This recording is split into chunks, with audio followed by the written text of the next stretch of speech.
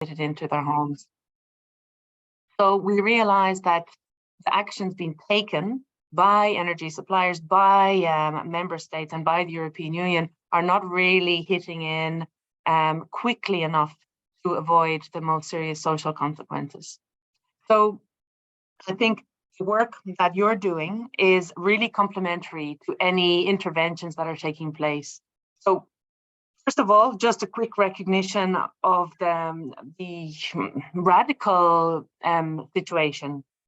So we are seeing up to a doubling of the average across the EU, a doubling of the number of people in energy poverty. However, this, when you look into individual member states, is even more worrying. So we're seeing in countries, I've seen just Latvia and Estonia, Lithuania, up to almost half of the population actually can now be, up to 40% can now be considered to be in energy poverty. So almost a doubling.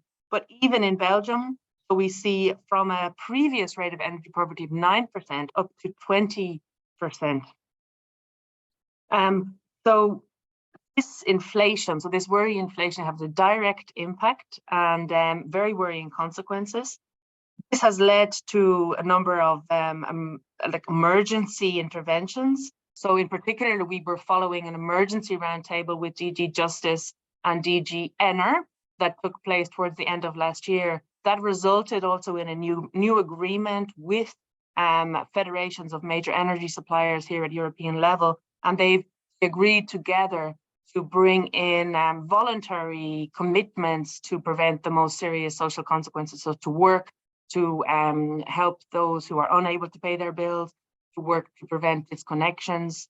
However, reading the declaration, which I'm sure we can share with you afterwards, we see a big gap when we, with the gap in the recognition of the need for the type of exercises that we are promoting in POWERPOOR.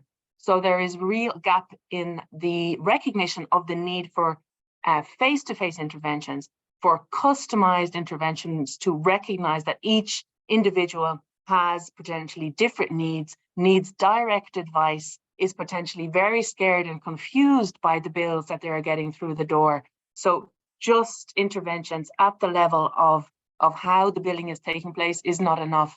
So we are calling for a rollout of the type of face-to-face customized meetings with people living in their homes, a really radical increase in the rollout of those types of intervention, because this is really what is needed. And what has been proposed so far at European level is really not enough to meet the needs. So I really stress we need more, if anything, more of these type of trainings. I realize this is the 4th out of 5, if I'm not mistaken, Diana. So the second last one in POWERPOOR, but I'm sure it is only part of a bigger wave that needs to take place across the territory. So best of luck with the training today, and let's all stay in touch to meet those needs. Thanks a lot. Thanks very much, Sorka. Indeed, we really see that the direct contact is becoming more and more recognized, and we hear, especially from the colleagues in Greece, that has been especially welcomed from the government. So you'll hear a lot today on how that is being done, what does work and what is really more problematic, because obviously telling someone you are experiencing energy poverty is never easy. But I see Julien is back. This is great with the camera on. So Julien, it's over to you to explain what are the latest updates in these very dynamic political times. Thank you very much, Diana. So indeed, we'll share the slides in a minute.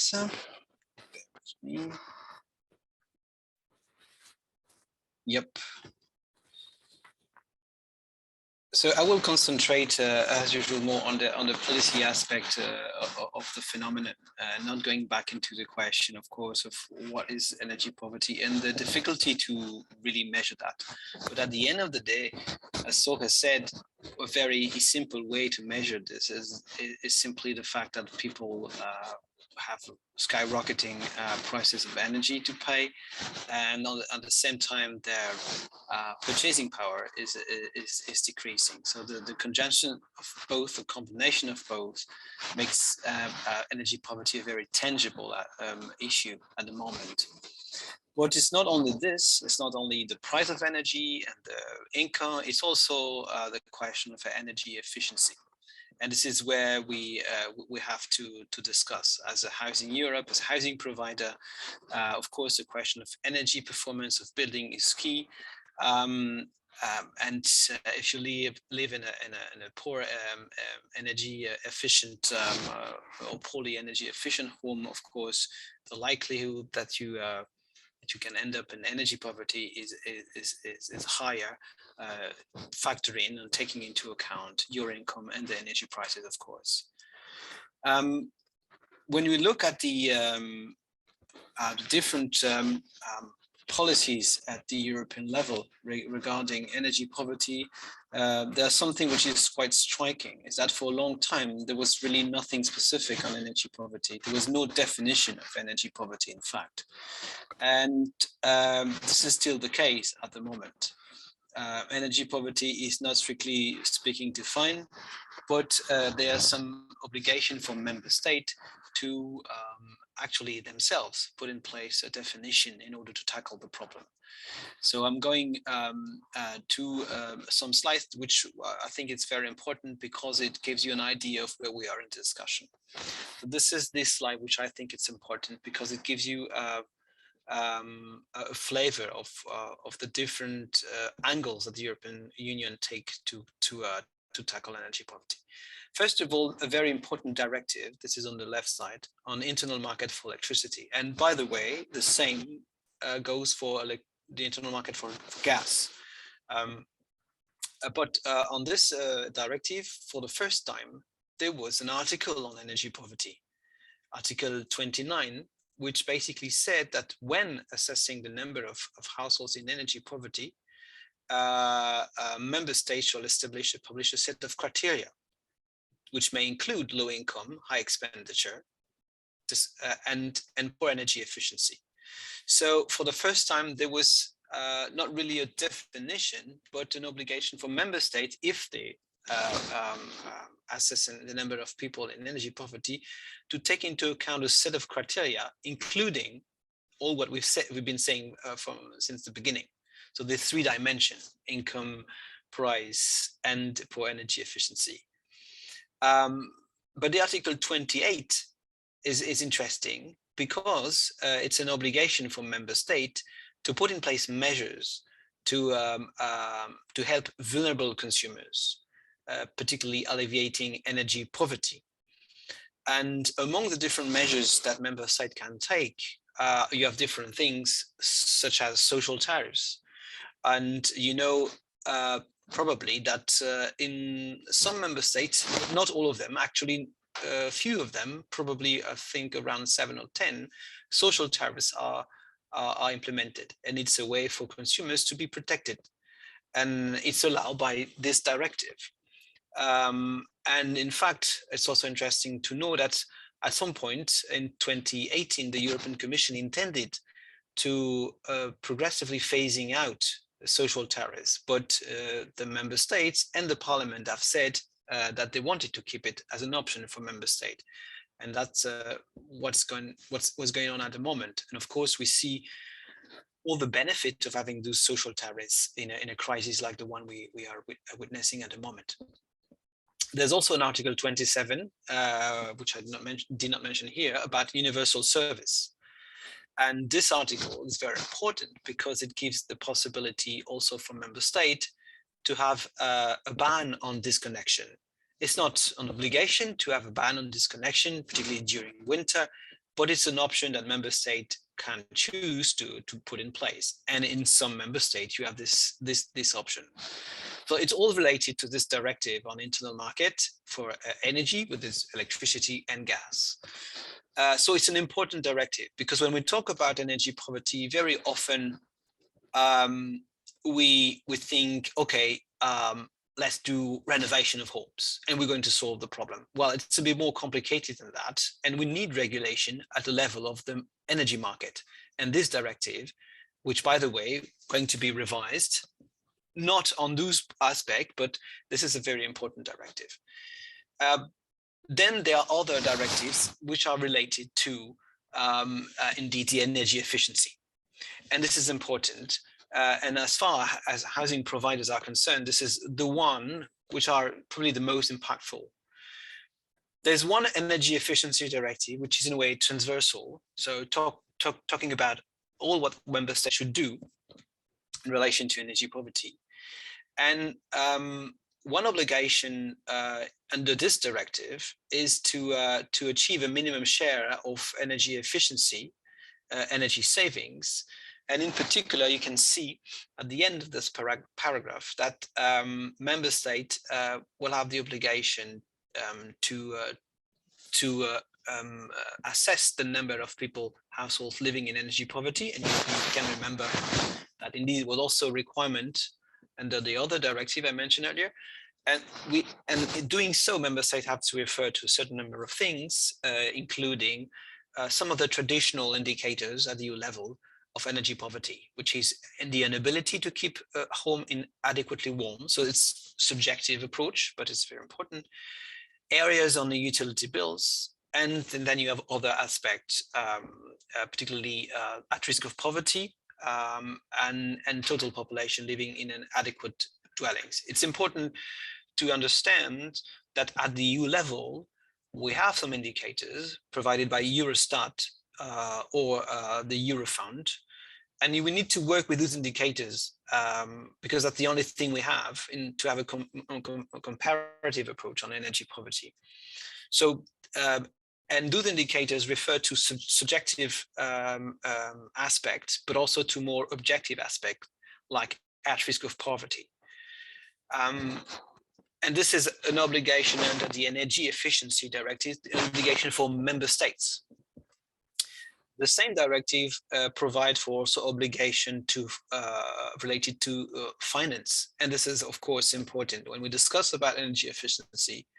We always end up discussing about the cost and the necessary funding for that.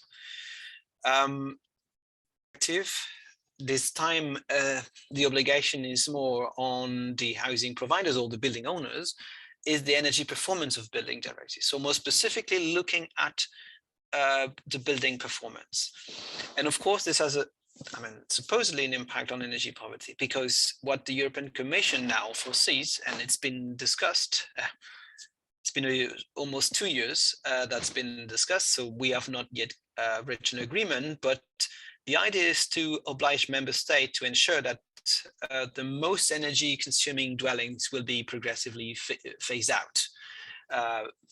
In that case, the idea is to oblige member states to ensure that all residential buildings will achieve at least energy performance E by or after 1st January 2033, which means that the most energy consuming segments will have to be renovated in almost 10 years.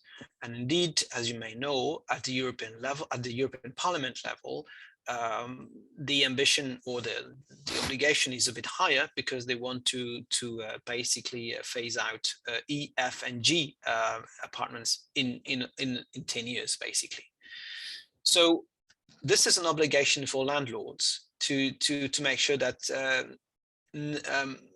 at least there's a level of decency in terms of energy. And this is quite important, because for the first time at the European level, we have some sort of definition of what is a decent housing. A decent housing is a housing which has at least an energy performance of, well, depending on the timeline, but in 2030 of EPC E. And this will have, well, hopefully a positive impact on energy poverty, so that there will be, at least in terms of the rental sector, no one living in the worst performing and in the worst performing energy in terms of energy housing units. But of course, it doesn't mean that people might not end up living at the end of the day, living in such poorly insulated homes. For instance, those obligations will probably not be implemented for short-term rentals, for instance. So having an Airbnb with a very poorly insulated homes, it's probably going to be allowed in the future. So we have this issue that it doesn't mean that we will have no more poorly insulated homes, but at least the majority of the rental markets will have to be at a level which is indeed what we define as decent.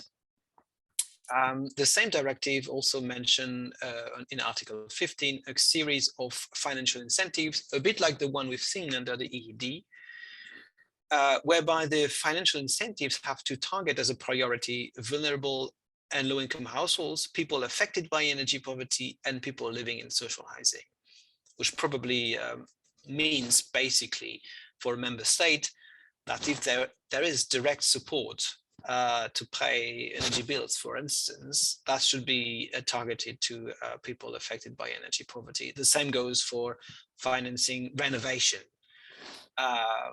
So that will be, of course, a challenge for member states to ensure that those financial support will be targeted to the people which define as energy poor. An interesting point, a quite recent point as well, which falls under the question of financing, but not only, is the one of the ETS, and so which is the emission trading scheme and the social climate fund.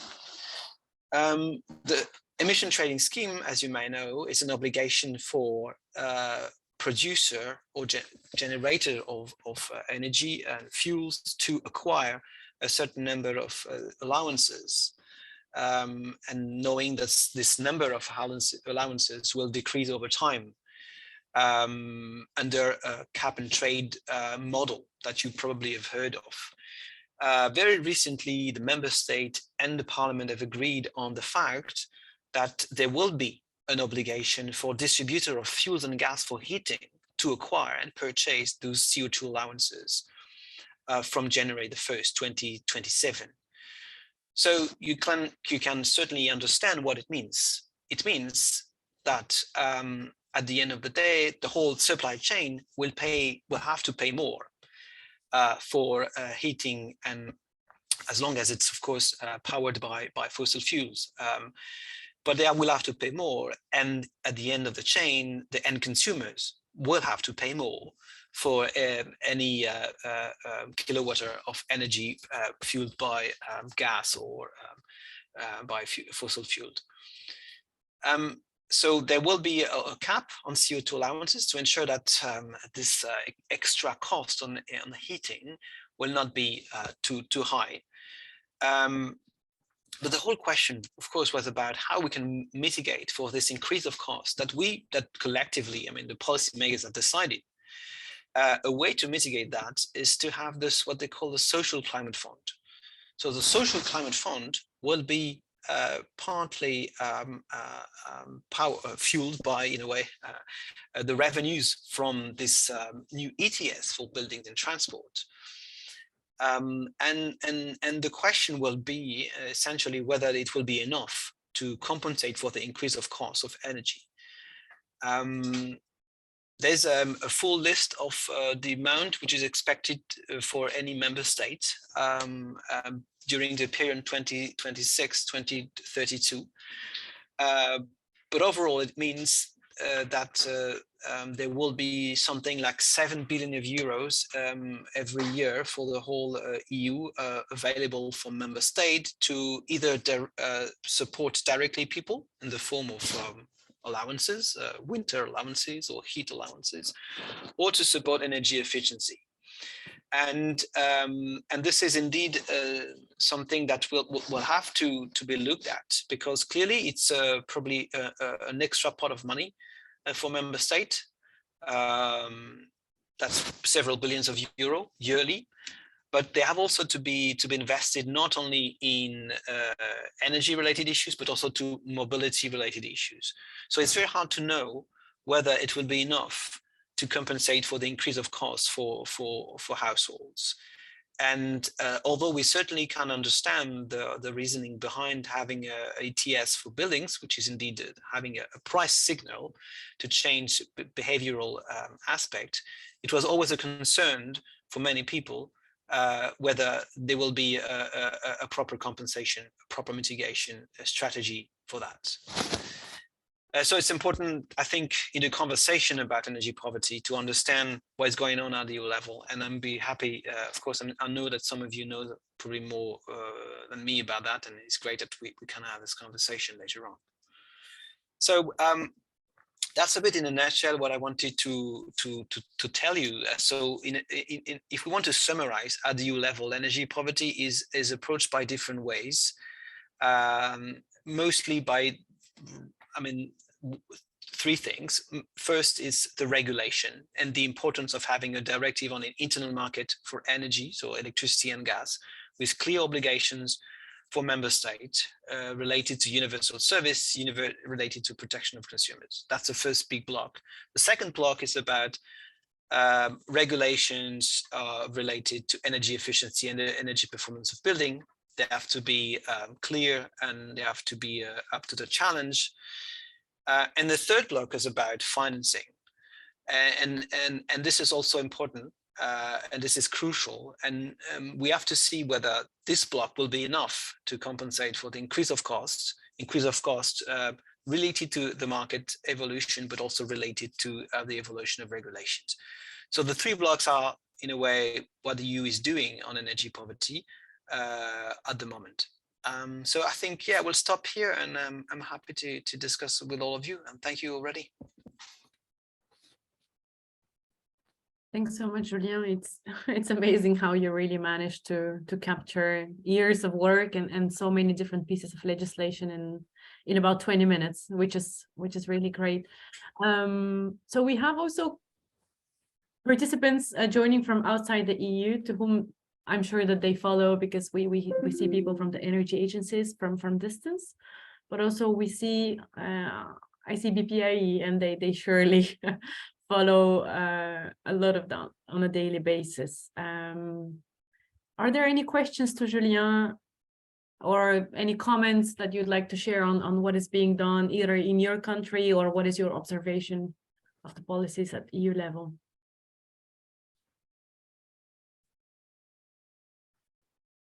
Heard comments?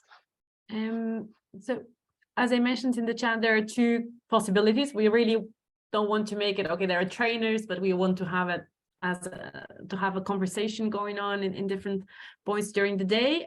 So in a way, you could either speak up, so unmute yourself and just ask a question or make a comment, or alternatively, if you prefer to type in the chat, that is also okay, and we can just gather questions. I think if I may, Dana, just a comment. I think it's of course difficult and challenging for people on the ground, because as I mentioned, some of the regulations are really either national or European. And to take the example of social tariffs, at the end, it's a decision of the member states to use or not social tariffs. And as I said, only quite limited number of member states have social tariffs in place. France, Belgium, I think Romania as well. And probably it makes a huge difference. And also the fact whether or not it's easy to get social tariffs, because we see in Belgium there's a social tariff, but the question is always whether or not it's automatic. At the moment you are eligible, whether you automatically get it, or you have to do some application, which can be probably too complicated, and at the end of the day, a lot of people do not claim social tariffs while they are eligible for that. So this is a very important dimension. And another dimension is about, as I said, the regulation on buildings. Having obligations to renovate homes means for tenants that there will be, in a way, guarantee that they will live in a dwelling which is better insulated. But as we know, there's nothing that prevent the landlord to increase the rent, and nothing that guarantees really the amount of savings for people, particularly in the current context, which is very challenging. We have a lot of people that will have to renovate. I mean, as a homeowner, they will have to renovate probably, and they will still pay a lot of energy. I mean, energy bills probably higher than the year before because of the current crisis. So we are in an extremely challenging context, which make it difficult to take, any rational decision in terms of energy efficiency. I mean, as in the point of view of a building owner. So yeah, we need to continue to work on the ground, particularly on the behavioral aspect, always knowing that there are a lot of things which are really out of our hands, but we have to make the most of it, particularly in terms of social tariffs, and particularly that's something that we need to look at. All right. Yeah, social tariffs, indeed, it sounds something that should be eligible. We should be eligible for everywhere, but it's indeed the case in only a few countries. And even so, for Belgium, for instance, we see that there are a lot of contradictions in order who gets it and who does not, and how easy it is to obtain it. But in the meantime, we've had a few questions actually in the chat. Julien, would you like me to read them out loud, or? Yeah, maybe, because it's always complicated to roll down to the. I know. Yeah, okay, I see it. So Paula Santos is curious about how the energy market will behave when CO2 allowances come into play. And she says, even energy from renewable sources have increased following fuel and gas price rises. Okay, increased in price, she means, yeah. Yeah, I think it's a very good point. There's a bit of uncertainty here. The only thing we know is that in Germany they have already, since I think a year or two, something similar as a ETS for buildings, and would be great. To be honest, I don't know the impact for the consumers. I mean, if it's possible to really extract the net impact of this compared to the rest. But from what I know, the big question was about who's going to pay for this extra cost, and to share the burden between the different stakeholders, particularly between housing providers and tenants in the situation of central heating system with what we call warm rent, warm meter. So in the situation where you have the landlord, the housing provider, negotiating a contract with energy provider, and then in a way rebilling to the tenants, you have always this question of basically who pays for the extra cost. In general, it's a great protection for tenants, but of course it means also an extra burden for the housing provider. And for non-for-profit housing provider, it could be an issue. We have seen that in France as well. So yeah, I'm not a specialist of ETS, and it's not clear what going to be the impact and the net impact for consumers. But yeah, something will add on to the challenge probably. Indeed. And a question from our colleagues from BPIE. Roger is asking, what is your view on the implications of the REPower EU measures for energy poverty? So REPower EU is a series of amendments to existing regulations that basically was proposed by the Commission in May this year, if I'm not mistaken. And so it basically amends existing legislation like the Renewable Energy Directive, make it more easy or in a way, obliging member state to make it more easy to deploy renewable energy, amending also the Energy Performance of Building Directive with the obligation in terms of solar energy installations. I don't know, Rutger, if you refer to anything else in particular, and it's probably would be great if you can tell us more. But as far as we are concerned, we see it as a great push for new types of energy, clean energy. Some of them being also a way to have what we call self-consumption. So if you produce a PV on top of your roof, being a homeowner or a social housing landlord, and you basically sell or give energy for free to your residents, is obviously something that will have a positive impact on the energy bills.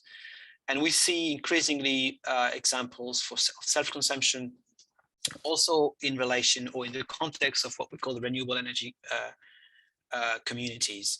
So so a push for having more renewable energy, particularly when it is self-consumption, meaning that actually you don't have to pay, or not so much, network tariffs and so on. Obviously, this will have an impact on a positive impact on the energy bills, but clearly there are also costs for that, upfront cost, investment costs, that will have to be taken into account. And another 2 questions I think I'm seeing. So another one from Eva Suba, who is saying, what is your estimation? The recast of EPBD gives a huge role to national energy and climate plans as a monitoring and control tool to see how the national strategies perform in terms of monitoring. Yeah, you read it maybe already. But again, we are not very familiar with what we call the governance regulation, which is an obligation for member states to have a certain number of plans to put in place. However, what we know is that in the EPBD, there will be an obligation for member states to have building renovation plans. And those building renovation plans will have to take into account, of course, measures to alleviate energy poverty. But the obligation for member states to have measures in place for energy poverty indeed falls rather into either the governance regulation or the directive on an internal energy market. And indeed, you're probably right. It's difficult to know whether member states will have a proper strategy on energy poverty. As I said, it's always already complicated to measure the number of people on energy poverty. We have observatory at the European level, but also national level. But it's probably complicated. So usually what members say do is, as I said, they put in place measures to renovate buildings, the worst performing ones. They have social tariffs, and they put in place a financing mechanism to allow usually everyone, not only the energy poor, but everyone to do renovation. Whether or not it's sufficient, well, it's difficult to say, particularly because now the situation is a bit exceptional. So it's hard to, again, assess the net effect of legislation as compared to the effect of the market evolutions. But the EPBD will certainly add an extra layer of obligation for member states to have a proper action plans on building renovation, looking at in priority the worst performing segment and the energy poor. So I'm quite hopeful that it will again push member states in the right direction. And the final one, this time coming from the Netherlands, where housing associations, so this is what Anne Deborah says, housing associations and private landlords are no longer allowed to rent out homes with an energy label E, F, or G from 2030 onwards. But this also means a poor living environment and energy poverty for some of these tenants. Are you familiar with policy in other EU countries that want to realize this faster? So indeed, what's happening in the Netherlands is very similar to what's happening in France. They have the same kind of obligation. I mean, the difference is that the deadline for them is 2034, if I'm not mistaken. So phasing out EFG by 2034. You have similar kind of obligations in Flanders, so the region of Belgium.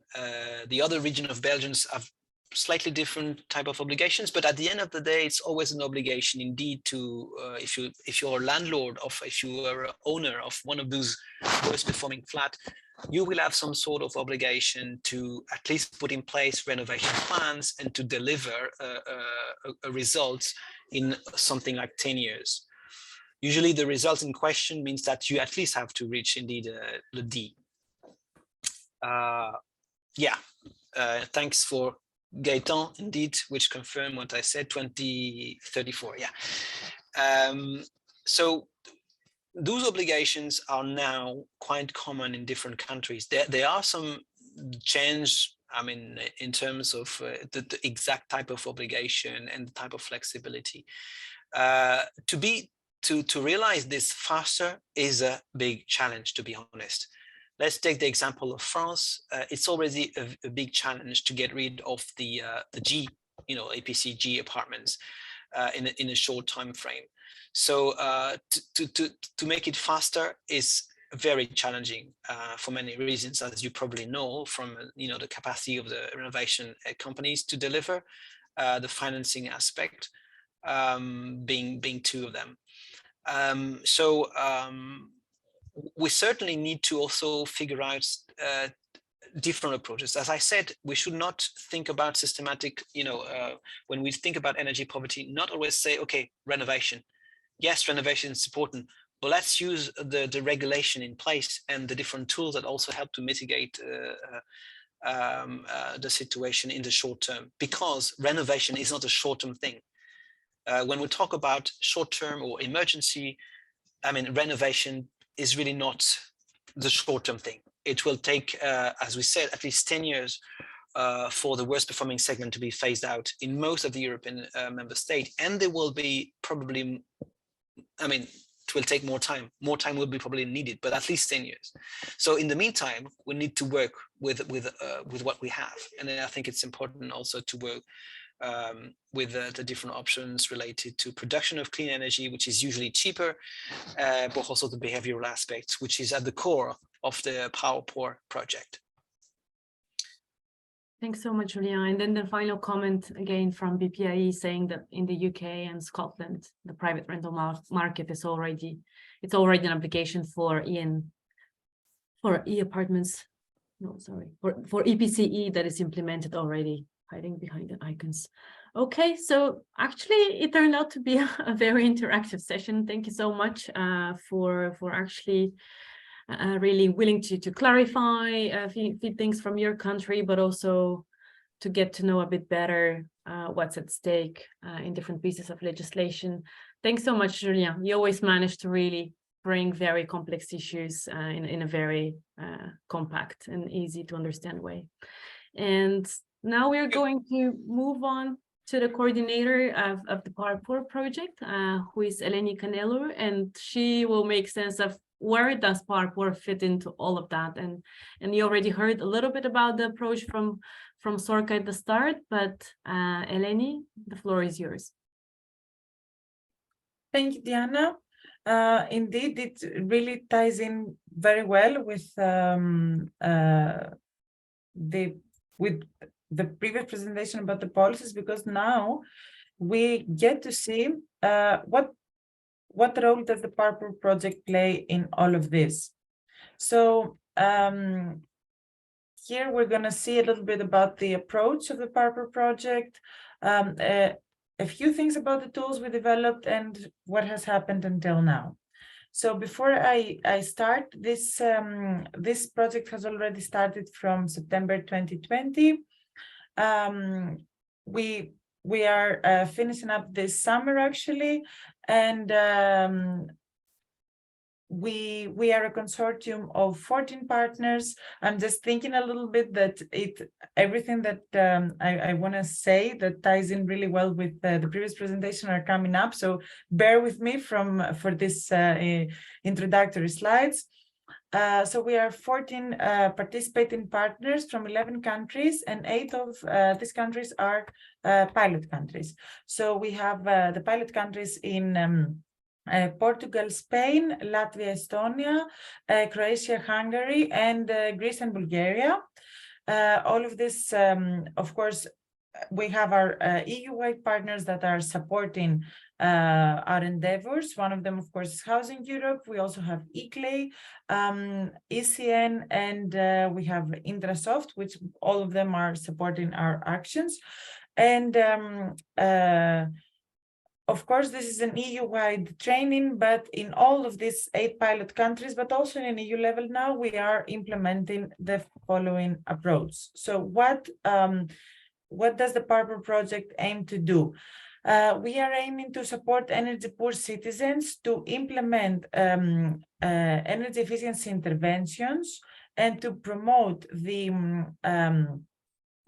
joint energy initiatives, such as, for instance, energy communities and cooperatives, and to bring forward how you can leverage innovative financing schemes, such as, for instance, crowdfunding, to alleviate energy poverty. Mainly, the project aims at facilitating behavior change and taking up, and for the energy poor citizens to implement and take up small-scale energy efficiency interventions. And it enables experience and knowledge sharing, and of course, bringing forward energy democracy through the uptake of producing renewable energies through joint energy initiatives, and of course by leveraging innovative financing schemes. So how is this happening? We have developed and we're implementing in the 8 national countries and in an EU level energy poverty alleviation support schemes that are led by a trained and certified network of energy supporters and mentors.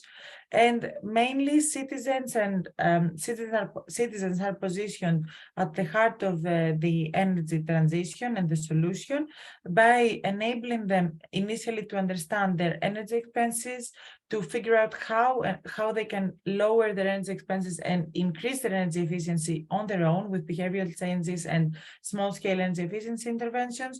And then, of course, how they can become themselves prosumers by producing their own clean energy, and where they can find some available financing for this.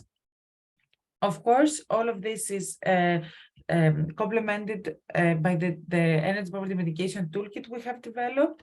So the toolkit is there to mainly help citizens and the energy supporters and mentors to initially identify the energy poor, to enabling them to understand the main drivers of energy expenses. So within their households, what are the main drivers that are the most energy inefficient, and how we can make them energy efficient.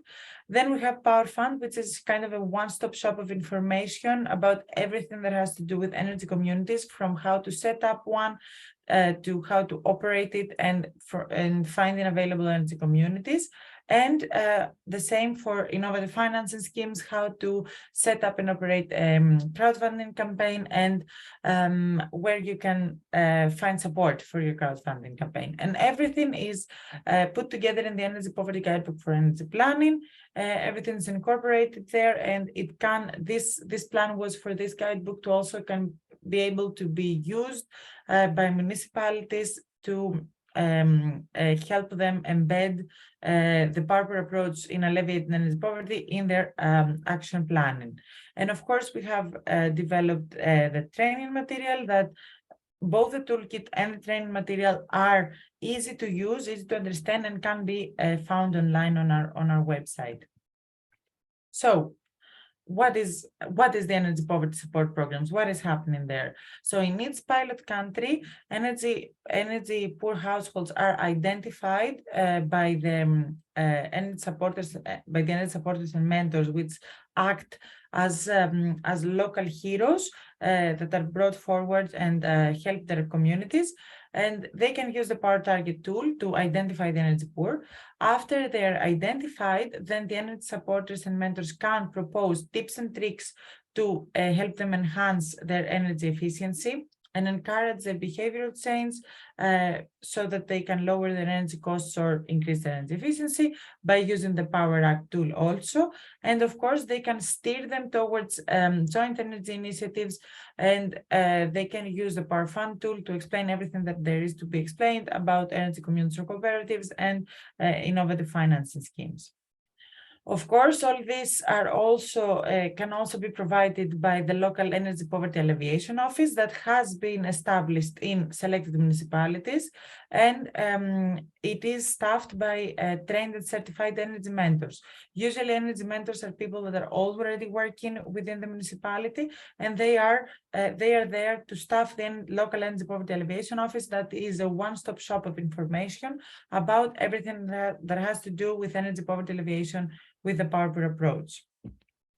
So the supporters mainly are mostly hands-on, and they go door to door. The mentors can do, of course, the same, but the mentors also have the extra responsibility of staffing the energy poverty alleviation offices and of providing support in municipalities. What we are doing to increase the outreach of the project and to make citizens know the project, and also make volunteers and people that want to help being able to find the project, is that we are, of course, doing the trainings in a national level, but also in an EU level. And of course, we're doing several events. So we are expecting these results, a total of 1,100 supporters and mentors, 15 energy poverty alleviation offices, 8 national roadmaps, 1 European roadmap with policy recommendations, and the establishment of POWERPOOR Alliance. And since now we are pretty much, oh no, where is the, I'm super sorry for this, but this is supposed to be before the previous one. So now that we are in 2.5 years from our project, we already have trained more than 1,600 people in 51 training seminars across EU. This is a huge number of people that wanted to get trained for their own benefit also. Not all of them have become energy supporters and mentors, but 950 of them have become certified energy supporters and mentors that are helping out, doing the POWERPOOR approach in their communities. We have 2,600 interactions in the tools. We're supporting about 8,000 households in 52 municipalities, 17 of which have established an energy poverty alleviation office.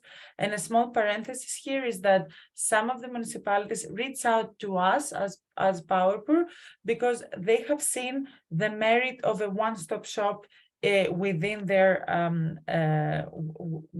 premises, and also because municipalities have the role of providing social services to people, and it is a very good complementary role of providing advice and actual solutions about energy poverty alleviation.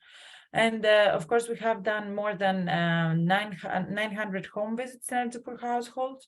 We have about 18 info days with more than 500 attendees. And of course, we're doing a lot of presentations in events across Europe. So again, sorry for this, but going back a little bit. So the energy supporters and mentors play a pivotal part in all of this, because they are the local heroes that take it upon themselves to change things in their community. And because we are, as I said, in already 2.5 years within the project, more than 2.5 years, we have some pretty impressive results of people that took it upon themselves. One of them is just an energy supporter. It's a student that went back to his village and visited all of 200 homes in the village, used the tools, and helped the people there to understand, first and foremost, whether they are energy poor, secondly, what they can do to alleviate energy poverty, and then he proposed to them the possibility of an energy community in the area. This happened in Cyprus, actually. And then we have another good example of a person, an energy mentor that works in the municipality, one of the municipalities that we have an energy poverty alleviation office in, as we can see, we will see it in the next slide, that took it upon himself and visited almost all the houses in the community. And because he also had the knowledge of who probably is energy poor from all the social information that he had, he gave more attention there, and he handed out a set of information and advice and results and everything. So the role of energy supporters and mentors is pivotal, because of course we have a growing ecosystem of energy communities, and the notion of prosumers is really routine. In some countries in Europe is already it is already a thing, but in other countries that are less developed in this area are also developing. The municipalities and cities and regions will need guidance, and of course they can. The energy supporters and mentors are becoming part of an EU-wide network that in general fosters synergies and exchange of knowledge and experiences. Sorry for this. So just a glimpse of what we've done. We have done a lot of training seminars, as I said. We have the energy supporters and mentors in action. Some of them had a little bit of an equipment as well, because maybe they were engineers and they used it also to indicate what the temperature is in the house, what is the humidity. We will see more about this in part 2 with where our colleagues are going to explain how you can do a simple energy audit. And here is just a little bit of information on the Energy Poverty Alleviation Office and where this has been established. So we have established several of them in the different national countries. Oh, I'm missing, sorry. In Hungary, we have another one, and I forgot to put it here in the slide. But in any case, this is the municipalities that hold an Energy Poverty Alleviation Office. This is a glimpse of an Energy Poverty Alleviation Office in Latvia. And here are a little bit of the info days of what has happened in the info days and how we have reached out to people. And that's it from my side. I hope I didn't tire you. I can see the chat. Thanks, Eleni. I was just sharing in the meantime, because it's always good to, if people want to click in to see on that those tools are actually all for free, and it will be available to you to use them after the training and once you've obtained your official certificate. And also a question that I got in a private chat, but it's, I think, important to all, and maybe something that we forgot to mention. We totally take into account that this is quite a lot of information, so we will definitely share, and we do that after every training, all the material and the recording with you, so that you can go back to information at your ease and complete several very few questions that we sent, just to have kind of a a basis and to base ourselves on something that to provide you with a certificate. And something that I wanted to highlight is and your slide really illustrated that very well, is sometimes we see colleagues who join, who participate, who are very interested into the content, but then they end up not taking the test, which I think it's a bit of a pity. I saw from 1,600, 950 have taken it, and at European level we have in percentages more or less the same number. But just to tell you that my colleague Andrea Nako, who is in the call, she's the organizer of the tests, but nobody fails, just to tell you. So you're more than welcome to do so. All that will be sent.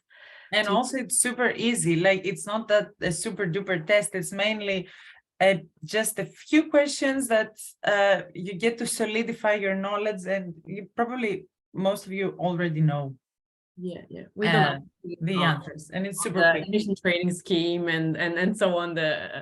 So it's totally doable. It will be a pity if you don't go for it. And do we have some questions for the moment before Eleni jumps into the nitty-gritty of the 3 tools that the project has developed to support you?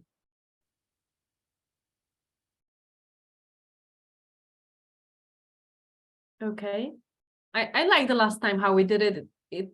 Questions were coming, when people felt comfortable with it in the chat, so we can continue the same way. But Yeah, as you've seen, we might be about 35 people, I think, at the moment. Yeah, exactly 35 at this chat, but it's really you and we are part of something way bigger that is happening in Europe, and simultaneously many of those trainings are happening, and we see motivated colleagues from municipalities, but also social housing providers, health workers, social workers, the academia, as the student who really visited Oda Village, which is amazing, we have to say, but it's really, we're part of something bigger, kind of a mini movement on our own in this very delicate situation for people. So the chat remains open for questions, but we are actually exactly on time. So Eleni, please feel free to go ahead with diving into the tools. Yes, thank you, Diana. And I think when I'm explaining the tools, questions will arise there. So please feel free, as Diana said, indeed, to share, and I will answer everything, maybe even live if we have the opportunity. Okay, you can, I guess you can see my screen. Yeah. Okay. Okay, so we will look into the Power Target and Power Act tools, because the Power Fund tool is not, it's mostly a repository of information, super easy to use. So we're just gonna check out what the two tools are, what they can do. We're gonna do an example of how to fill them out, and then read the utility bills exercise, which is always nice to do. So as I said previously, we have 4 different tools. First one, identify the energy poor. Second, kind of profile them and figure out the main drivers of energy expenses, the big energy expenses in the house, and proposing behavioral changes and small-scale energy efficiency interventions to lower the costs and increase energy efficiency. And then we have the Power Fund tool that is mostly one-stop shop of information about energy communities and cooperatives and innovative financing schemes.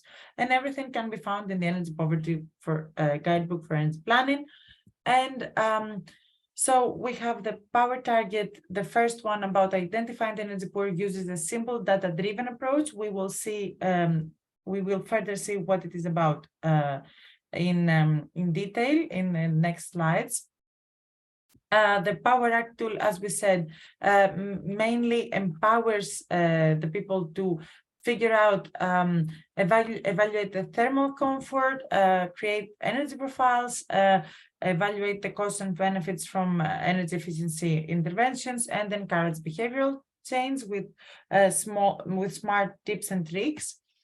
And finally, as we said, the Power Fund tool has everything that there is to know about joint energy initiatives and innovative financing schemes.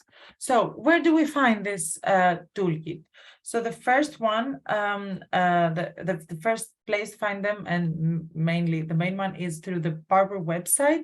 You can find it when it says toolkit, but it is also there in on our first page. And of course, then when you click there, you can find the standalone web page that we have with the toolkit, with all the tools there, and of course the Energy Poverty Guidebook for Energy Planning. I'm super sorry. Yeah. So you can find it here, and for these tools to work, you actually have to log in. So what is required in case you don't already have an account, you need to register. But in case you have an account, you just use your email and the password and you log in. And of course, you can choose your preferred language. We have English, but also the 8 national countries, and plus Basque. So in case you don't have already an account, you register. The registration process is rather easy, pretty standard registration process.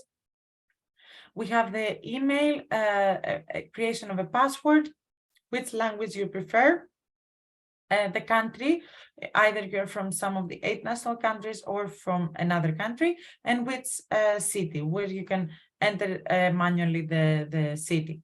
In case we have changed it now actually here. Yeah. In case you check the tools out.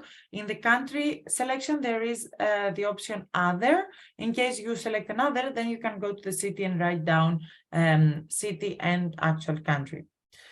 So then you sign up, and then you can see the main dashboard with your account. With the personal information here, we have mine, which is in Greek. Sorry for this, but here you have the main dashboard with information, and if you press where it says power target, you can enter the power target tool, and when you press the power act button, you can enter the power act tool. Next to the dashboard is another kind of area that is labeled My Buildings. And here in My Buildings, because imagine you're an energy supporter. Ideally, when you're an energy supporter, you will visit around 10 or 15 households. These households, each of them will have their own little box that is my dwelling, my building, my whatever you're visiting. So in order to add a building, you're adding the country, the city again, the area in square meters, what type of building it is, whether it is a block of flats or if it is a house, and the number of floor that it is located to, and which year it was built. All of this information will be put once and will be used to figure out whether whether the household is energy poor or not.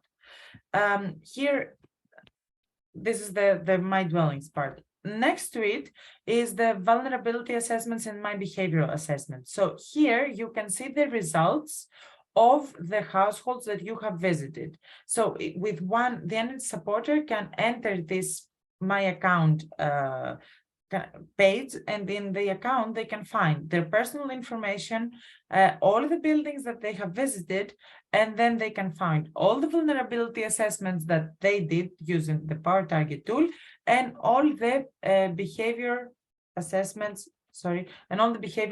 they did using the Power Act tool. We're going to look into this, of course, in more detail in the following slides, but here it's kind of a overview where you can find all the information needed. Of course, we're going to explain what everything is. So here is identifying someone that is energy poor or not, and here is the degree to which they can enhance their circumstances and alleviate energy poverty by implementing behavioral changes and small-scale energy efficiency interventions. So delving into the Power Target tool, using a simple data-driven approach to identify energy poor citizens. As we said, we can find it either from above my dashboard that has the tools, or here you can press the Power Target button, or of course directly, if you push here Power Target, you're directly getting into here. So you directly push the button Start Survey, and we have a simple survey that is consists of three different clusters of information to identify an energy poor household. Initially, we have income information, then we have electricity consumption information, and finally we have heating consumption information. And of course, the personal details are there from logging in your account. So in the income information, we will add the annual income of the house. Ideally, we add the annual income after taxes, the age of the oldest person living in the house, because of course this was taken into account since older people that live in houses are often most vulnerable, and this is a way of assessing this. In case there are dependent children or members that are dependent in the same, actually that they are all dependent from the same income, you add them there, the number of people. And in case someone is married, we add the spouse's annual income. So we add in total, both of the spouses, in case we're talking about a family, both their incomes after taxes, ideally. Then we are moving forward to the electricity consumption area. Please keep in mind that the fields that have an asterisk are mandatory to fill out. So what do we need here? We have the property size of this. May be automatically filled out because you filled it out before when you were adding the building. You have the property size, you have the energy supplier. This was asked so that we can also get an overview of maybe which energy supplier, if we could, like whether some energy suppliers are associated with more energy poor households or not. And then we will add the annual consumption in kilowatt hours and the annual cost of electricity. So keep in mind, when we're talking about the annual consumption of kilowatt hours, we want to find out the total number of kilowatt hours consumed in a year. When we're talking about the annual cost of electricity, however, we're not talking about only the cost of electricity, but we're talking about the cost that is included in an electricity bill. Because of course, as we all know, electricity bills include other taxes, but you cannot say, I'm not paying for the taxes, I'm just going to pay for the ones that they actually, for the consumption that they actually consumed. So of course, we're adding everything. So after that, in case the household uses a thermostat, we are adding in winter with the degrees that they use, that they set the thermostat, and in summer, again, the degrees that they set the temperature in the house. In case they do not use the thermostat, you can always check the button, I do not use the thermostat. But in case they do not use a thermostat, but they kind of know the temperature in their home, they can add, you can just add the degrees. For instance, what we saw is that in some households, they may not have a thermostat, but they may be old school and have a thermometer in the middle of the living room or in a central place in the apartment or in the house, it monitors actually the temperature in the whole house. So we trust this information that people give us and we put it there. So yeah, so this was the electricity consumption, and then we go to the third section with the heating consumption. And here we have we will add everything that there is to be added about our heating. So first and foremost, we're selecting a heating fuel. We have added here natural gas, oil, wood and pellet, propane, and district heating. In case you choose the district heating option, the annual consumption disappears, because of course we know that when you have district heating, you don't actually know the actual consumption. And also, depending on what you choose, whether you choose oil, for instance, in the annual consumption, the respective measurement unit appears. So in case you choose oil, there will be liters. When you choose natural gas, will be kilowatt hours, etc. And after that, we have the annual cost of the heating bill. Again, we add everything that a household pays in their heating bill. And then we have also added a qualitative question, and that is really a really nice part of the tools, because it has this qualitative question that says what the thermal comfort is during the winter, whether it is I consistently feel cold in my house, I sometimes feel cold within my house, or my home is sufficiently warm through winter. So this really helps us to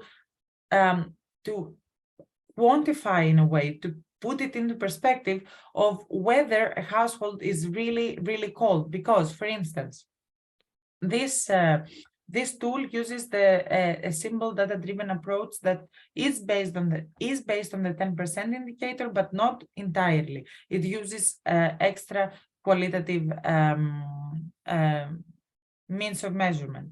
But with this question, in case a household really does not heat their home enough, and they have also low income, so they will not with the 10% indicator, they would not be energy poor. With this question, if they consistently feel cold in their house, the algorithm takes into account that they are not sufficiently warm, so it adjusts for this, and we can find out whether people are energy poor or not more easily. When everything has been filled out, you push the submit button. If there are some errors, the system, that the tool will tell you. If not, then we get to the results page. So in the results page, we get a classification of 4 different categories. We have the red category, which is extremely energy poor. We have the orange category, which is energy poor. We have the yellow, which is it's okay, not energy poor, but maybe, let's say, at risk of energy poverty. And then we have the green, which is you're doing great, no energy poverty detected. So how do we interpret this these different classifications? So in case we get more than 15%, we have extreme energy poverty, and the household is extremely energy poor. When we have the orange classification, they are energy poor. Their energy spending is above threshold, and they are an energy poor household. When we have the yellow, they're not energy poor, but they're maybe at the risk of energy poverty, meaning that if the prices increase, or if it gets colder or warmer, depending on whether it's winter or summer, they will also get energy poor. And finally, the green classification, they are not close to the energy poverty threshold. If someone is green, we can ask follow-up questions in case they have hidden energy poverty, like they do not use energy at all, and they just they suffer silently. But in any case, they could also be non-energy poor. So following up with the Power Target tool, I don't know whether we have any questions here, but when we have assessed a household and we have checked out whether they are energy poor or not, we can use the Power Act tool to propose behavioral changes and energy efficiency interventions so that they can enhance their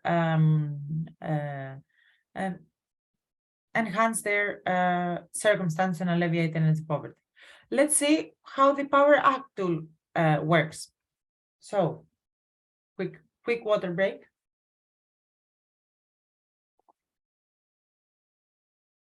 Similarly, as the Power Target tool, we go to the Power Act tool either directly by pushing the Power Act button, or of course from the home page of the tools.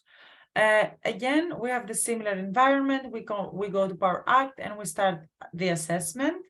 And here we have 4 different categories to select from. So initially we're selecting a building, because as you remember, we have already put the information of the building in the tools. So we're selecting a building. Then we add some of the building information. We add information about heating, whether we have some air conditioning and how it operates, and information about our electric appliances.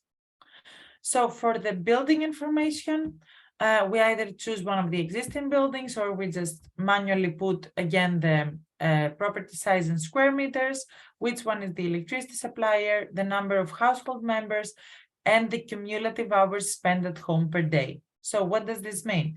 It means that if we have a couple of 2 people and they work for 8 hours and they commute for another hour, and I don't know, they have 2 or 3 hours of extracurricular activities or whatever. So that means that we have 12 hours outside of home. The cumulative hours for both of them in a day is 24 hours, because it's 12 from the one person, 12 from the other person. You add those and it's 24. In case we have a family of 4, that is 2 parents that are working 8 hours, commuting for another hour. We have kids that go to school, commute for another hour, or have extracurricular activities. Let's just say that they spend 10 or 11 hours at home. It's one of them. It's 11 multiplied by 4, which means 44 44 cumulative hours spent at home.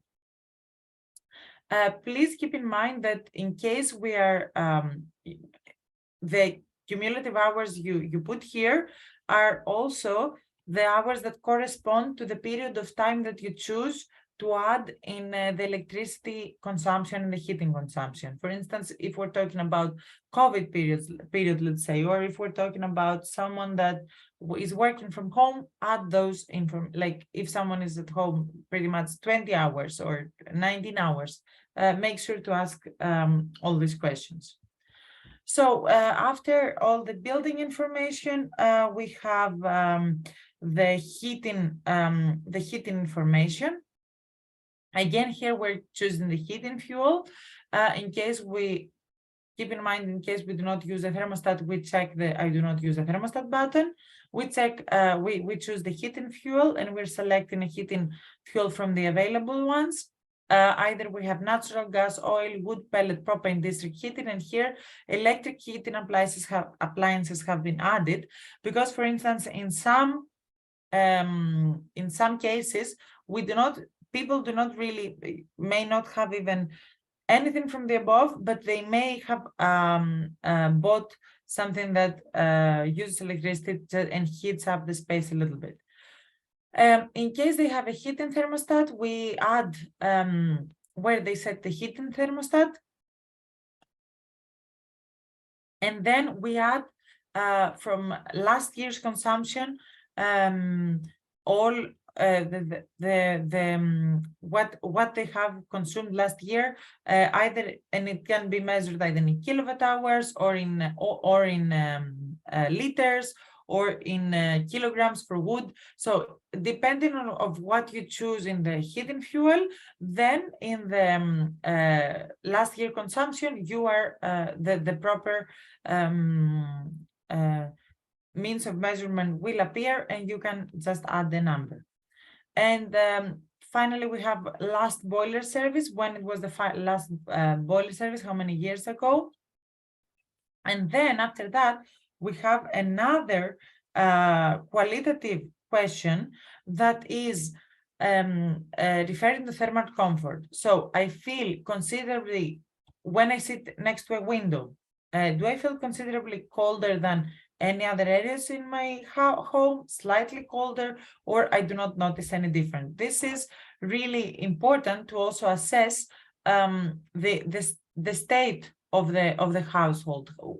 What are the window panes like? Are they super old? Are they inefficient? Do they feel cold? So it really works well.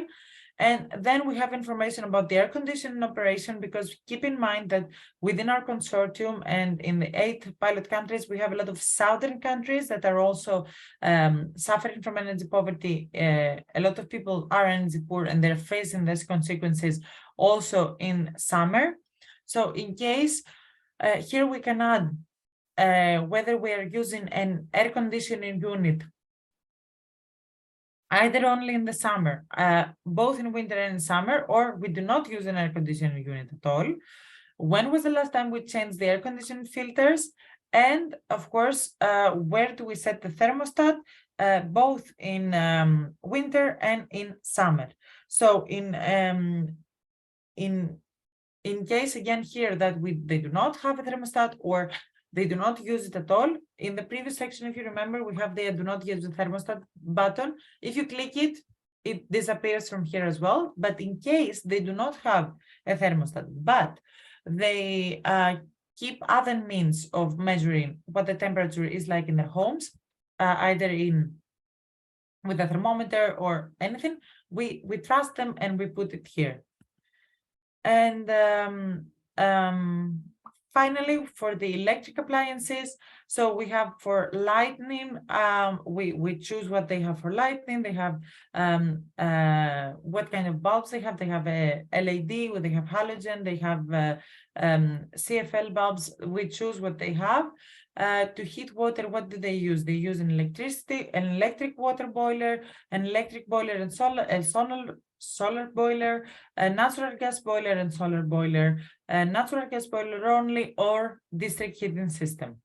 And finally, what do they do with their electric appliances when they are not using them? Do they keep them in standby mode? Are they turned off? Or they keep in standby mode, but they're not used? And when everything has been filled out, we're pushing the submit button. And then we get here a different classification according to the energy habits.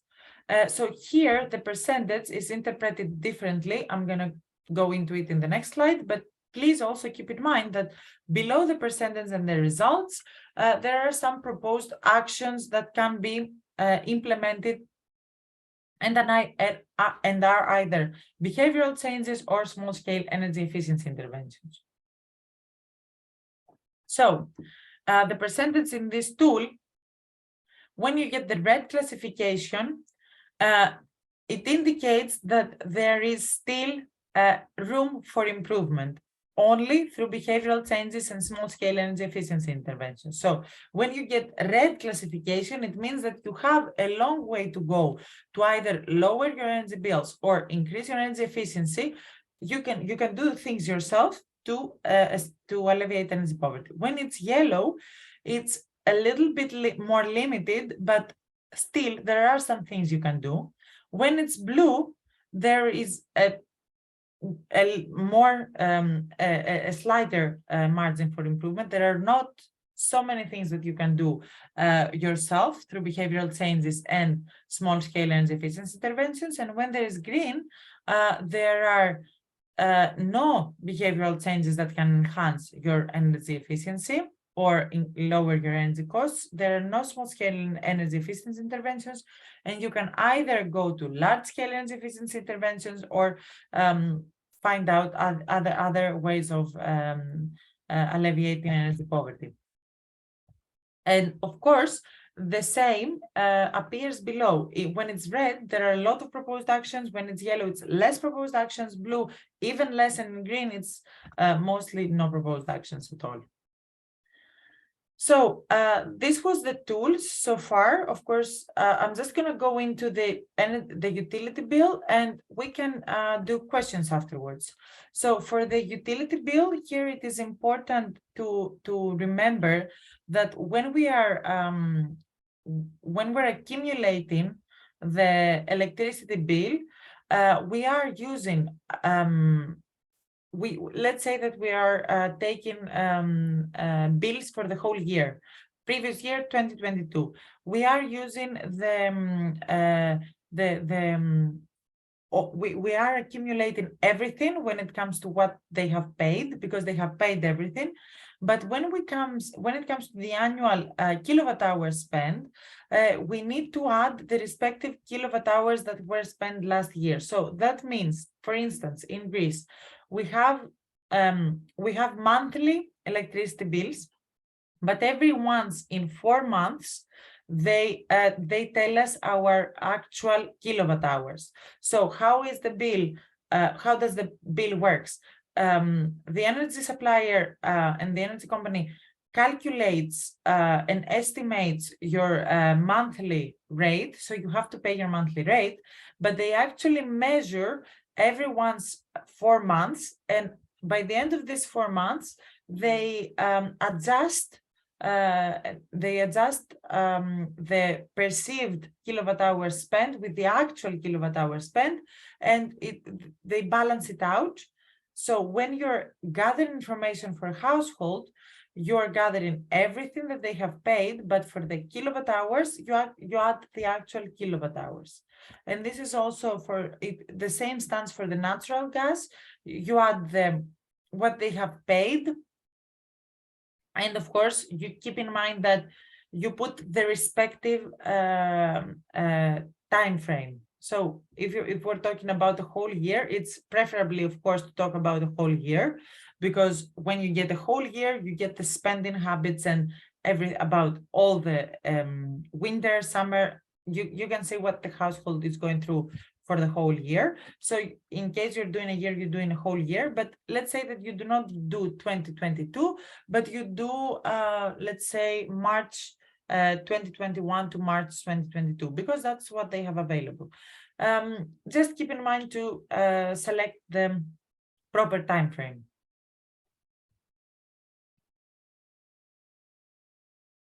And I think that's it from my side for the tools. And of course, now we're open to questions.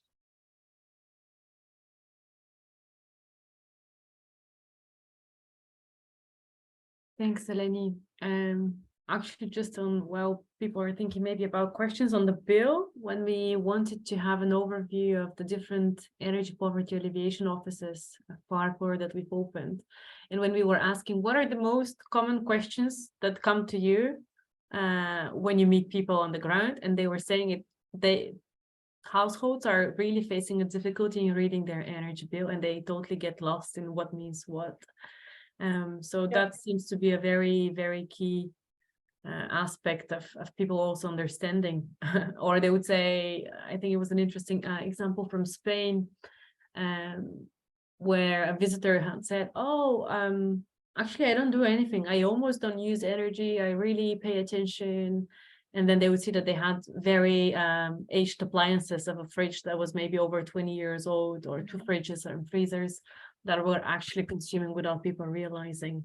Yeah, and it's super nice point what you said, because it's super important to stress out that when the energy supporter is visiting a house and they get the feel of the house, so the tools are there to help them out, of course, but they can also see for themselves. Of course, I know that we're discussing this in the next part a lot, but if they tell you that, oh yeah, you know, I don't use anything, we don't heat up the space, we just use one electric appliance, then the tool may not detect that they are energy poor, but they are extremely energy poor. Yes. So yeah, I see a question here, but yeah, so keep like, it's the tools are there to assist the energy supporters, and the energy supporters have to have their eyes open for everything.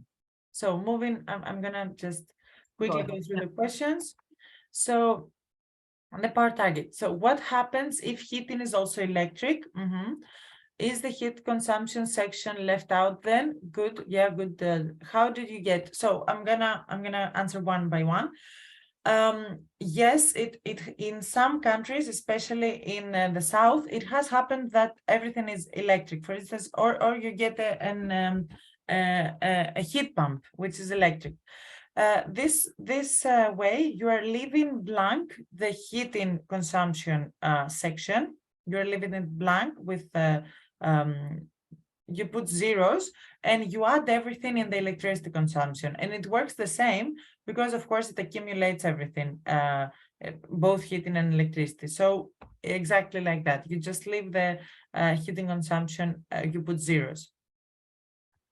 How did we get the percentages for the classification, or whether it's from a particular source? No, it's not. It's not from a particular source. We adjusted them ourselves, but we are currently getting, we have a paper about it and it's getting peer reviewed. So we'll get the scientific backup from it.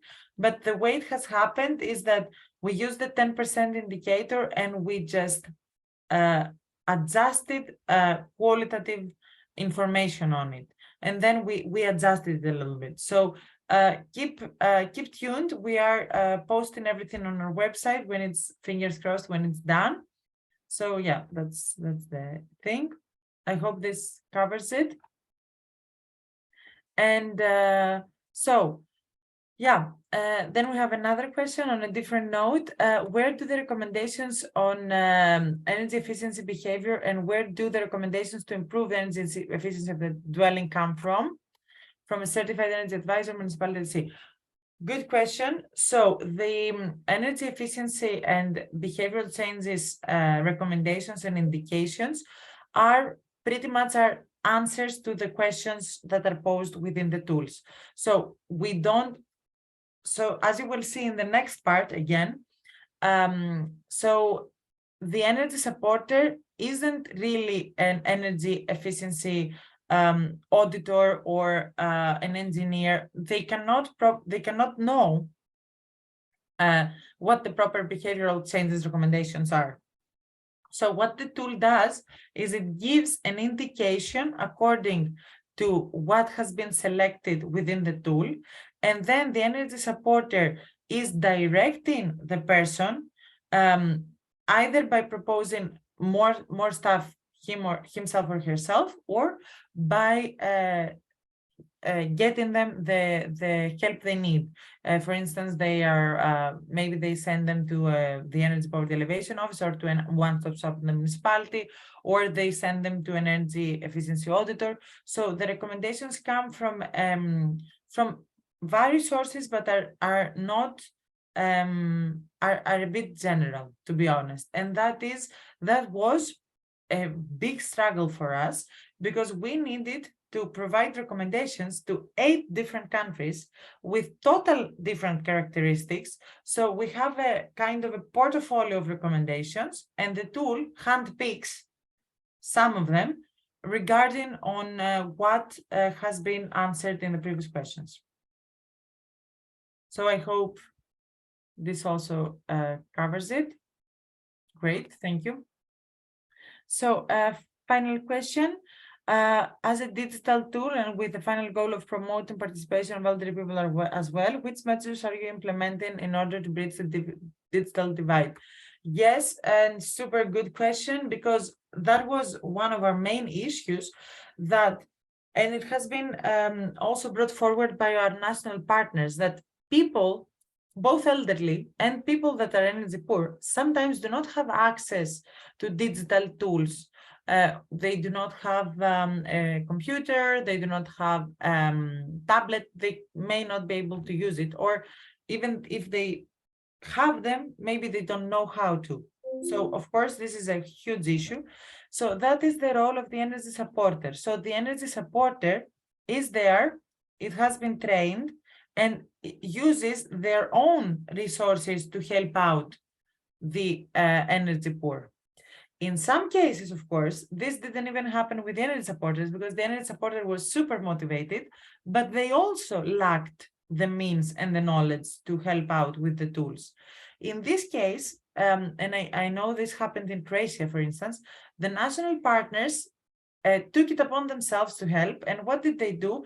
They printed out the information in the tool. They printed it out as on paper. They filled it out, they went back to the national partners, they put it in the tools, they got the results, the energy supporters went back, and it happened, everything happened, it just happened with a little bit of more effort from everyone's side. So it took 2 trips for the energy supporter, and it took the involvement from the national partner, but that's what happened with the gap. In our point of view as POWERPOOR, and please anyone feel free to jump in here, but that's why the local hero part and the energy poverty elevation office part are super important, because all these people, they need to turn to someone for advice, someone they trust, someone that they know is not doing it for with malicious purposes, that they're doing it for just for their own to actually benefit the energy poor. So yeah, that's the thing. What we think is important is that the tools are there, are open for everyone. In case they cannot be used by everyone, the energy supporters are there, the energy poverty elevation officers are there, and if that even fails, we have open information about how to do behavioral changes and tips and tricks online, so that you're not left behind. So again, also, I hope this helps. And a last one, whether we have plans to improve the tools later with specifics for rental situations. Yeah, so again, this is a really good question, because the split incentives with the owners and the people that are renting and the tenants and everything has been on our minds when we were developing the tools. For now, we don't really have any plans of adjusting them on later stages. But what we're going to do is, because we're establishing the POWERPOOR Alliance and we are making it part of a bigger network that is already available, we will make sure that the tools work. We will make sure that they stay there, they can be used, and what we also can do is update them. Because, for instance, I think this is also really interesting, is that when we first started drafting the tools and we were proposing behavioral changes, one of the advice was, because in the southern countries, natural gas was supposed to be, actually in all of Europe, natural gas was supposed to be the transition from fossil fuels to renewable energy. So one of our advice was, oh, maybe you can check out one of these available funding schemes to put natural gas in your home instead of, let's say, oil. And then war in Ukraine comes, and the energy crisis comes, and this advice is not only relevant, but some would say it's super funny, because what are you telling me to put natural gas now? So we had to readjust and rethink everything. And to be honest, it was a bit difficult for us, because what are we going to propose? Like everything is weird. So that's what we can promise, that we are going to make sure that they work, and it is part of our exploitation plan also, and we have specific roles for this. So yeah, we're not really now looking into doing the specifics for rental situation, but what I think is super nice is if these tools can be used as a basis and kind of be adjusted, or stuff be added to them for other situations. So yeah, I hope I answered to everything. Thank you very much for the questions. They really help out to further delve into the tools and everything. Thanks a lot, Eleni. Indeed, I think it's the bottom line for me is we really drafted this proposal in 2019, and so much happened since then. So yeah, we keep on adapting through pandemics and an energy crisis and a war at European soil. And it's from the previous things that we were discussing, that Anna Marie is saying from Croatia, that they added kind of an extra point in Croatia, whether it is a known property or a rented one. So this is super nice information, and it helps out, because POWER and POWERPOOR are actually kind of sister projects, and it works out for both. And of course, to further highlight what Eva is saying, of course, governments are feverishly working on gas-free energy strategies, but still we're not on gas-free soil. So you're not really sure what to advise people. And I also had this issue myself, even because I'm renovating an apartment for myself, and I was like, so what are you doing now? What should we do now? So this is yeah, also. Yeah. Thanks a lot. Thank you very much. So maybe just a quick reminder on what follows next. So I guess that many of you have a need for a break. So we're going to have this one, because we also take into consideration that people join us from different time zones. And we'll be back at 1:30. So we have about a bit more than 45 minutes at 1:30 here for the module 3. Where you'll hear from actually 3 colleagues quite a lot on measures, on the visits, how do they happen, and also how do the energy poverty alleviation offices work. So I would not take more from your time. You're welcome either to just mute yourself and switch off the camera and stay on the call, or just use the same link to log in back again. We'll be keeping the call open, actually, so that we don't have to, you can stay here, and we see you again in 45 minutes. Okay. Thank you. Half of the day can Thank you, Andrea, for recording again. That the second half of the day can be a little bit intensive, and there is still a lot of information, but a lot of interesting and very kind of practical examples that you'll hear now. And I see that our trainers are online, so I will give the floor to Eleftheria Tulupaki, I suppose. Yes, correct. Yes. Thank you, Diana. From INZEP, based in Greece, who is going to tell you how do we go from theory to practice. And she's an engineer, so she will definitely give you a lot of insight. Don't be intimidated. Feel free to ask questions. And Eleftheria, go ahead. Thank you. Only let me know if you see my presentation in full screen. Very well. Okay, great.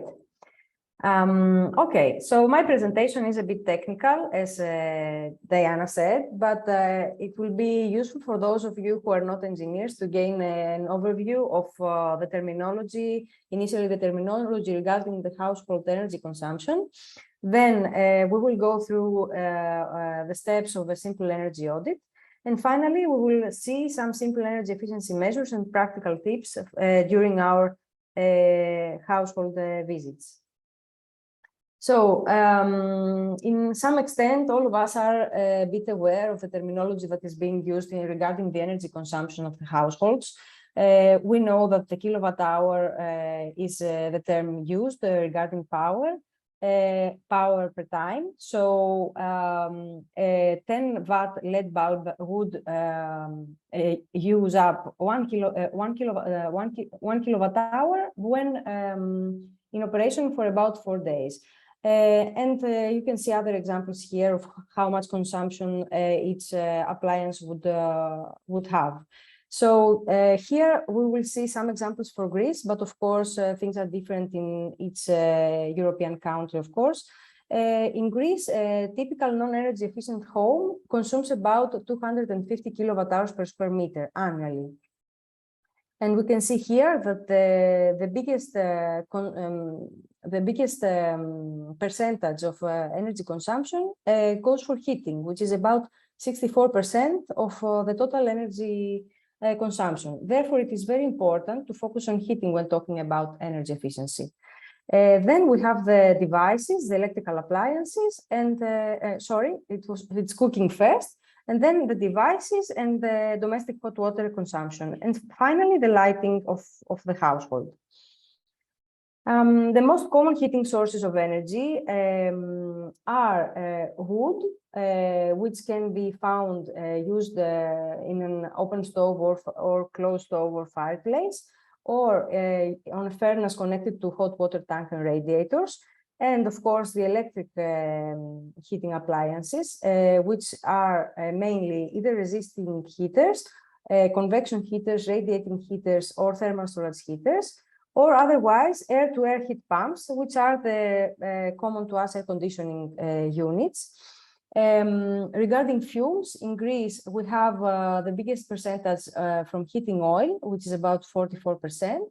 And then the second fuel that is being used in households is electricity, and the third is wood. Other heating sources are natural gas, which is typically, again, a furnace connected to hot water tank and radiators. We have also district heating, which is can be available in urban areas, in apartment buildings, and in which the fuel source is typically fossil fuel. And finally, we have LPG or heating oil, which is typically, again, with a furnace connected to hot water tank and radiators. Let us see now an overview of heating technologies and how these can be furtherly elaborated.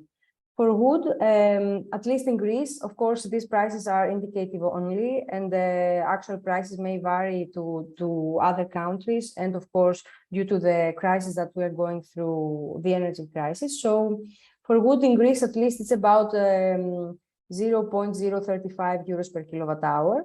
It's very important to use properly dried wood.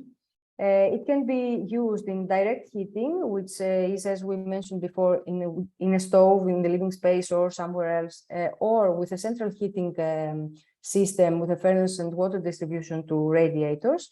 And it is important to separate the special meter of wood from the cubic meter of wood, which is 1,575 kilowatt hours.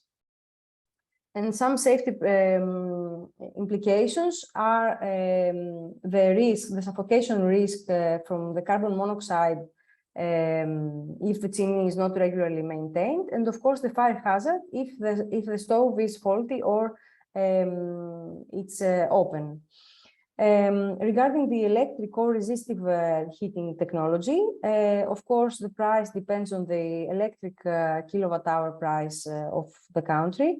It's very simple to use. You just plug the device and you can use it. And there is a possibility of taking advantage of a lower tariff that may be available for the night using electric storage heaters. Of course, again, there is a fire hazard if the devices are faulty or if they are covered. And another form of electric heating technology is the heat pump that we mentioned before. Again, the same prices for the kilowatt hour, but this time we have a better performance due to the coefficient of performance being higher than 1. It's normally about 2.5 to 4. Which means that for 1 kilowatt hour of electricity, 2.5 to 4 kilowatt hours of thermal energy is pumped into the indoor space. This may be lower if outdoor temperatures are lower, and there is a slight disadvantage, I would say, that some devices cannot operate at very low outdoor temperatures. So this depends on the country, on the climate zone, if it's a good technology to use. Regarding the natural gas, the cost in Greece is about 0.12 euros per kilowatt hour. And here we have regulations that allow only condensation boilers to be sold, which have higher requirements for chimneys. And this may delay the replacement of old boilers in some cases. 1 cubic meter of natural gas is about 9.4 to 10.2 kilowatt hours of thermal energy. Regarding safety, some gas boilers may need minimal water pressure to operate, and the water reactors can cause some issues. And of course, the carbon monoxide suffocation risk again, if the chimney is not regularly maintained or if it's not properly led to the outdoor space. Regarding the district heating, of course, the price range is much lower. It's about 0.025 euros per kilowatt hour. It may be a bit confusing for the consumers, the billing methods that may exist, that may reduce trust in the district heating schemes.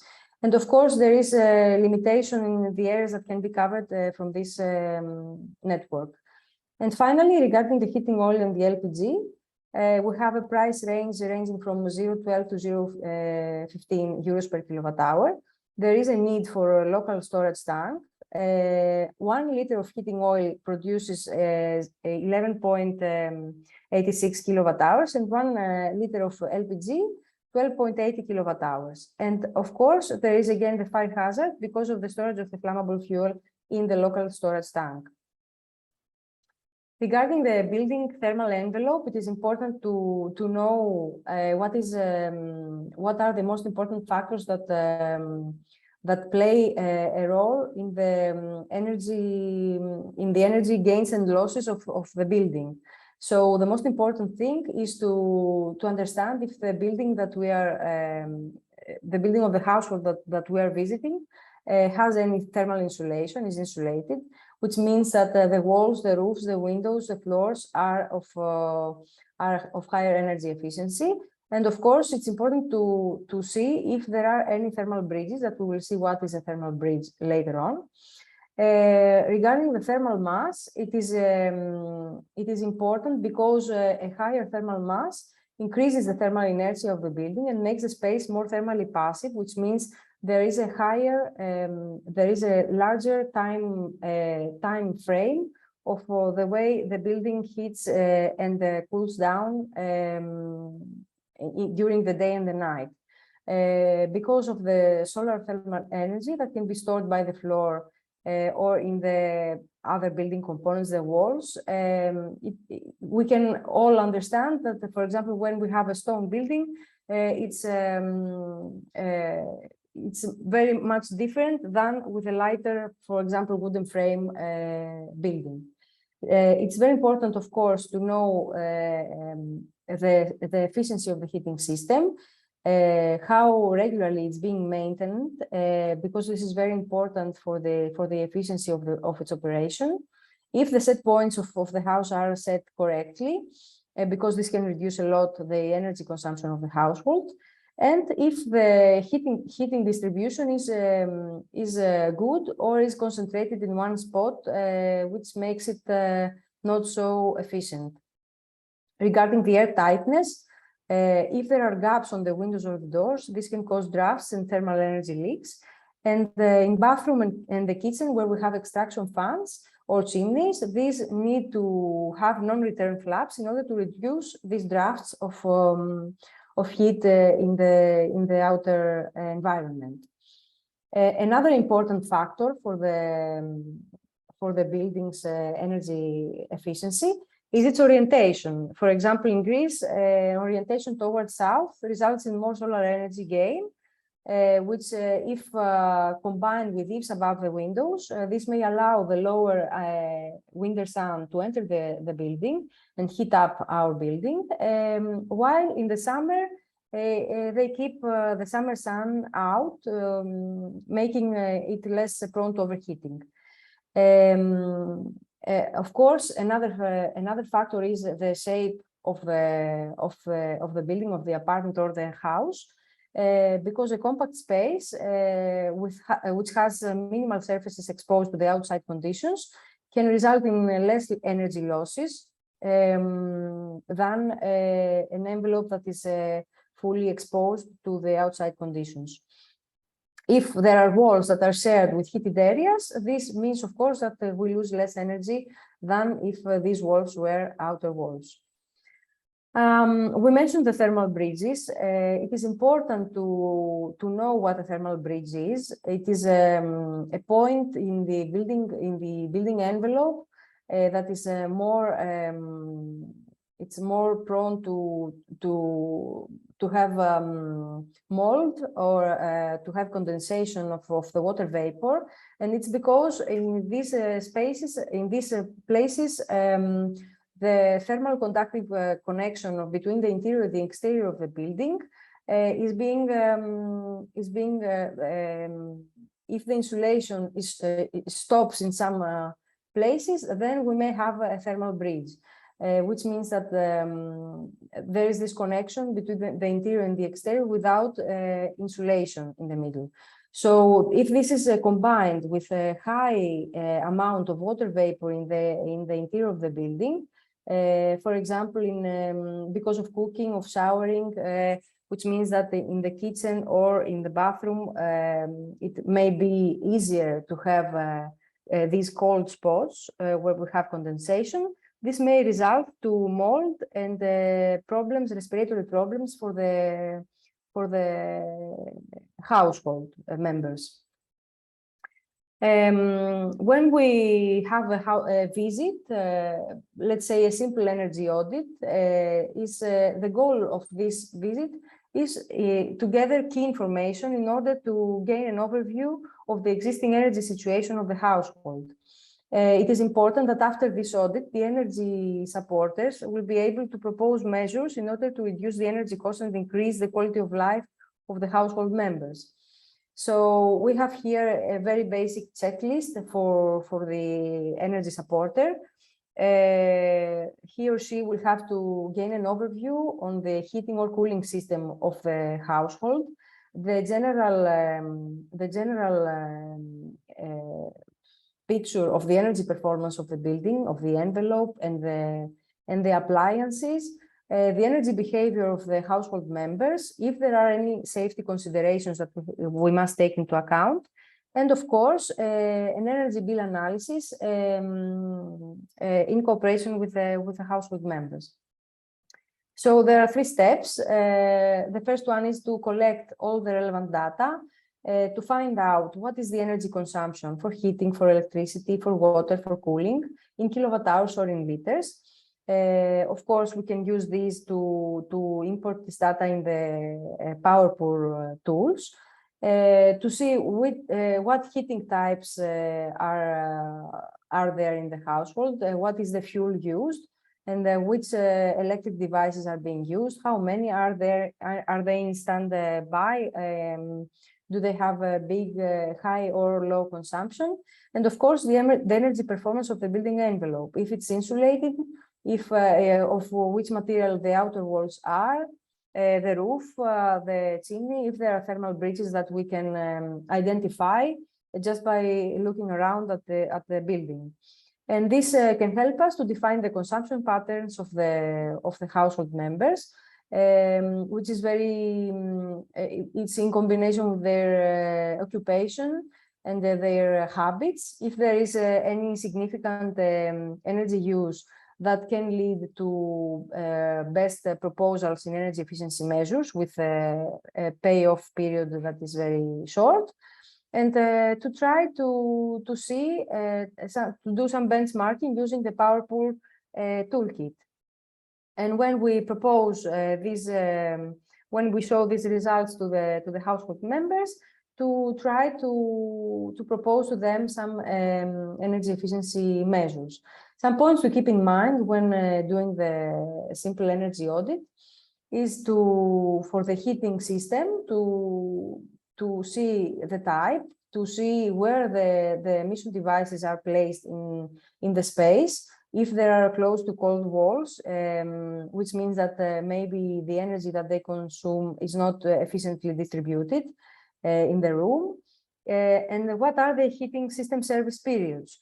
Regarding the energy performance, to see what is the wall composition from the inside to the outside, with focus on the thermal insulation and the thermal mass of the building.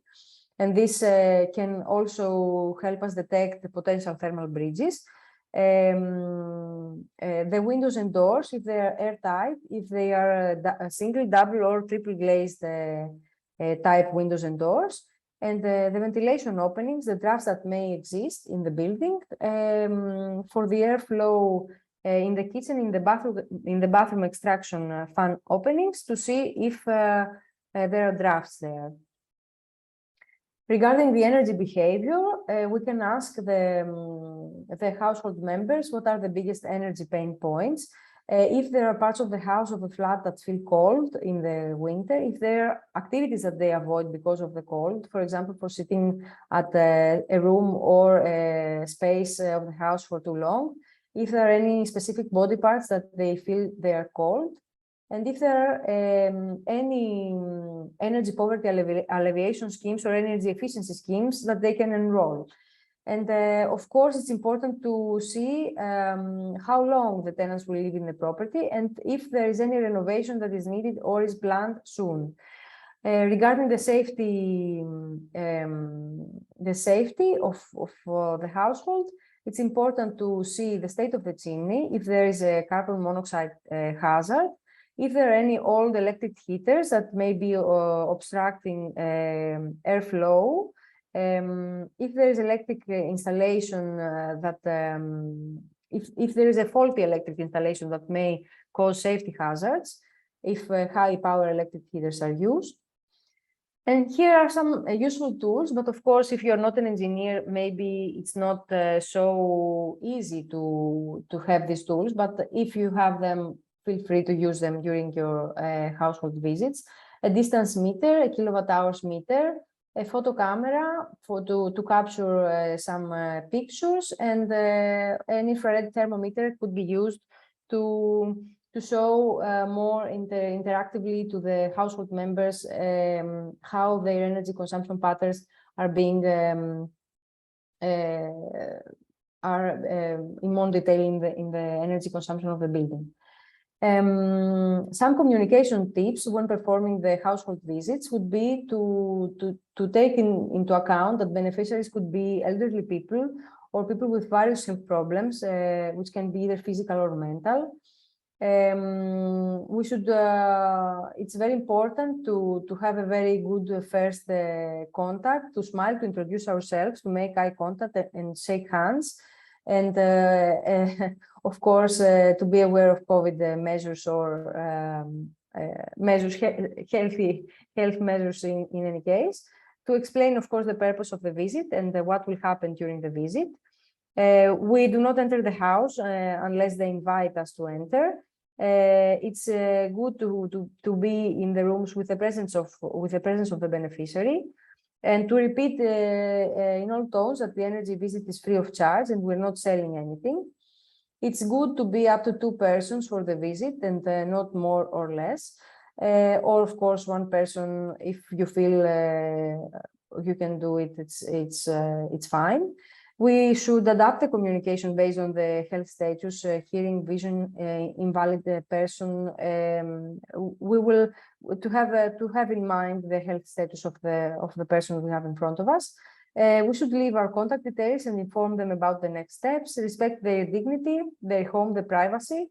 Do not share the private data of the beneficiaries with third persons. We should listen to them patiently, but if we feel that we are not comfortable, we can allow ourselves to leave and inform the mentor if any problem occurs. So let's go now to see how we can propose some energy efficiency measures and practical tips to save energy. We should try to reduce the total energy consumption, but not to reduce the comfort. We should try to improve comfort. So it's important to find the significant energy users and replace them with energy efficient ones. For example, Eleni said before about a fridge that may be over 20 years old. This may be a very big, this may have a very, very big energy consumption. And it's important to propose in that case to replace these devices or reduce their operation time. For example, for the electric water heaters, maybe we could propose the use of a timer if they forget it turned on for many hours. We should try to identify the thermal bridges or holes, like spaces near windows, the entrance doors, the outer walls, the ceiling towards non-heated attic, and try to propose measures to patch them using insulation stripes, reflexive foils, or insulation in general. We should propose the use of natural lighting and sun radiation of the optimal use by adjusting the room use or by changing the shading devices used. And of course, protect the house from overheating in the summer by using blinds, eaves, trees where necessary. The simple measures will show quick results, but they will also have a small investment cost, but they will also have a low impact. So the optimal measure that we will try to identify and to propose is the one with quick results that has lower investment cost and a higher impact, which means that it has a short payback period. And of course, the energy renovation is and has to be the long-term approach in the cases where the building is has a very poor energy performance. Let's see now an example of a passive solar retrofit from 250 kilowatt hours per square meter to 15 kilowatt hours per square meter annually. By maximizing the solar gains in the heating season, by using thermal insulation, which is cost effective, even though it requires a high upfront cost, by the use of the wasted heat via heat exchangers and the use of renewable sources, and the minimization of solar gains in the cooling season to minimize overheating, which means that there will be no need for air conditioners, the minimization of air leaks, but allowing fresh air to come in, the necessary fresh air, and the minimization of thermal bridges. And finally, the optimization of the thermal mass, which slows down the temperature change. We can achieve this kind of energy efficiency for a building. The large investment measures would be thermal insulation of the outer envelope, but as we said, this is a cost-effective measure.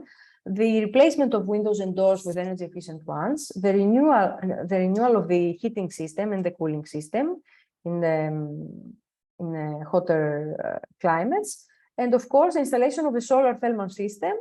These are the large investment measures. The small and medium investment measures would be the replacement of lighting devices or light bulbs, the replacement of appliances with energy efficient ones, draft proofing, and water saving devices. For the outer envelope thermal insulation, at least in Greece, the investment cost would be about 40 to 45 euros per square meter of wall area. The payback period, of course, it depends on the energy use in the household, but ranges about to 15 years. The expected lifetime of the measure is about 50 years. For 20 centimeters of mineral wool in the roof, the investment cost would be about 10 euros per square meter. And the payback period would be much shorter, from 3 to 5 years, depending on the energy used. Again, an expected lifetime is about 30 to 50 years. It is important to note that that the correct material must be used, which is very important to have an energy expert when planning these renovation measures. Because if a low vapor diffusion factor material is used for the thermal insulation, we may have problems of mold and condensation problems. So good ventilation is crucial in these cases, and the avoidance of thermal bridges by planning correctly the installation of the thermal insulation in the outer envelope. Here are some pictures of the thermal insulation of the outer envelope. Of course, natural materials are preferable because they increase the sustainability by reducing the embedded energy. Regarding windows and doors, it is very important to have a very low U value. A lower U value means better insulation, but of course means again higher price. The most energy efficient windows are with U value with less than 1.2 or 1 or even 0.8 watts per square meter per Kelvin. There is an investment cost that is relatively high, which is about 300 to 400 euros per square meter. The payback period, of course, depends again on the type installed and the energy used in the household, but ranges in about 15 to 20 years of the payback period. And the expected lifetime is about 30 to 50 years again. Regarding the heating system, the change of the energy source from heating oil to biomass could have an annual energy savings of 2,600 liters of oil or 2,100 liters of oil. And the payback period is very short for these measures because the heating system and the heating in general is very important for the energy consumption of the household. And the expected lifetime of such systems is about 15 years. Here is an example of the replacement of a standard wood-burning furnace with a high-efficient rocket stove one. And let's move to a measure of the solar thermal system installation instead of the electric boiler for either for heating backup or only for hot water use of the household, which is an investment of about 3,000 euros, but can mean an annual energy savings of about 2,000 kilowatt hours and has a payback period of about 10 years. And an expected lifetime of about 25 years. Of course, in countries such as Greece, the payback period may be even less than 10 years. And for the installation of a photovoltaic power plant for own supply of the household, the investment cost would be about 3,500 euros, with a simple payback period of about 9 years and an expected lifetime of about 25 years. That's all from my side for the first part of this section. So I'm available for questions if you want to discuss anything. I don't know if we can do it now or at the end of the session. Thanks so much, Eleftheria. Indeed, both timings are fine for questions, either now if somebody wants to jump in immediately or by typing in the chat. But it will be very interesting on what you were showing, for instance, the initial investment, and as we were speaking about energy poor households and with a payback period of 9 years or even more years, how important it is then to focus also on the financing part, which is coming at around 2:30. But you've got a question in the meantime from Georgi Shengelia asking, are there any software programs available for determining the appropriate type of thermal insulation for a private residence while building a house, taking in account factors such as location, weather conditions, building materials, and the design of the house? I think that it's very important when designing an energy efficiency and energy renovation of a household to have a professional consultant, an expert, an engineer that will advise accordingly.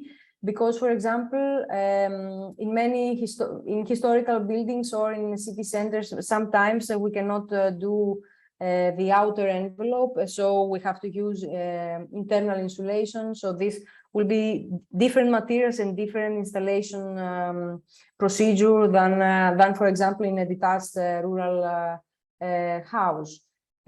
So, in my opinion, there should always be a consultant for when planning an energy renovation, or there are some tools, and also from other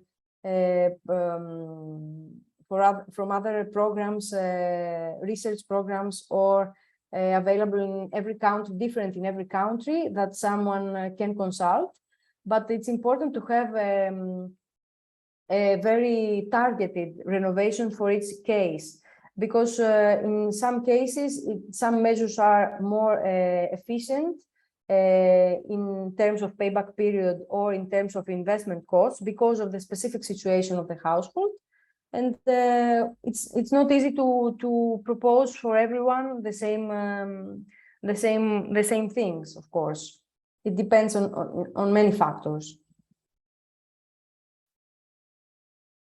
I don't know if this answered the question. Thanks a lot, Eleftheria. Yeah, seems like it did. Okay. I'm also aware that, as I said, we know from experience that those afternoon sessions become a little bit tight. So you'll be with us for another at least 30 minutes, right, Eleftheria, for any Yes, of course. questions? If there is another question, I'll be here and be happy to answer it. Super, thanks so much. So that we don't eat up a lot of the time from the other two colleagues in this module. So I see that Anne-Marie, she's already here with us, and she will continue with the rest of the module. Yes, hello to everybody. Once again, I will just share the screen, and I don't know if you see it. Not yet. It's coming No. up right Now? let me see. No, not yet. No, on my because side. I'm in the mood. Let me just end the slideshow. Let's see again this one. If you have Share. questions, it seems like it's starting. Now?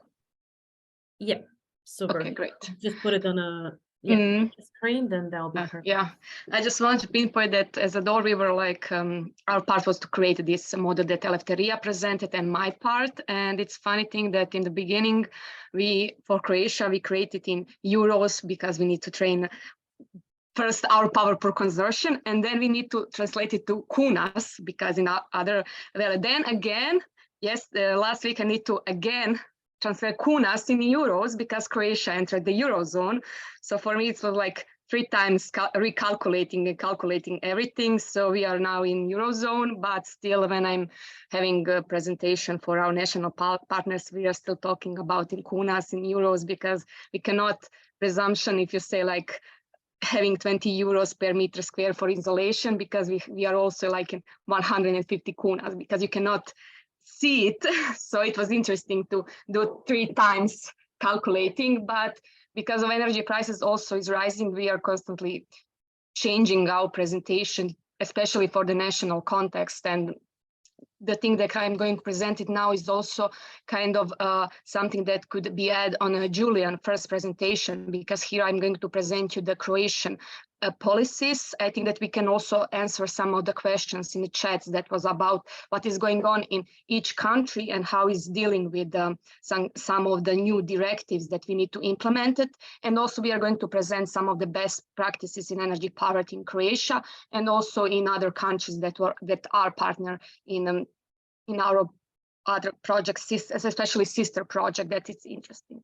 So I'm going on presentation, and my focus is, as I said, will be action, best practices, and also policy that could be on, as I said, answer some of the previous questions. So I'm not going to do first I'm going to say that we as a consortium, we have done the stakeholder universe that also help us to create a national roadmap that is available on, I think, on our POWERPOOR web page. And it also help us to do the national roadmap and to propose the measures for the people who are in charge of creating policies that I'm going to present it, and they were part of our liaison group or to create these measures and actions. And I really suggest you to, if Elena have it, you can put it in the chat so you can see the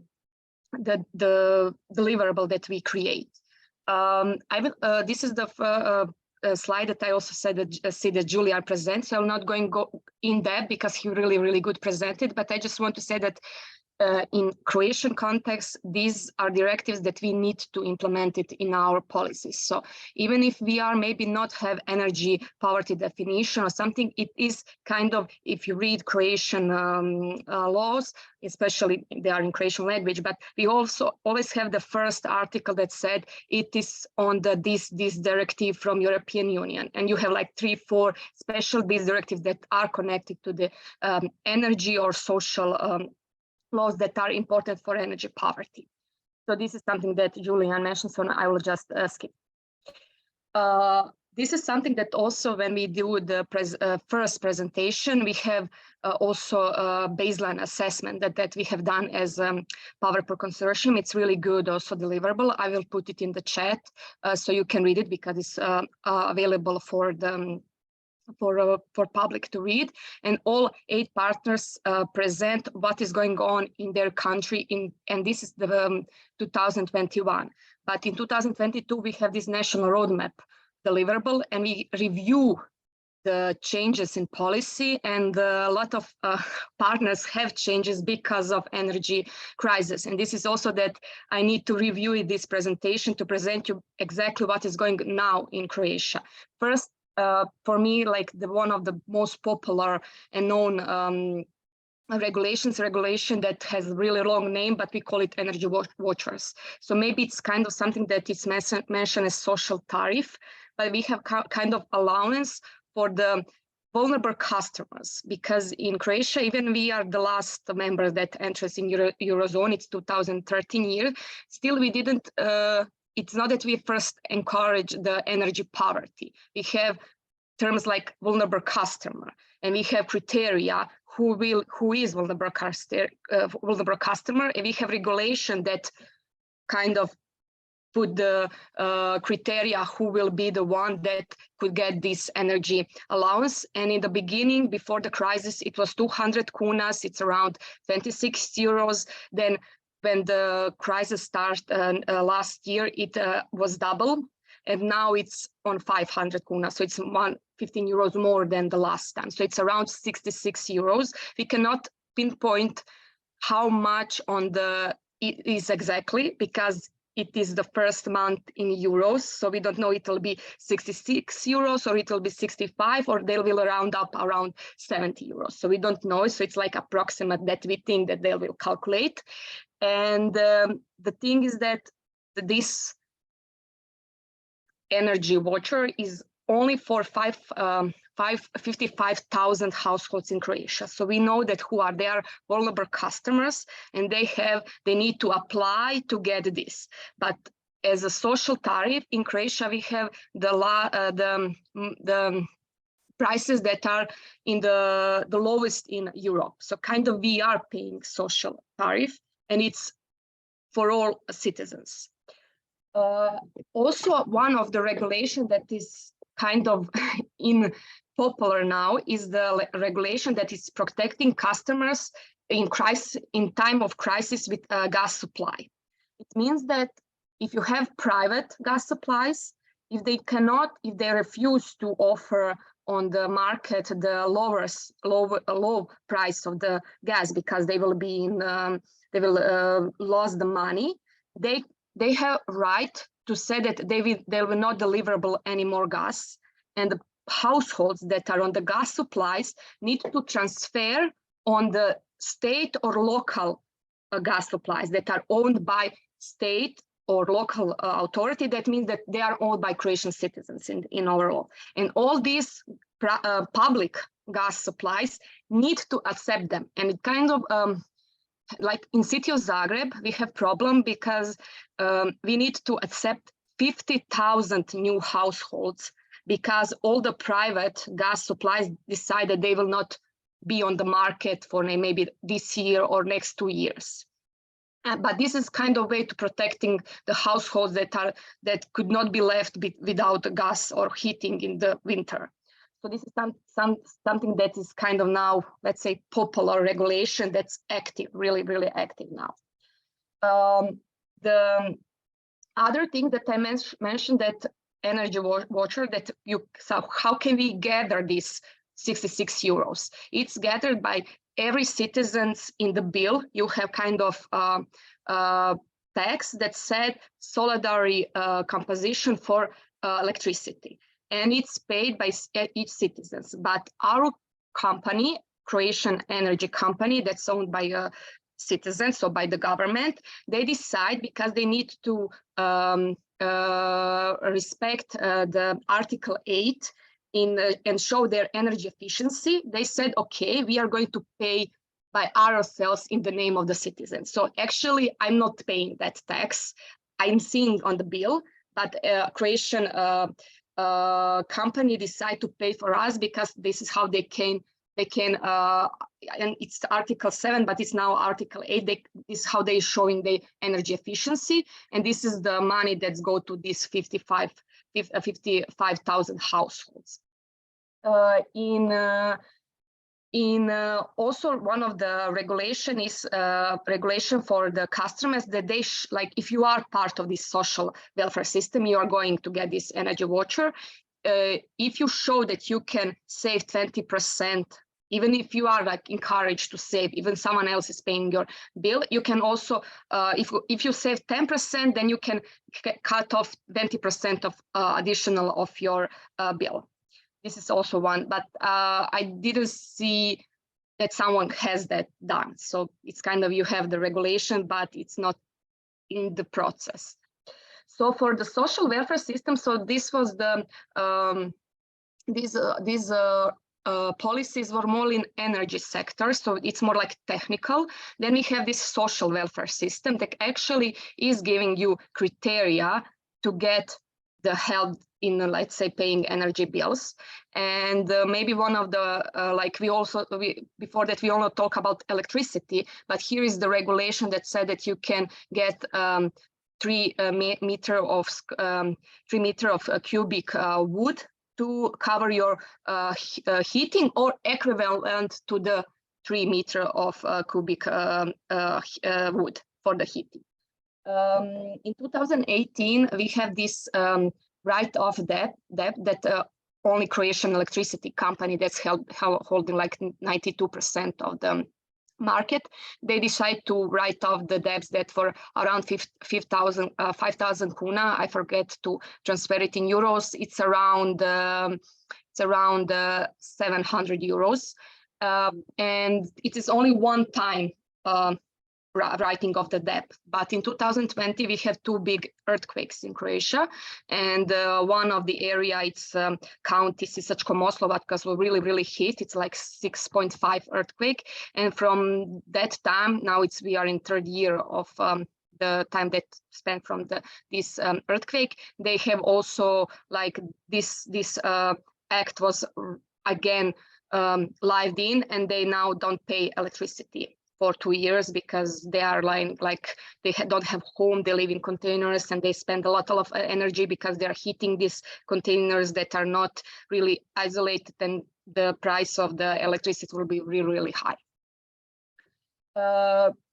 What is the, as I said, electricity voucher is the most popular thing that people know that they can maybe apply to that. But the program for renovation of family houses, that's for general public, and another program for multi-apartment building that was also for the general public, but multi-apartment buildings, was one of the most popular measures, financial measure by the government. They are financing by European funds or by the national funds that are in the area from ETS system. That was mentioned by Julian, how they are applying ETS system in the building sector. So we are kind of having public calls for renovation that are funded by the ETS system or EU fund, or NPO, a national resilience it's the national program for resilience, but it's resilience and recovery plan. So these are like 3 funds that we are financing: the program for renovation of family houses, program for multi-apartment buildings, and from 2021 we have this new program that in the first baseline assessment that we have done in 2021, the program was not existing. Now they open, and it's for also multi-apartment buildings, but only multi-apartment buildings that are already mapped by Croatian government in the areas that are like in the state care, like these are really poor, energy poor households, and they give 100% of subsidy for the renovation, and they start doing the renovation last year. So they renovate already 7 households, 7 buildings, and the plan is 387 buildings by the end of 2025.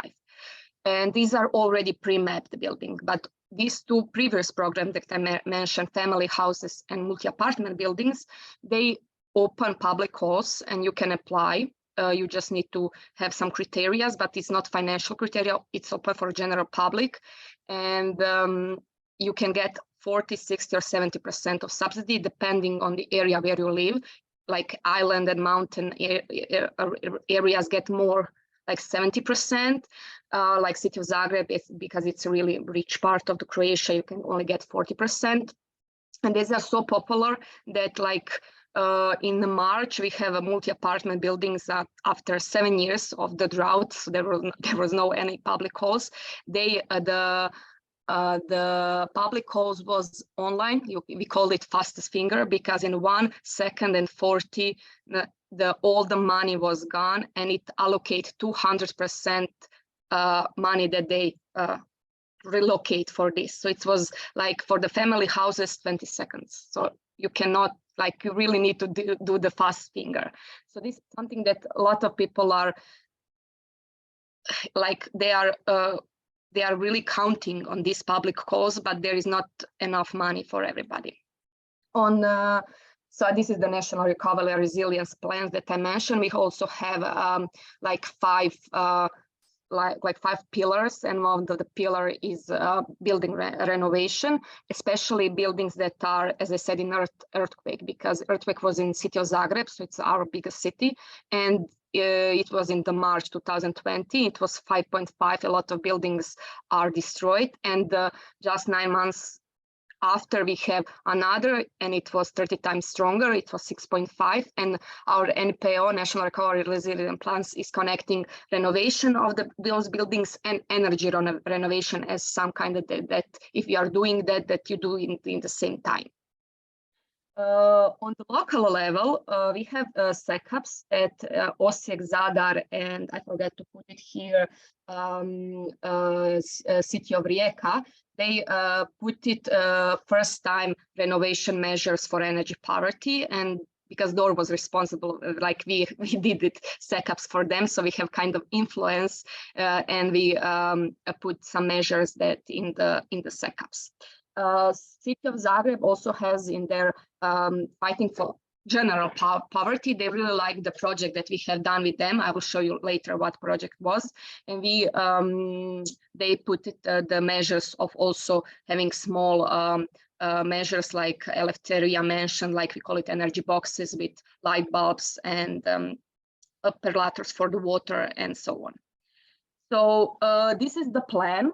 So this is the measure, this is the energy poverty reduction program is something that they are planning to have it, but these programs that are under the National Energy Climate Plan or Energy Development Strategy for the Republic of Croatia, they are planned, but they are not done yet.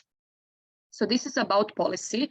If you have questions, we can answer later. Now we are going to see the best practices, because this is something that was done on national level, regional level, local level as the authorities. But this best practice is more so done by NGO sectors.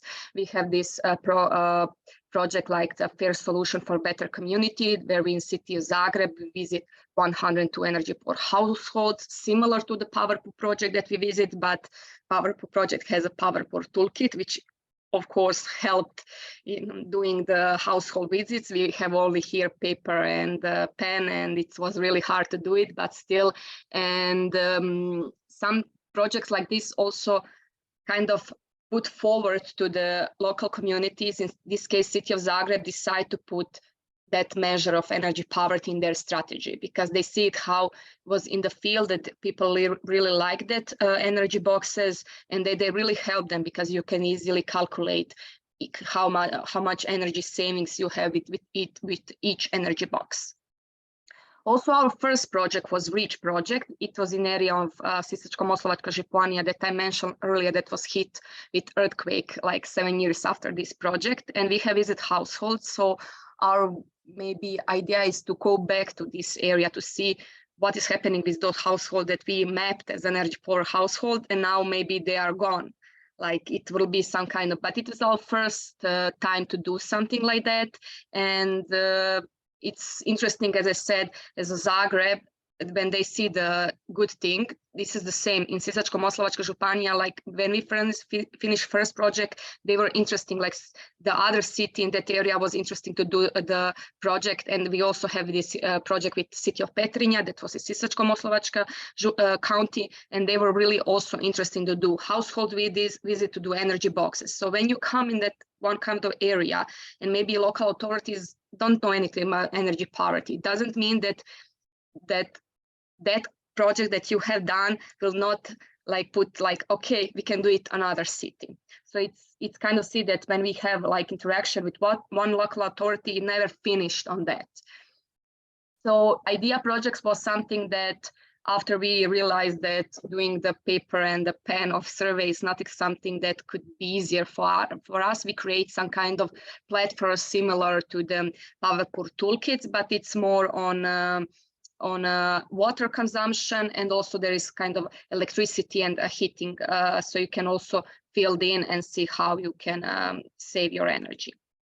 In Together for competitive housing, we also do in city of Zagreb, we have like 10 households that we visit each year, and it was more energy efficiency box, but more like each of them could set what he needs, because they could be individuals. But if you have like 200 households to visit, probably you are doing the energy box that it's like kind of have the same things inside. NPOR project I mentioned in the chat. It was project that's sister project to POWERPOOR. It's action mitigation energy poverty in private rented sector. The first thing that I want to mention is that all the policy that I presented earlier. You can find it on NPOR GIS dashboard. I will put it in the chat, GIS dashboard, and it's not only for Croatia, it's for all the countries that are partner or NPOR project, but also you can fill in for your country. So you can find it all the policies related to energy poverty. And what we are doing is connecting the POWERPOOR, NPOR. We have also another project in PowerMed, especially if we are visiting households. So in NPOR project, it is not part of our action, but we saw that if we are going to visit, the households, why not to ask the question technical, and maybe the question of the private renting sector that is really in Croatia kind of because we don't have data, like data on private rented sector is really non-existing.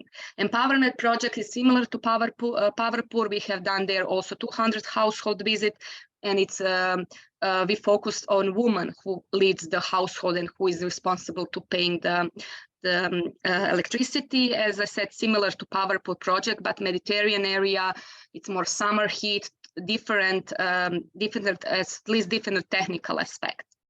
Engager project is more like scientific project, and it's also finished, so you can see the papers and the articles that are done from that project. EPA project is something that is going on. I will put it also in the chat. They have EPA Atlas, so you can see all the best projects in Europe, and also PowerPoor is part of the project. And DOR is antenna for this advisory hub. So they are mostly in technical help, and it's more maybe very special because City of Zagreb got this technical help. We visit also households, and their idea is to create a program for combating energy poverty on local level, just for the City of Zagreb. And in March, there will be another call. So if there is someone who is from the local authority, could also apply, check it out to see the. This is the last slide that I just want to say that I present all Croatian best practices, but UNDP has a good project that they connect 50 households that are off the grid, so they put the panels that are with battery. There is also a sister project, Social Watt, that's more on. They also have tools like PowerPoor, but small to the community, to the utilities. CES project is something that is they have 2 months ago in Croatia. They have the energy crowd campaign, and they get money for 100 energy boxes that will share to the community. But the supporters mentors that will be educated to give those energy box will be from the PowerPoor project. So there is kind of connection. And the social green Fiesta, Europair, these 4 are Interreg project that they are all finished, and they have really, really good data. So if you're interested, you can visit them. And these 2 that don't have like logos because they are 2 new projects from the live project, and they are just 2 months in active. So we will see what they have done. So this is from me. And if you have some kind of question, I'm available to share it.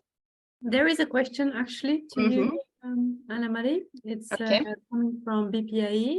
It's about the MPAB program that you mentioned.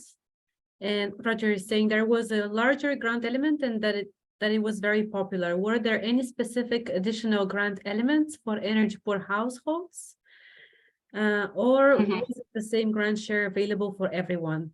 Was there any support for decision making among the different households within these buildings? So the program for family houses, this is for the general public. So they have just technical criteria for applying to these public calls. But in 2020, they decide to open a public for funding energy poor household with 100%. And they have additional criteria. These were more social criteria. So you need to be the beneficiary of social welfare system to apply to this program. And this was the first program that was actually not successful. As I said, that all the other public calls were like in 1 second and 40, everything is gone. This is problem because they put additional criteria that said that in social welfare system, you need to be part, and you need to have 3 or more children. So if you think about that, you have like a mother who is a single mother with 2 children, she couldn't apply that, and maybe she is the beneficiary of social welfare system. In multi-apartment buildings, we don't have energy. Like we didn't have public costs because it is problem is how to specific the energy poor flat, and the flat that actually could afford. And this is why the government opened an additional program that I said that mapped 387 buildings, and they said like probably in this building there is a flat that could applied and have money to renovate, but he's living in the area that is in special care of government. So we are just going to say that like all the building is energy for household, and we are going to renovate it. So this is how they manage. But like I said, in city of Zagreb, that is rich part of the Croatia, there is energy for households. We need to see how we are going to offer public cost for the ones that live in multi-apartment buildings. We know there's family houses, it's fine, it's only one owner, but it's problem multi-apartment buildings. Diana, yeah, I see. We have someone from the ministry, so I can that she can answer more. We don't hear you. Diana Horvat, yeah, we can't hear you. It should be working because I see that you're not muted. Yeah. Maybe if you don't mind, you could type your question in the chat or your comment. I guess it's a comment. Probably comment. They are more involved in the programs that I mentioned. I don't know what is the issue. Maybe with the microphone. We are also aware that we're a little bit behind schedule, but Diana, please feel free to type your comment or your question in the chat. Anna-Marie is with us.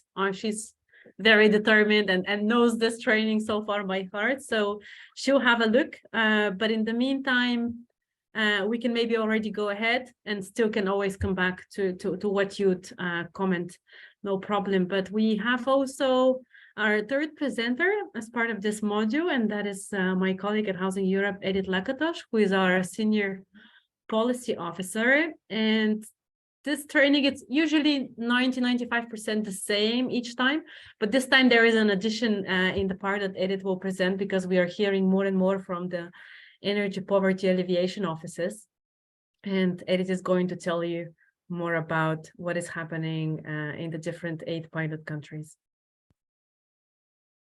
Thank you, Diana. Thanks so much. How much time do I have? You have a bit of time, don't worry. Yes. Okay, perfect. All right, so I will share my screen.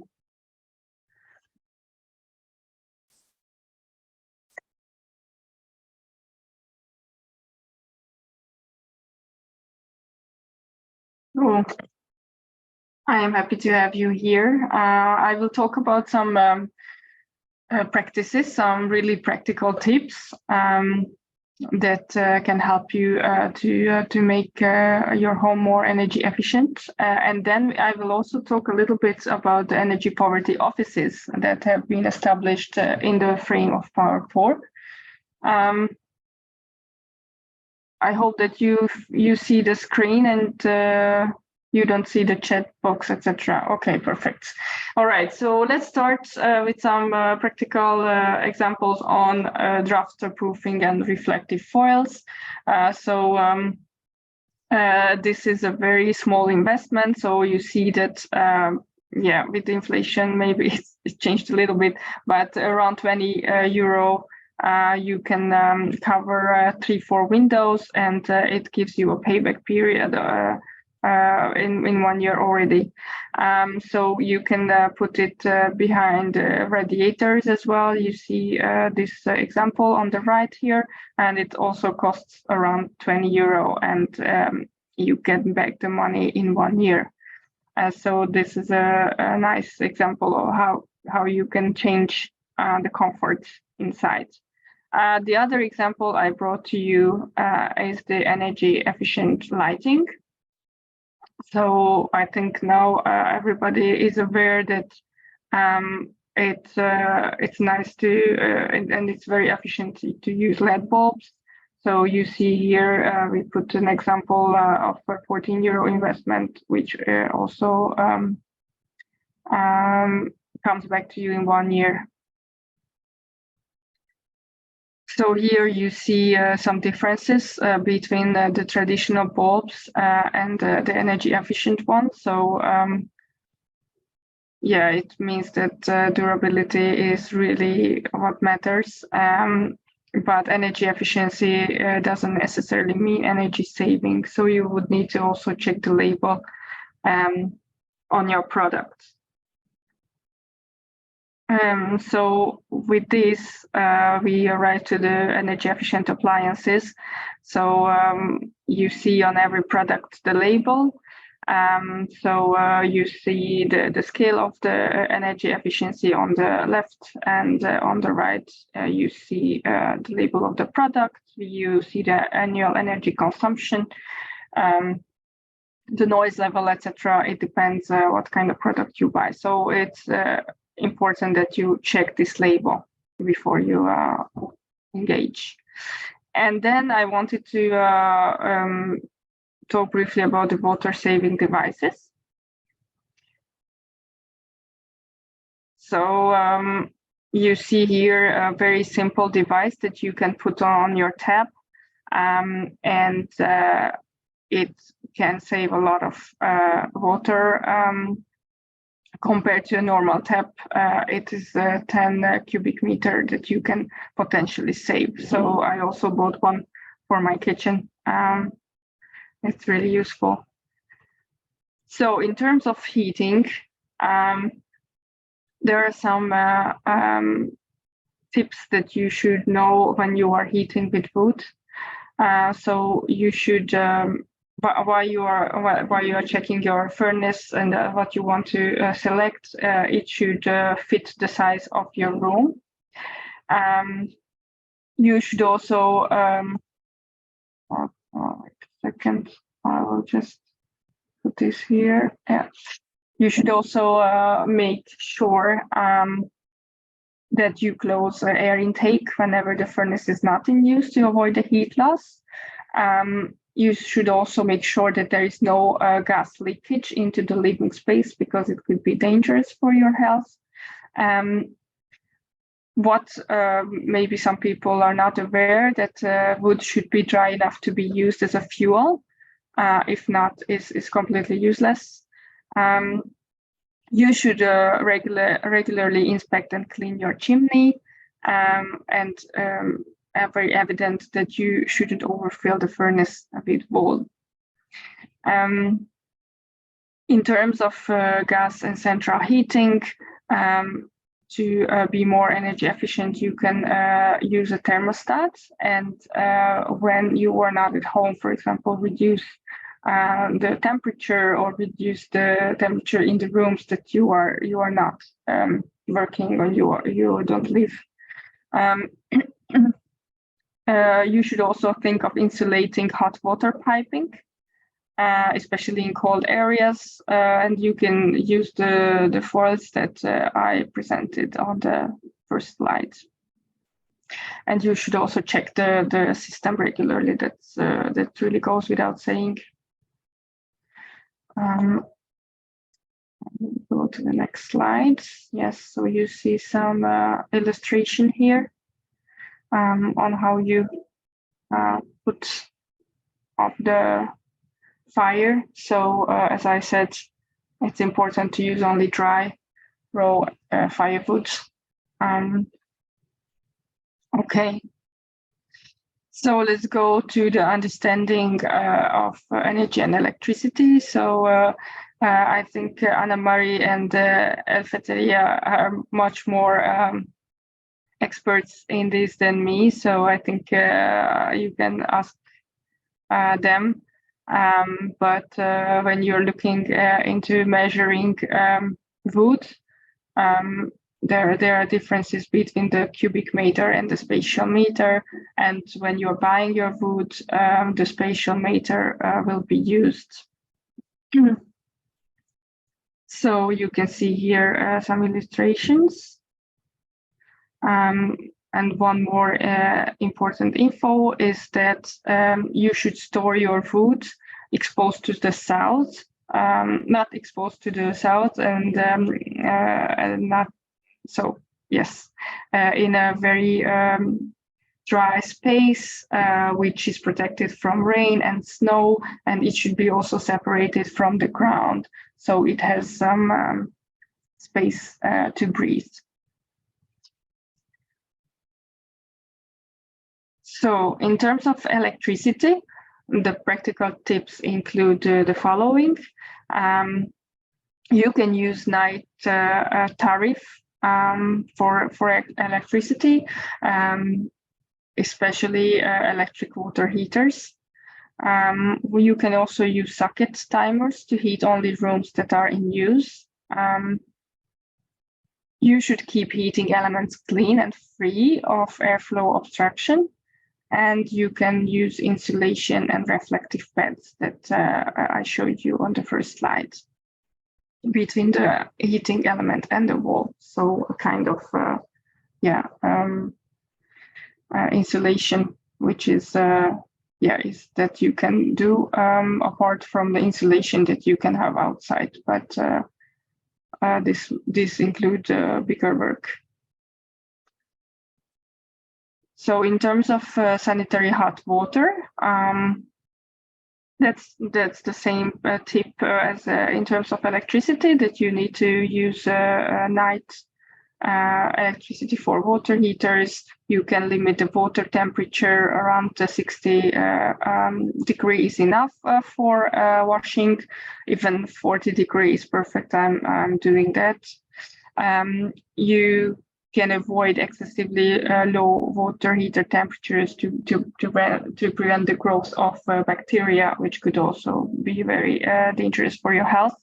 And if the water heater is fully insulated, you could consider putting additional insulation.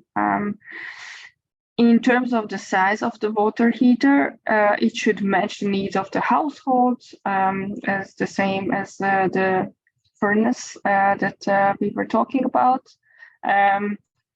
It also goes without saying, I guess, now with the climate emergency, that taking a shower is much better than having a bath. For example, removing limescale from electric heating elements can increase energy efficiency. You can also check the pipe fittings, because faulty water can mix, and shower heads cause hot water leakages, so it could be also problematic. In terms of insulation and building envelope, Anna-Mari already talked about this. So insulation and reflective pads are increasing the efficiency. You can use the rubber seals on doors and windows that I told you about. You can use window blinds for passive energy efficiency. So you can close the blinds during the night to reduce the heat loss. And you can open the blinds during when the sun is shining, so it is warming up the rooms. You should always check for mold and damp walls to see where are the cold spots in the walls. So you should consider additional insulation if you find these spots. Lastly, you could think about carpets, because thick carpets can reduce the heat loss of your room.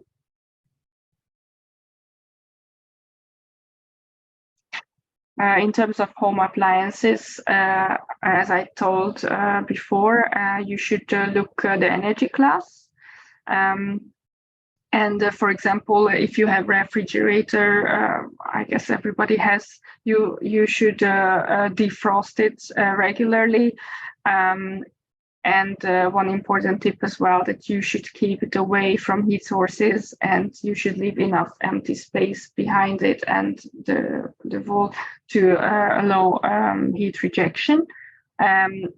You should always check that the refrigerator door are tight, and you shouldn't set the degree, the set point too low. So, for example, as you see here, the suggested values are between 4 degrees for refrigerators and -18 for freezers.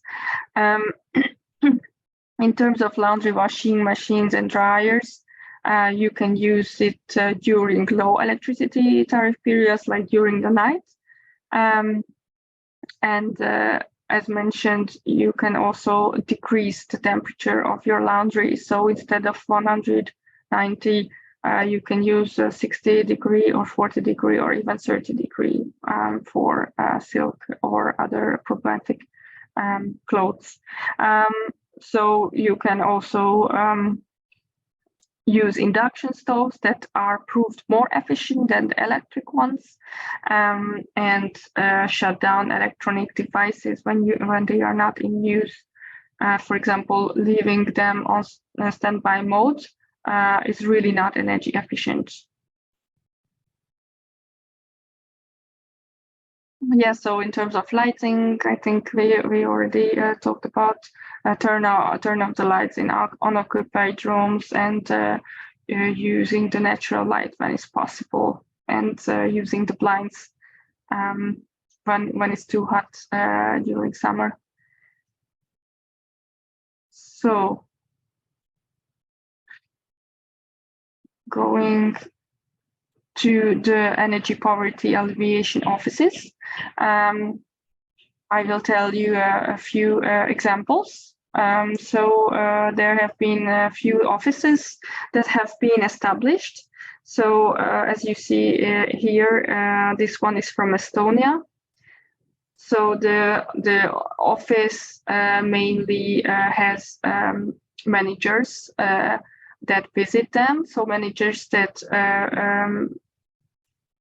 maintain the multi-apartment buildings, so from apartment associations, and they are very interested to talk about their energy. So in the energy poverty alleviation office, there is an expert who is available and helps to identify if the house is at risk of energy poverty, and gives recommendations for energy efficiency.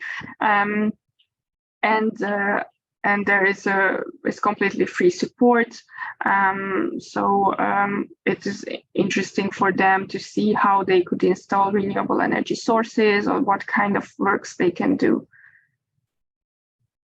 The other example I brought you is from Bulgaria. So in Bulgaria, they set up 2 offices in 2 different cities. The people who are volunteers there, they told us that it was very difficult to engage with people first, but now there are a lot of people who visit, especially energy poor citizens. So in most of the cases, visitors live in multifamily buildings, and they are aware of these different tips that I talked to you about, and how to, for example, set the temperature and use carpet, etc. But they are also interested to know what else they can do to reduce their energy bills. So, and what kind of budget would it be to install a PV on their house? So they seem to be very conscious already. In terms of Croatia, I'm not sure the picture is amazing, but you see that there were already some consultations also during COVID. So they set up 2 offices where they are doing bill reading and analysis, and some simple energy audits. And they have also simple advices on how to reduce energy consumption, and what kind of technical solutions the people can introduce in their homes. and also about available funding and financing. So I think it's extremely important.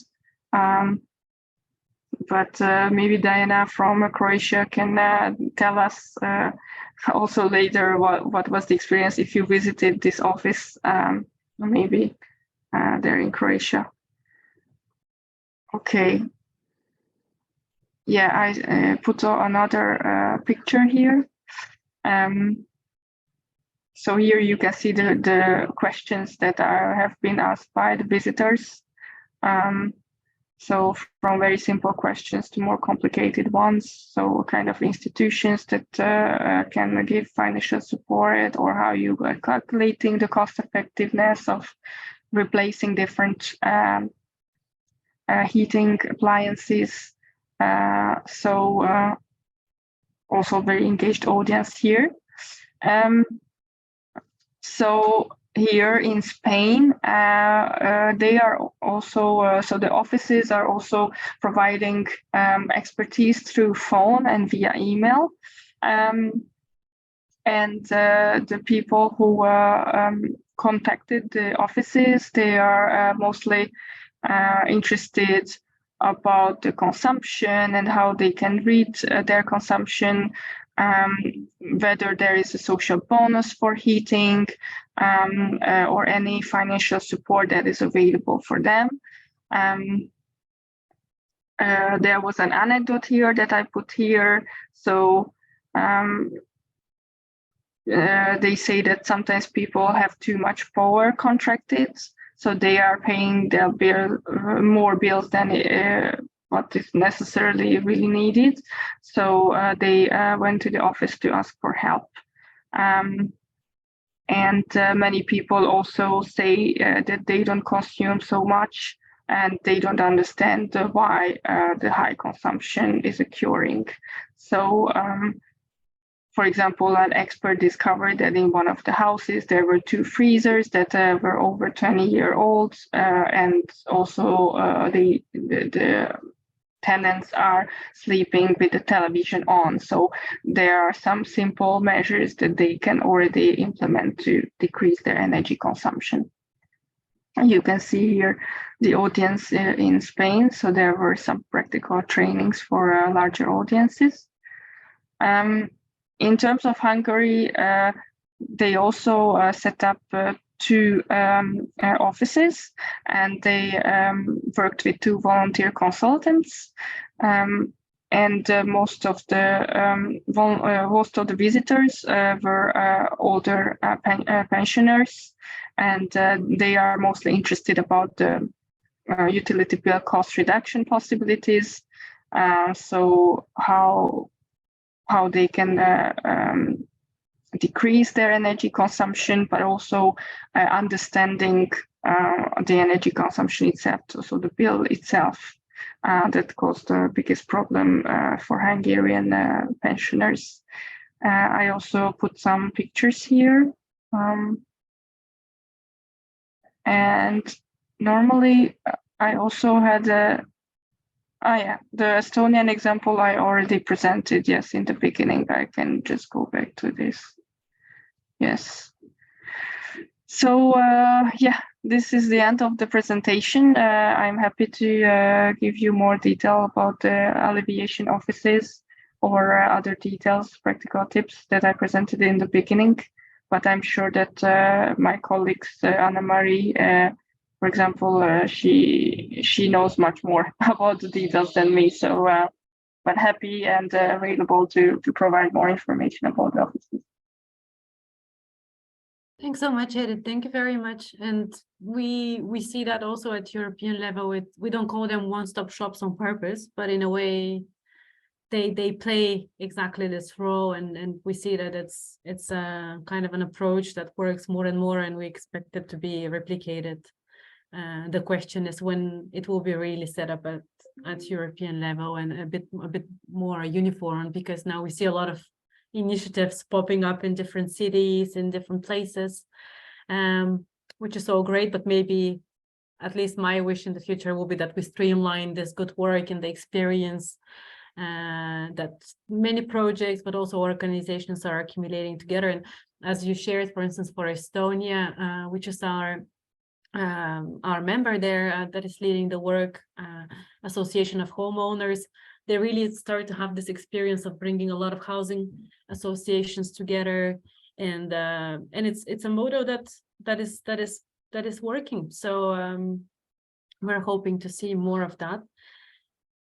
I don't know whether there is some immediate questions.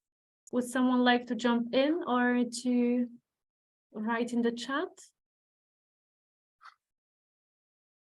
Know that we have quite a few colleagues and also our great colleagues are still here, I see, because as you have seen from the presentations in the pilot countries everywhere, there are at least 2 energy poverty alleviation offices, if not more.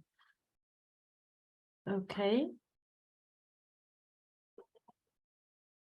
Any experiences? I don't know. I know that we have also I think a few participants also from Nigeria, which I was very surprised to see. Welcome. I hope this is really relevant in terms of that we speak about EU policy, but I'm sure that there are some common lines here, but also Georgia. So if you want to also comment, don't hesitate. In the meantime, we'll be keeping an eye on the chat. Thanks a lot to our, there is one. How do you reach? Okay, Eva Suba. Okay. Just before we go ahead, is asking, how do you reach the energy poor families?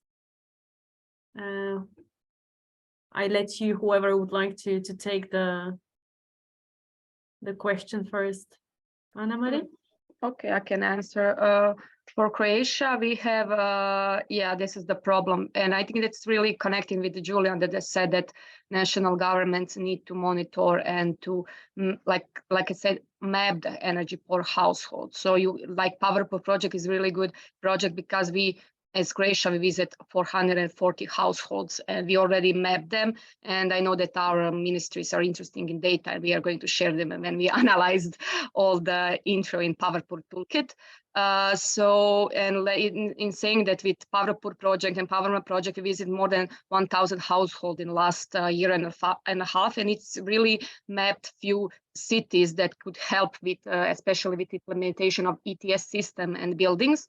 So our main goal is to reach by students, or in our case in Zadar, we have a good connection on a PowerMap project with Red Cross, and also in PowerPoor project in Križevci, we have a really good communication with Red Cross because they have some kind of project that are already mapped, some households that are not always part of social welfare system. You need to realize that energy poverty and energy poor households are not only energy poor households that are part of social welfare system. You have the energy poor people who are working and they work with minimum wages. They can also not afford to do the full renovation. So this is kind of communication with Caritas, Red Cross, or some similar organizations that already work on the field, and the people who are you visiting have trust in those people because they are seeing them. Especially from Zagreb, we are doing the mapping in city of Zadar or city of Križevci.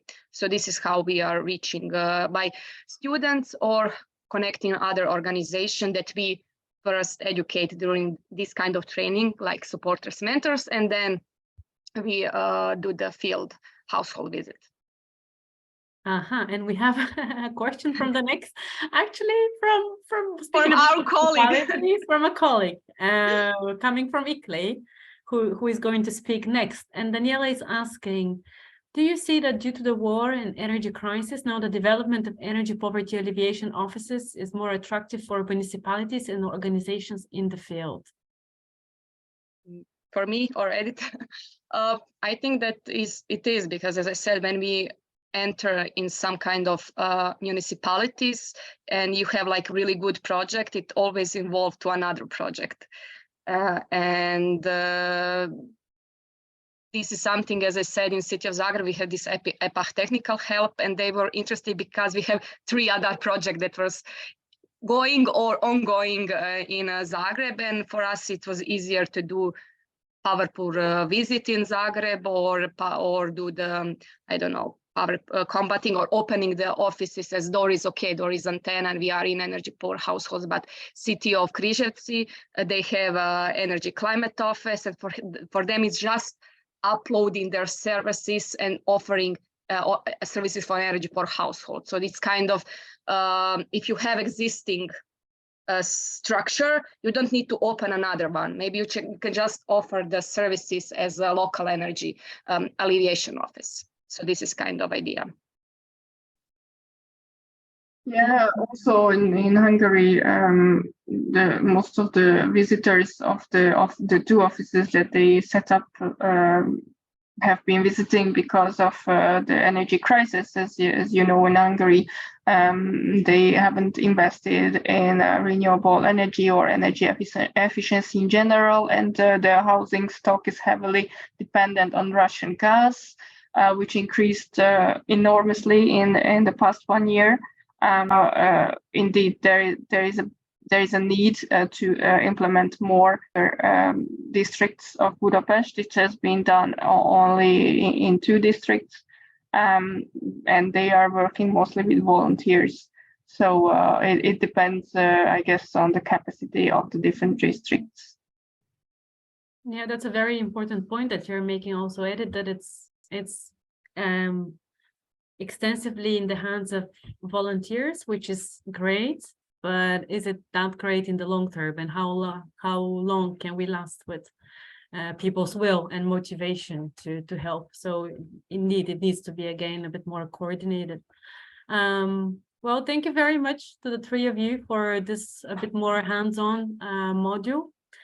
And I think it was very helpful to really go through some of the specificities that we experienced from Eleftheria, but also Anna-Marie focusing on Croatia, Edith sharing some different examples from the alleviation, energy poverty alleviation offices that we have established. And now we're going to do a small switch of the modules. So we're going to have cities presenting first.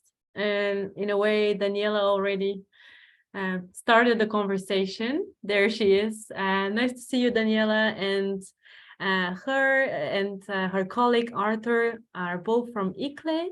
They represent sustainable governments and cities, and are going to focus on a very, very important part that we kind of touched upon several times, and that is the role of local authorities. What can they do? We know about the Covenant of Mayors, but what is it doing, and what is there beyond that?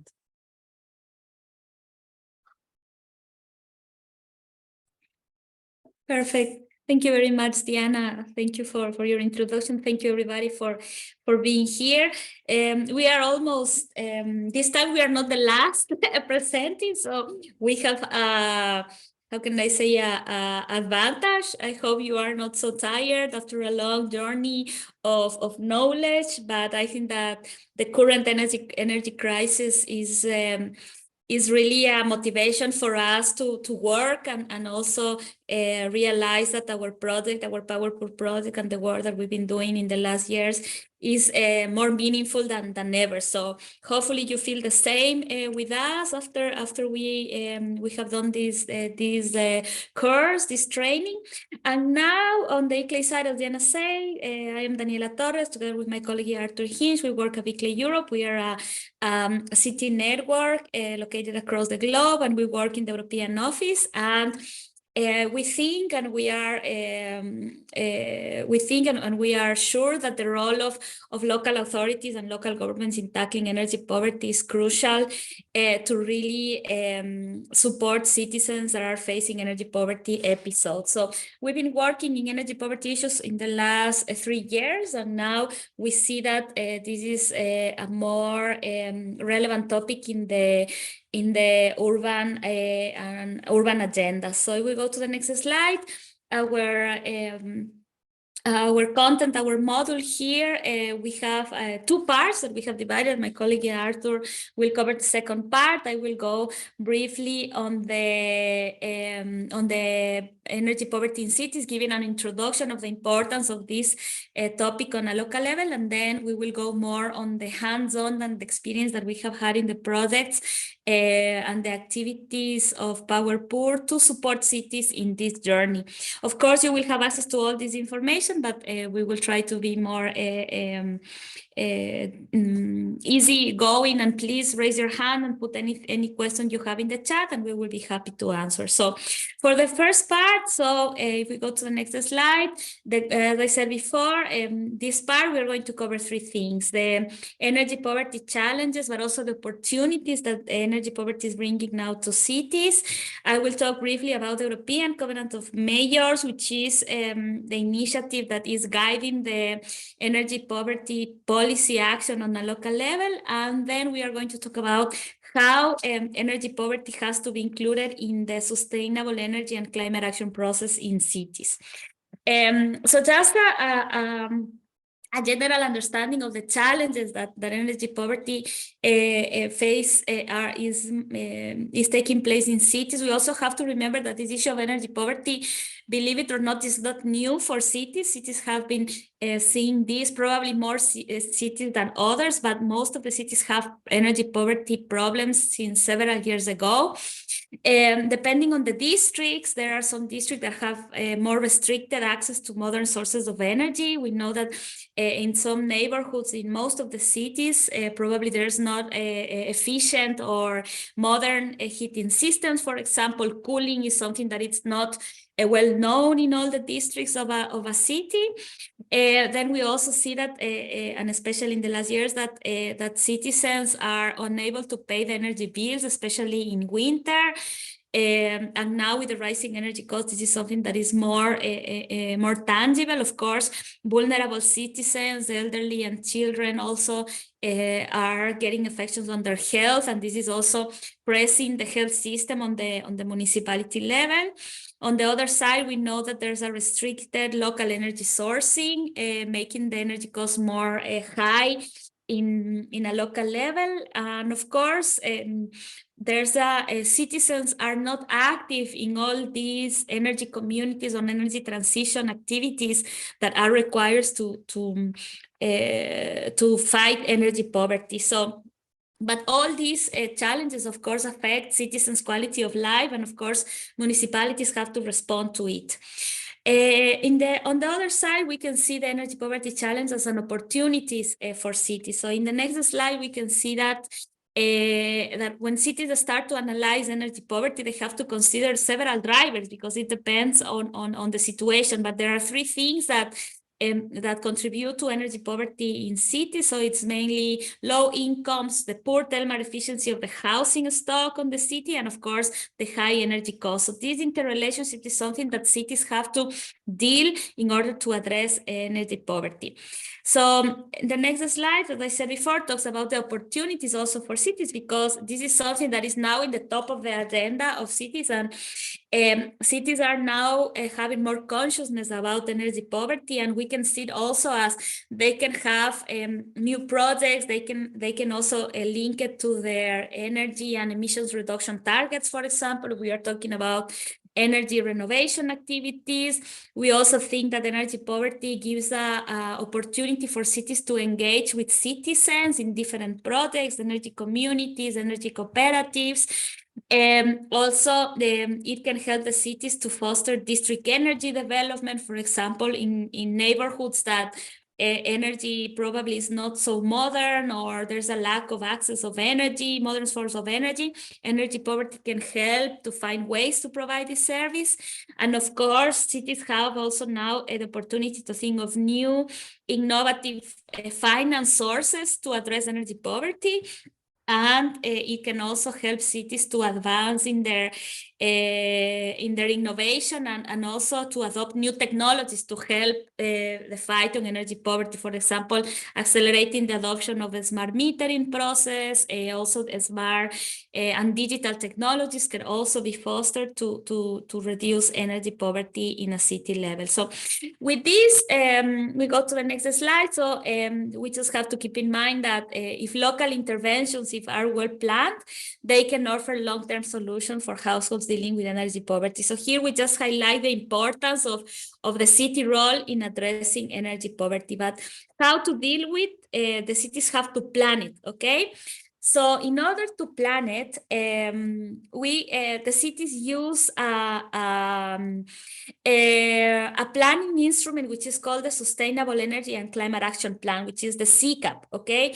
That the city develops this, and they are called to integrate the energy poverty aspects together with the climate mitigation and adaptation actions, okay? So the energy poverty in municipalities have to cope with the impacts of energy poverty, and we know that it's not an easy task to do. If we go to the next slide. And this is something that I would like to clarify, because here in Europe, we are very lucky to have a coalition of municipalities, which is the Covenant of Mayors, that is the biggest movement of energy and climate for municipalities in the world.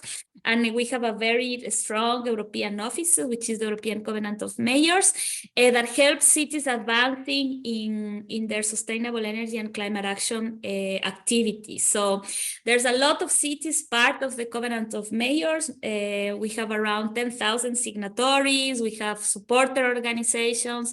It covers almost 400 million inhabitants now in the cities that the Covenant of Mayors is present. So this is growing. If you are not familiar with the Covenant of Mayors, we invite you please to investigate a little more of it, because it really defines how and supports cities in advancing the sustainable energy and climate action goals. So I don't know if in the participants today, we have some cities, so it would be good to listen from them if the experience of being part of the Covenant of Mayors. But so the Covenant of Mayors sets the framework that cities to act on climate change and sustainable energy development. And once the cities commit to the Covenant, they have to submit a plan, this famous plan that I was mentioning, the CCAP. And for you, for you to know is that in the CCAP has to have plans for three things: mitigation,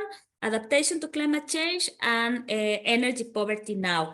In the last years, the Covenant of Mayors has been working with the European Energy Advisory Hub in order to identify how cities could advance in assessing and acting on energy poverty. So they have been developing several guidelines, but also they have built a set of indicators that can help cities to assess energy poverty on a local level. Because now on a city level, we know that cities are struggling to identify which groups or which citizens are really facing energy poverty issues. So some cities are more advanced in identifying this, but others it's more difficult. So in the next slide, we can see that in order to tackle energy poverty on the CCAP,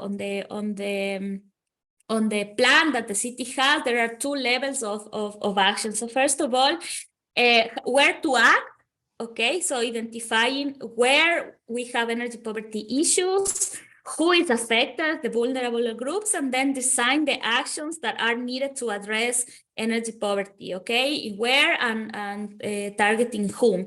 And the second part of the energy poverty planning on a city level is also to report and also define the indicators to assess progress, okay? So if the municipality says, I want to, I don't know, improve the energy efficiency in social housing buildings, for example. This they have to define an indicator that is able to follow up that. So in the next slide, we can see the activities that the municipalities can do in order to tackle energy poverty and design effective policies. Of course, first, identify the measures that they want to do. Of course, the ones that are high cost, the ones that are low cost, like we have here information desk, information campaigns, or we want a little more specialized, like develop energy auditing, or for example, having an energy poverty alleviation office that can help the citizens to address their energy poverty problems.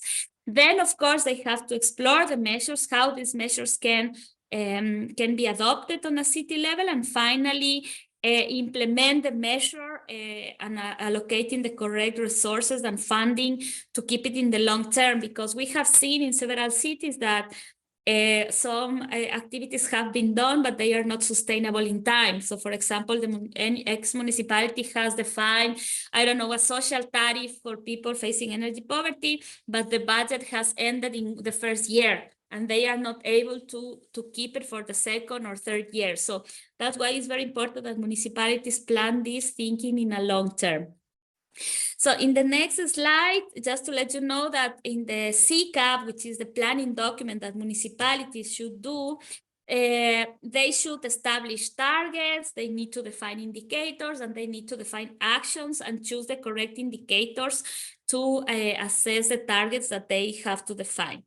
In the next slide, we can see examples of the indicators that cities are called to include in their planning activities for energy poverty. Of course, we have the climate-related indicators, emissions, we have socioeconomic indicators, also the ones related to housing. Mobility also is another indicator of assessing energy poverty in the mobility and the transport field, and policy and regulatory indicators. So this set of indicators is now available for cities in Europe and across the globe, so they can use to assess and act on energy poverty. In the next slide, there's a list of indicators. We can share this presentation, and we can share also the link where all these indicators are available now for cities and interested stakeholders to use. And here are another list of indicators, but what we wanted to transmit here to you is that when you work on a local level, especially the energy supporters and mentors that would like to involve in the municipality to develop energy poverty alleviation practices, it's very important to know that there's a battery of indicators already there that can help advance in planning some activities. So if we want to do a renovation program, we can tell, look, municipality, you can use these indicators to measure how are we going, or we can use these indicators to assess the beneficiaries of the energy poverty project. So we invite you to read these indicators for sure, and we are happy to give more information on the request if there is a need, okay? And finally, can we go, yeah, in this slide, we can see what cities are doing so far. I think that during the morning, we also heard some examples also of what municipalities are doing and also civil society organizations, but usually municipalities do three things. First of all, training and educational activities, awareness raising campaigns. This is something very common on a local level.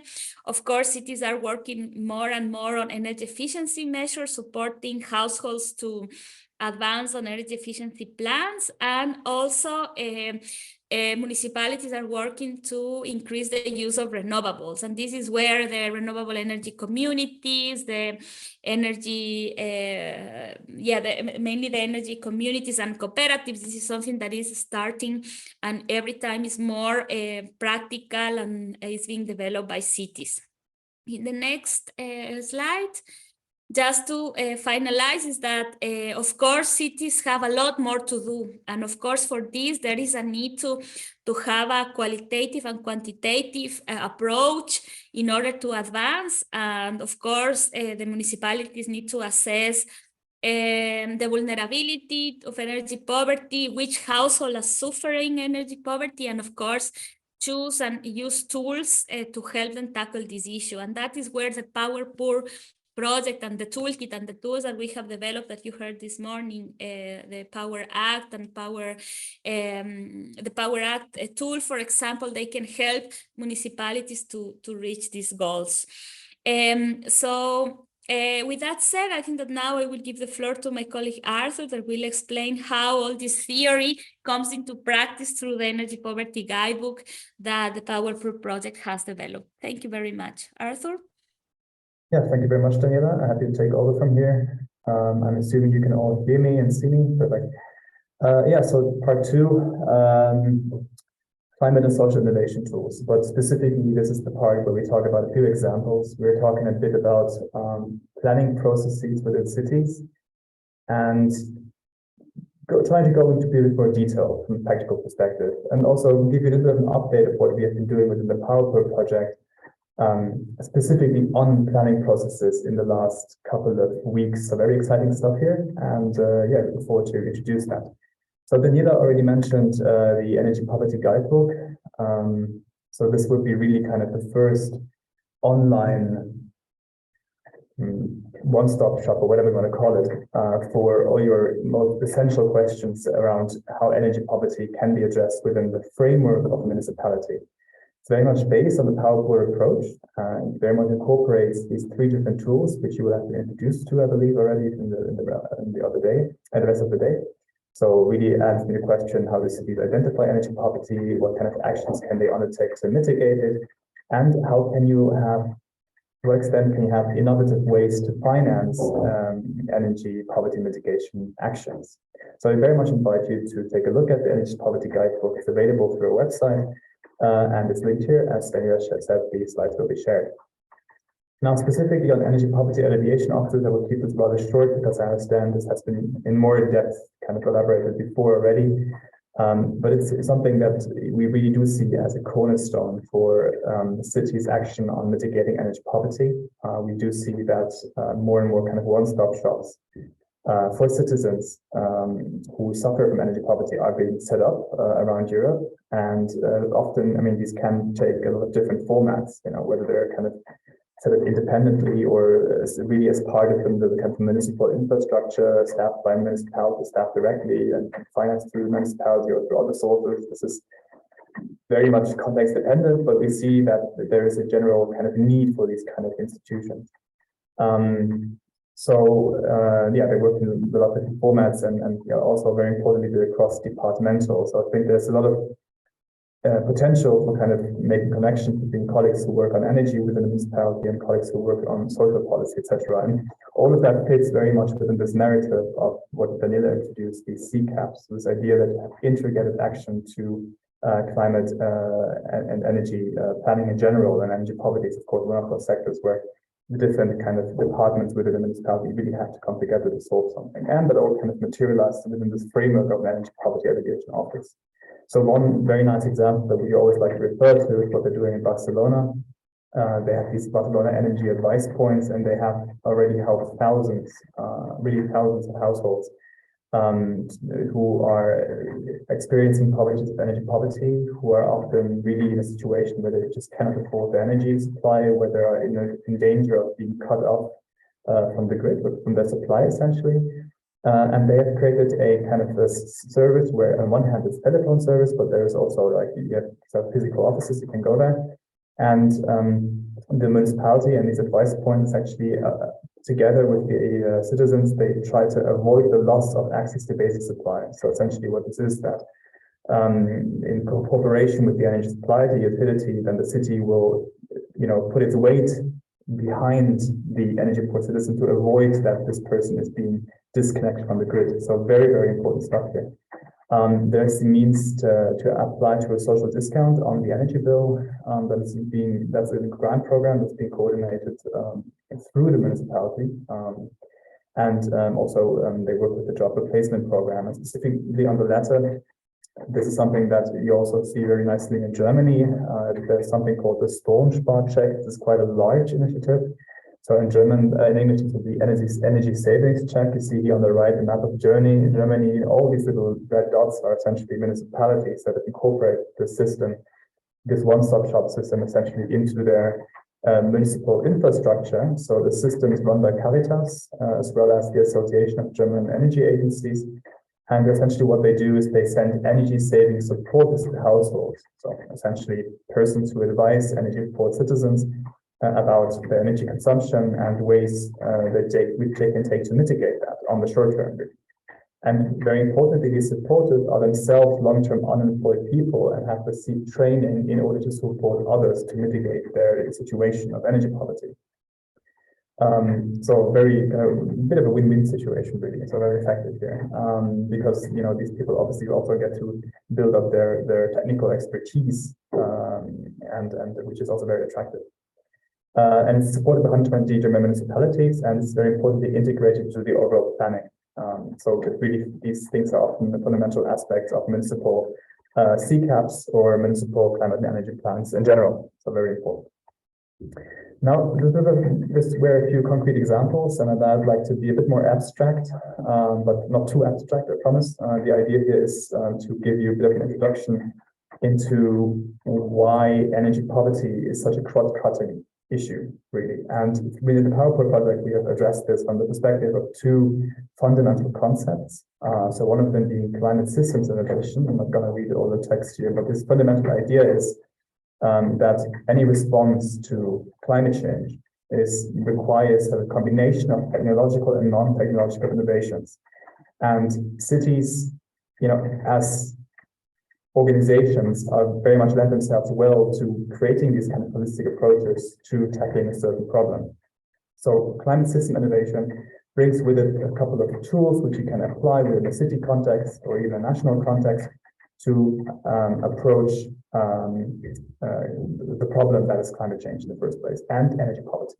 And then there is social innovation, which is a term that most of you might be familiar with. It's a bit more commonly used term, I suppose, and that explicitly explains the process of change in social relationships, interactions, etc. And very importantly, also the sharing of knowledge. So this is also very fundamental because, as we will have seen, and as I will introduce in a second, in POWERPOOR, we see that effective strategies to mitigate energy poverty are very much reliant on many different people coming from many different sectors and many kind of that bring to the table many different kinds of knowledge. So social innovation here refers to how do you kind of govern or kind of elegantly steer, I suppose, the conversations between these people in order to arrive at a situation where you have innovative solutions, innovative new policy actions that are kind of unique, but that are also kind of understood and owned by everyone in the city. So these two fundamental concepts are very important. So what we have been doing in the POWERPOOR project specifically, and this is a process which has been finalized a couple of weeks ago, just before Christmas. We have worked on the development of 8 national energy poverty mitigation roadmaps. So essentially, these are roadmaps, planning documents, very straightforward, that explain what kind of concrete actions need to be undertaken on a national level in order to mitigate energy poverty. And within the project, we had a very long kind of co-creation process across all the different countries. And in the result of that was that we now have very long energy poverty mitigation roadmaps containing all these actions, containing all these indicators, and this is very useful because we have all these actions. And the same concept, that's why I'm telling it here, is important from a city perspective, because a city can also use this kind of approach to identify locally relevant actions and indicators. So the basic idea of this principle is that you start with understanding who are the stakeholders, map them out, and mobilize them. That's where the social innovation comes into play. You look at what your baseline assessment that refers to the indicators that Danita has introduced earlier. So, where does the city currently stand with regard to its situation on energy poverty? And of course, you want to update that. So you want to really have a latest idea of where you stand with energy poverty. Then you set a vision. Let's say by 2050 or by 2040, you want to have an X% reduction of energy poverty, or you want to have zero energy poverty. And you define according indicators, and all of the partners have done that together with the stakeholders in the national liaison groups. Then you implement actions. These actions you have implemented based on the roadmap. You can do that by using the POWERPOOR toolkit. So how you target energy poor households, what kind of actions do you do, and how do you fund those actions? That would be another step here. And then you would evaluate and monitor, of course, every few years, and within the covenant framework, every 2 years, you evaluate where do we currently stand and what action does need to be improved, what didn't work so well, what does work well, and do we need to update anything? Do we need to update our baseline assessment? Do we need to update the indicators? And you can start this entire process again. So this is very much similar to the overarching kind of approach that the Covenant of Mayors is using for its CCAPs, but here it's very much tailored to energy poverty. So what I said, what we did, and what a city can do, we very much encourage you to do that within the framework of the cities, so to reach out to cities and encourage them to do this.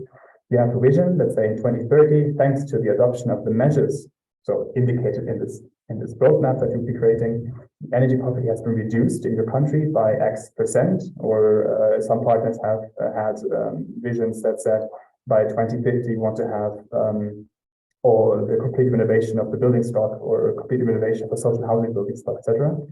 And then we had an exercise where you try to identify the stakeholders, so who is important with regard to tackling energy poverty within the greater city context, who is flexible. So, you know, a traditional utility would be less flexible in its business model and day-to-day approach than a smaller energy cooperative or a civil society organization. And you kind of try to map out what is their interest with regard to tackling energy poverty, and you try to map out what are the interrelations between these stakeholders and the flows, like societal flows of money and all of this. So we have a very nice picture then that allows you to plan very easy. And then, of course, I'm not going into detail here now, but we have produced an approach, and this came from EIT Climate Cake, a recent approach where we try to kind of have the vision for 2050 or 2040, then really kind of envision what concrete kind of changes need to happen within the society or within the city or within the country, like very sort of large societal changes.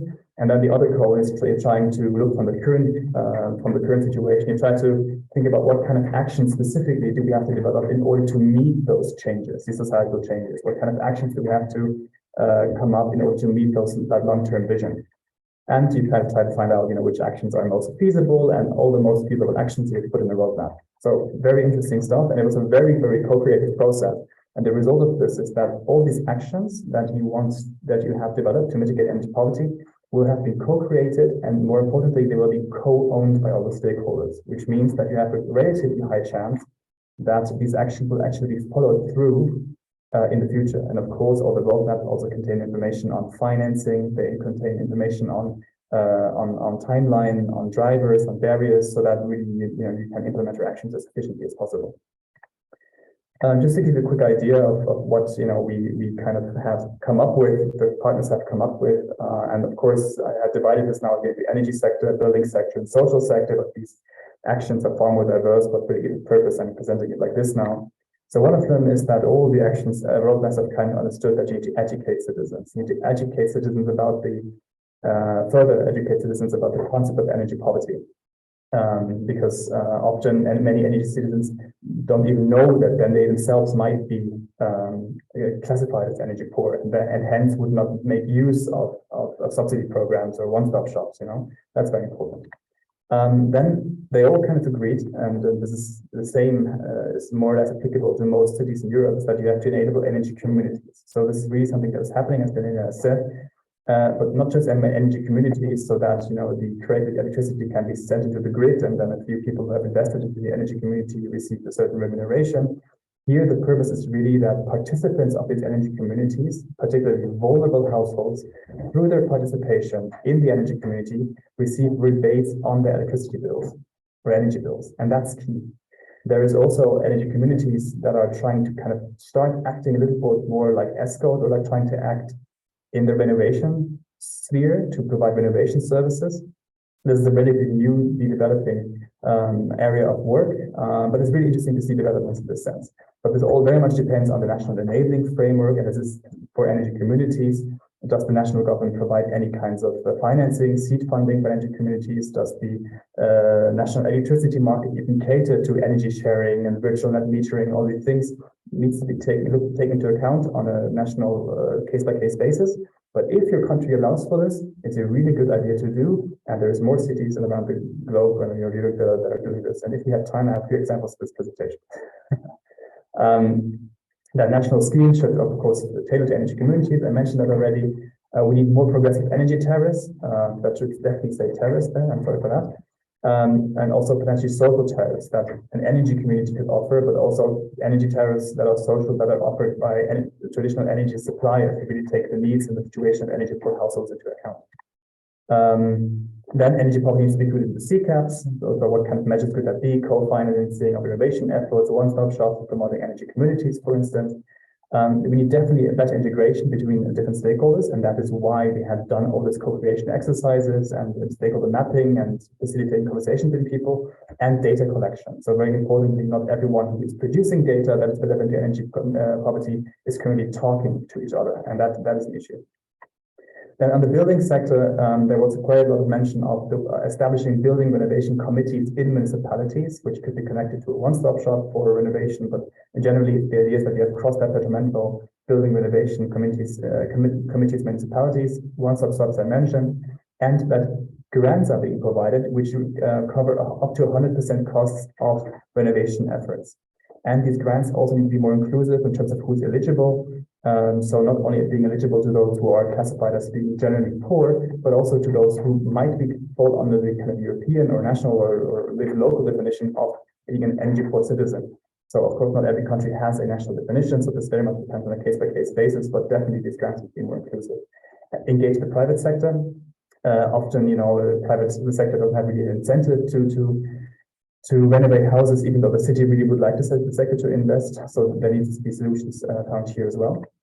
And social sector, social bonuses like the one provided through the Barcelona one-stop shop, for instance, or the ban on disconnection, but also rethinking a little bit the term of energy poverty, like how inclusive is it really? Like to what extent are we measuring the right things? And to what extent this kind of way cities are currently thinking about energy poverty is inclusive to everybody's kind of personal situation, right? So a household with 5 people might have kind of different criteria applicable to them than a single household or a single parent household. So that's I think important to take into account. So we need this inclusive set of indicators potentially. Very importantly, there's actions that have been created to work with social media influencers and celebrities to make this entire thing a little bit more pressing in the mainstream eye, and to work with identified trusted professionals to play an intermediate role. I think in some countries, like the police, for instance, it has that role that they visit elderly people in municipalities, in houses, and kind of try to speak to them generally, kind of be there for them, and then they can use that time to also think about energy poverty.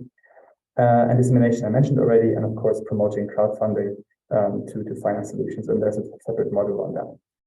So I will not go into this in detail because I probably don't have the time, but to take a look at this in your own time, this is few things, reasons on why cities should promote energy communities in the first place, because and kind of tools that they have available through their procurement policy, through and target setting, political target setting, providing seed funding, becoming part of the municipality, and not least financially profiting in themselves as the municipality, and to protect vulnerable households by providing, amongst other means, rebates and energy bills.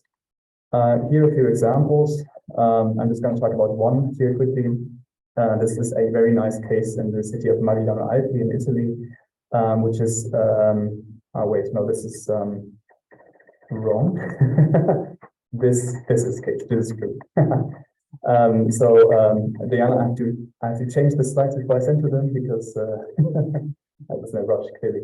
This is the case in Marigliano Alpi in Italy. So here the idea is to make the city hall, the library, and the gymnasium and the municipal schools self-sufficient.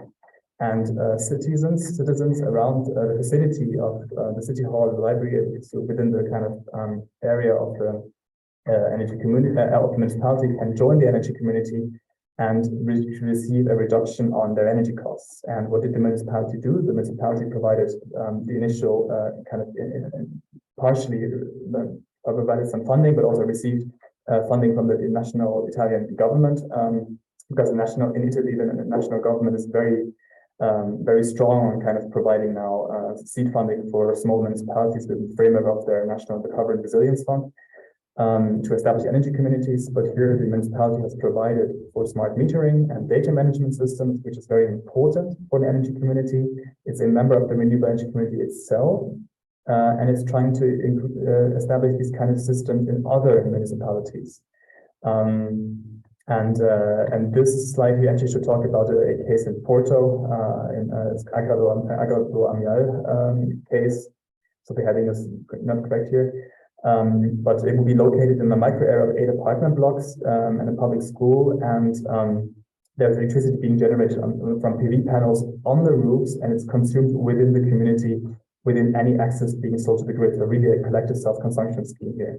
And the ambition is to involve up to 118 families, and who also receive rebates on the energy bills. So here really it's possible because the electricity is being produced within a certain proximity within the energy community to use that energy as much as possible within the local area. And of course, the technicalities of that differ a lot between countries. They differ a lot between the kind of systems that govern electricity systems within your respective country. But the basic premise remains the same. You produce PV somewhere to use that PV, that additional electricity, to essentially create rebates on people's electricity bills, to essentially use the sun to reduce people's situation of energy poverty.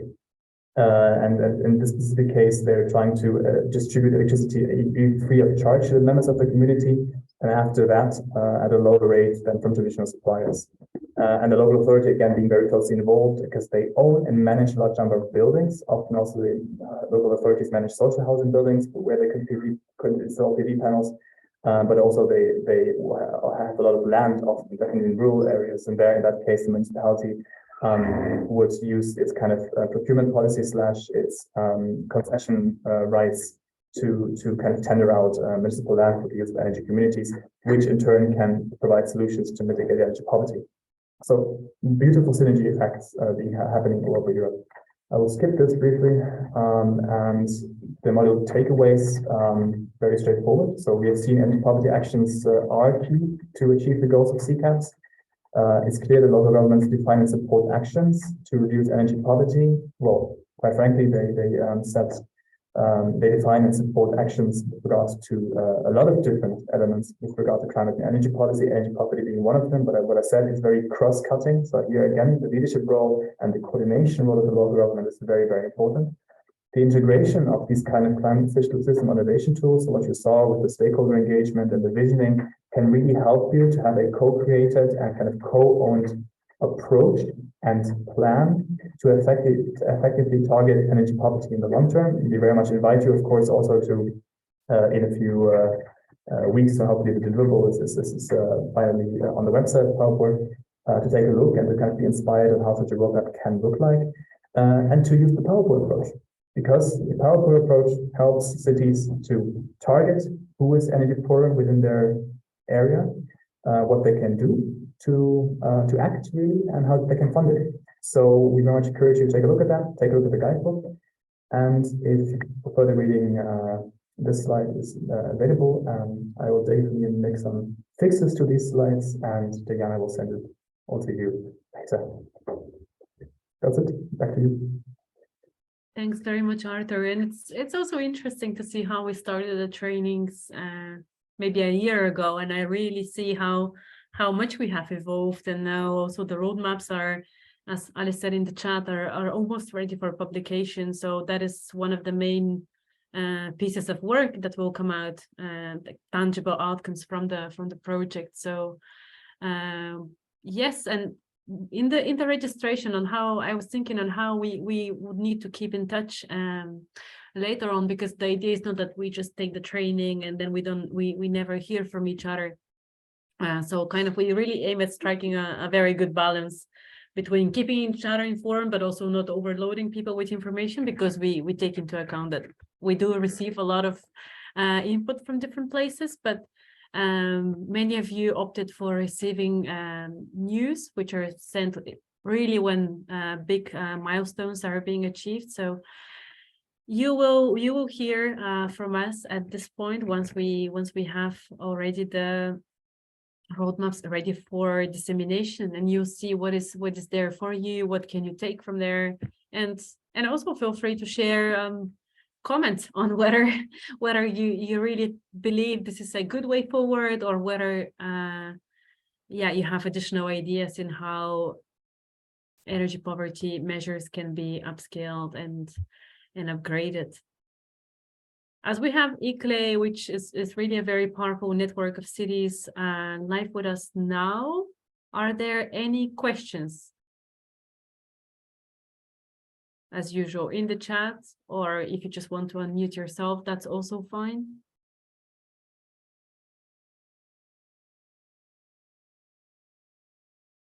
Okay. Would you be with us for at least a couple more minutes? Surprise face from Daniela. For once, you were not rushing being last. So yes, we will be here then until the end of the session. Okay. Because so we kind of put you on hold in case there are some questions until the end of the day. We're getting there. There is one last module, which is actually really not the least important, because it comes to the very big question: how do we finance all of that? And we know that we aim for, of course, public help, but also private partnerships, having actors that are really with a mission, speaking on behalf of Housing Europe. But there is more to that. And the project really took care of thinking of innovative ways of how we could obtain financing. And that is why one of the third European organization besides Housing Europe and ICLE is the European Crowdfunding Network. And here we have with us Oliver Gaida, who is going to tell you more about how can you access different grants and what is it to run a crowdfunding campaign, what are the necessary elements. So Oliver. Hi, Diana. You. Yeah, sorry for being late. It was a mistake on my side of reading the timing, but I'm glad that we could be the last today for a change. Let me try and share my screen, and you have to tell me if it works or not, because it's I don't know how I do it. So let's see. I will first try and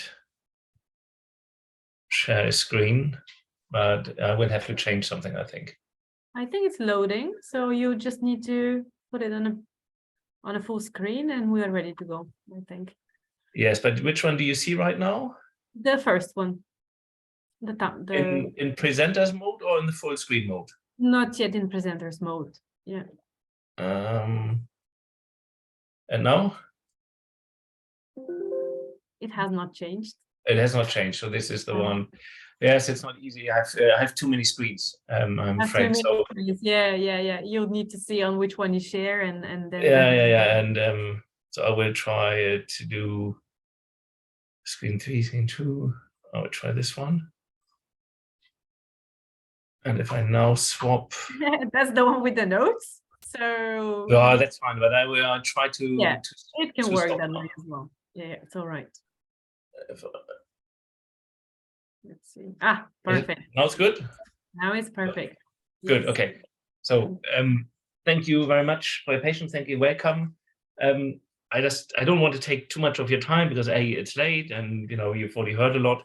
But let's talk a little bit about how innovative financing for energy communities can work. And we will discuss two aspects, which one might be a bit more innovative than the other one. It's both are not brand new. One has been around for a long time, but we want to see how we can go through this. So first, I will just very shortly introduce, I think, the key aspects that make these collective innovation actions for energy poverty relevant for what we call community finance, so either crowdfunding or cooperative structures.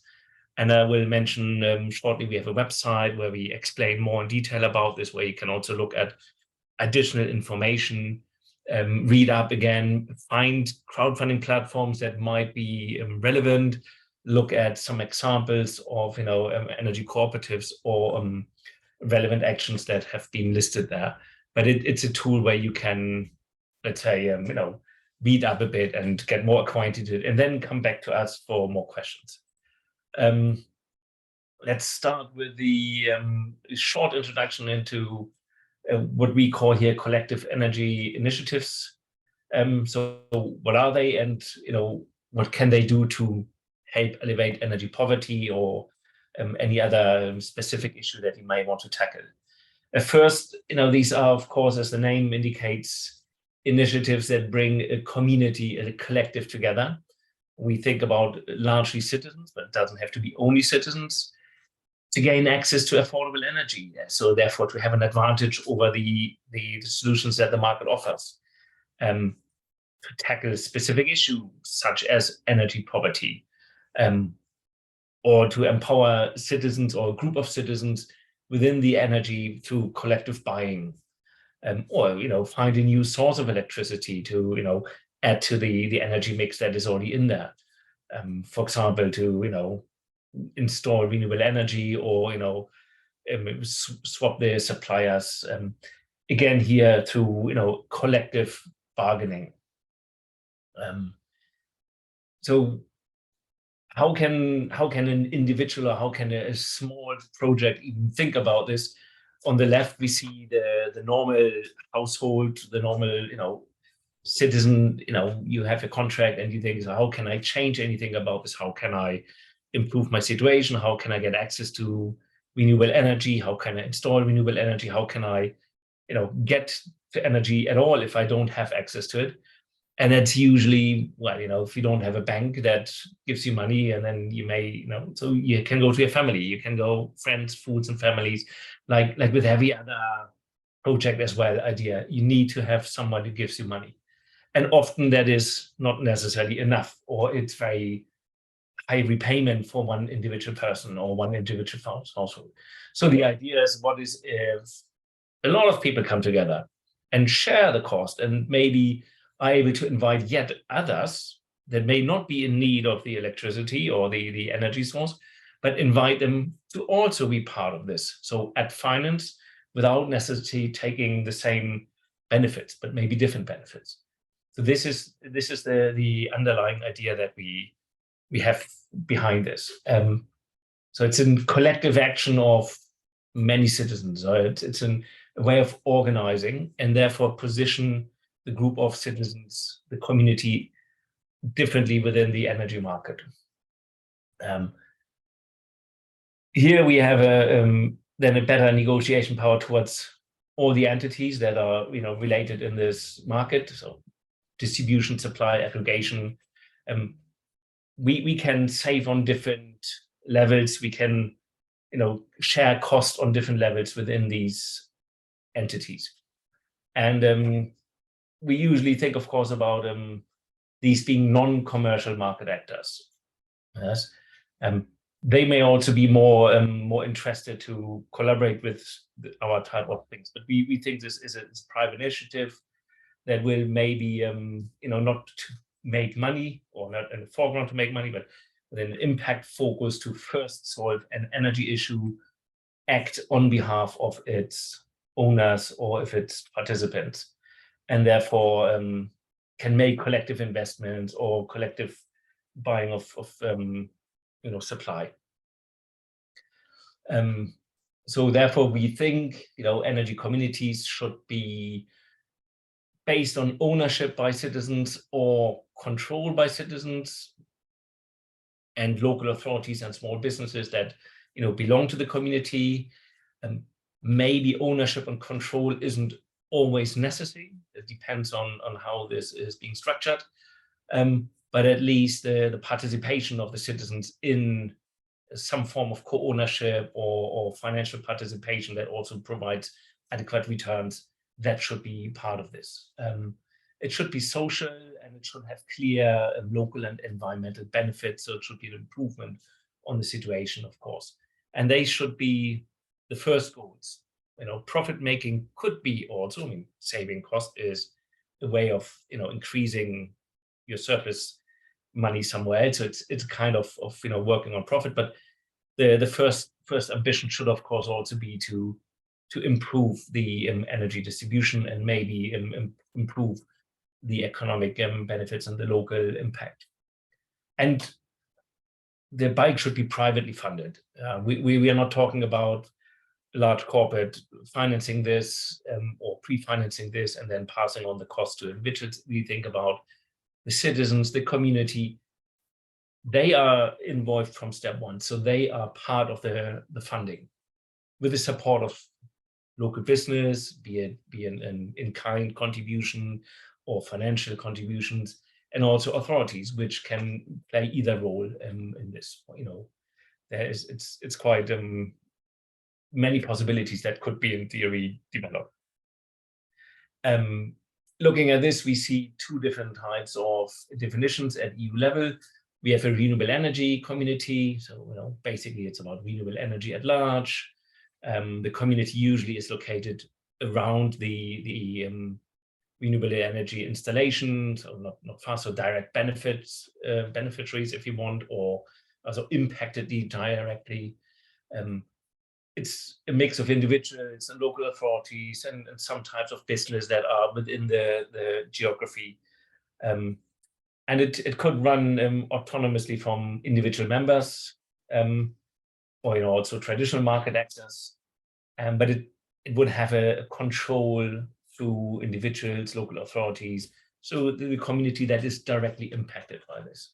And then we have citizen energy communities, which are focused here on electricity generation, technology neutral, so different types. They don't necessarily have to have geographic limits. I think that will also become clear a little bit later, how this could look. And everybody could be a participant, undefined degree of autonomy. So there's no clarity up front how this will be managed. And the control could include that, of the entity could include the control through a business, a medium size or a small business, however that is structured. So thinking about this and looking at legal terms, company law is EU member state issue, so every member state deals differently with this. But in general, we have foundations and associations and partnerships and limited liability companies or any other form of companies with some form of cap on the liability. We have trusts, we have non-profit organizations or foundations, associations with non-profit status, different varieties in every EU member state. Of course, this will be dealt differently, and for any such activity, a lawyer would be able to identify the most relevant form. We know that, for example, cooperative law is also varying from member state to member state, and while it works very well in some, it's very difficult in others.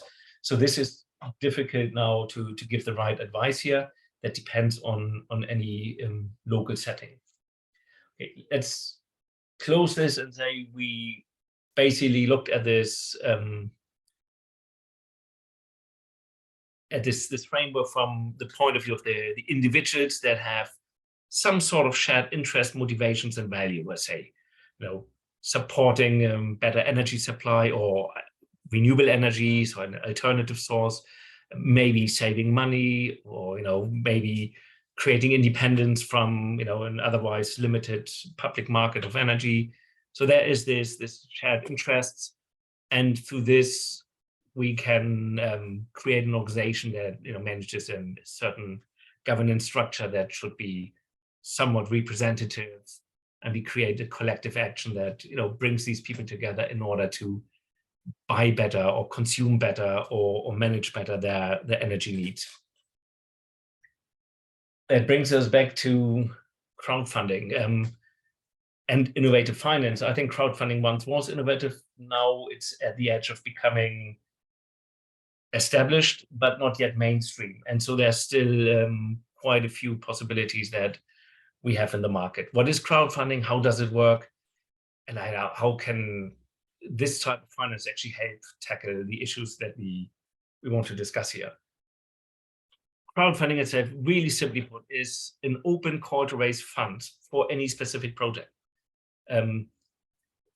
We would see in a bit, it's different types of funds. It could be financial instruments, and it could be something like a donation or something like goodwill. But the closest that comes to the comparison on the financial market is the stock exchange. Yeah, that is an open call, a public call for fundraising. Somebody can very publicly in the newspaper say, I need money, and you can invest, and this is what you get back. This is crowdfunding by law today.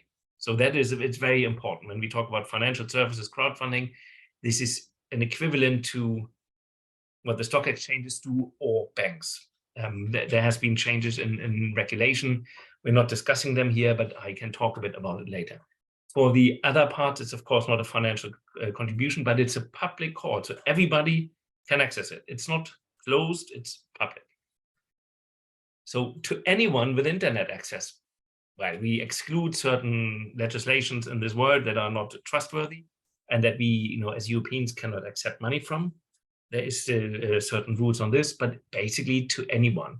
So let's think about European citizens that, you know, may want to invest in renewable energy projects, maybe diverse range of projects, different things, or supply of energy to, you know, energy poor communities. Maybe that's something that you know, individuals would like to do, have the money to do, and can participate as investors. This is where crowdfunding would come in. Can be locally, can be across Europe. Through the internet, very important. It's the internet, and by regulation, it's a regulated, very specific website. And foreseeing tangible or intangible benefits. So here we have I will discuss this, or I will show you in a minute as well. Tangible benefits would be sort of a goodie, you know, product, coffee cup for 20 euros. Obviously, coffee cup doesn't cost 20 euros, it only costs 2 euros, but the other 18 euros go into the development of the project. This would be a tangible benefit. Intangible is the warm feeling that you give when you donate, or you have a tax benefit, and that is somewhat intangible. And then, of course, you have financial benefits as an investment. Crowdfunding is quite complicated, but quite simple at the same time. You have a promoter that is an entrepreneur with an idea, or the organization that has created, in our case, an energy community with the idea of installing solar panels or buying on top certain types of energy. So you have a package of actions that you need to finance. There is some hardware costs, some software costs, you have installation, you need expertise for the planning. There's a total amount of cost. The community itself doesn't have enough money, only gets a part of the money together, so they go to one of these platforms that will create, with the information they get, a public call to raise funds. Either way, if it is a donation up to an investment, that is how it works. They will put it out. They already have a network of individuals on their platform that are usually interested in these types of projects and that may invest. On top, the promoter will, of course, mobilize his own network of contacts and make new contacts in order to get additional investors to join this transaction. That's the crowd. All of these people are the crowd.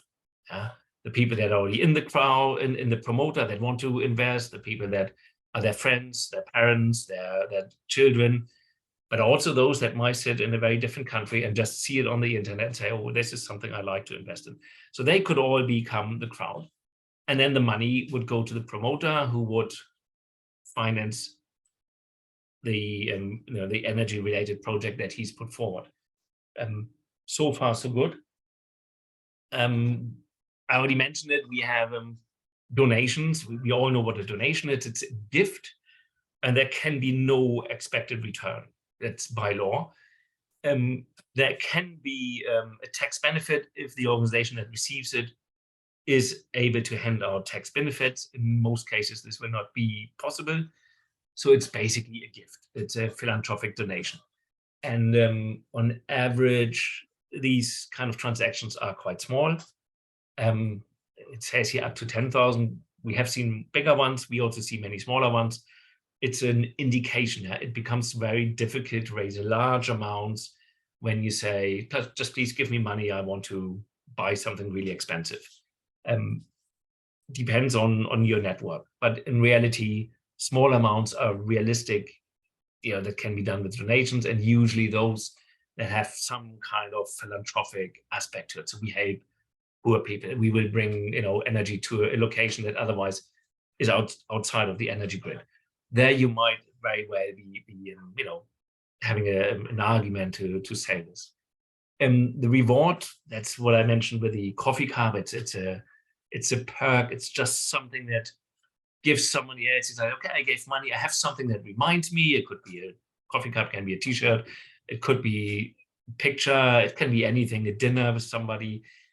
This is treated as a commercial transaction. So here, if you go through a crowdfunding platform that offer this type of thing, and you say, look, I raise I don't know, I need X amount of money. Here it says 30,000. You can go way higher. We've seen it in the US, goes into the millions, but in Europe it's a bit more modest. Let's say you can raise realistically 50, 60,000, but it's easier to go for 20. You would have certain perks that you hand out that are fairly cheap, but you sell them for a higher amount. Legally, this is an eBay type of transaction. And the person that buys this could, in theory, return it and say, look, I don't like the coffee mug after they received it. Happens hardly ever because the communication is very clear. People know what they get into. So it's not a trick. It's a genuine contribution. People know what they do here. It works a bit like a donation, but because you're selling a product, you may be subject to VAT and so on. So that needs a bit of technical understanding as well. The platforms usually can help you with this. And then on the right-hand side, we have equity and lending. Equity is an investment. If you buy a share, it's a stock exchange. And lending is a loan. It's what the bank does. And these products are what a stock exchange does and what a bank does. But for small entities, for small and medium-sized businesses. So under European rules, there's a cap. The maximum you could raise is 5 million euros per year. So if you want to create an energy community that has some significant investment needs, you could raise up to 5 million euros a year in an investment or in a loan, which of course need to be repaid, or where you need to showcase that there is a benefit also for the investor long-term, where they can increase their investment when the money comes back. So there has to be a buyback scheme, after 10 years, we want to buy it off you and so on. But these kind of things can be structured. There's platforms that do this. That is a financial service. This falls under regulation. There is a market regulator in every country that follows through, that gives out a license under European law, which it's fairly strict.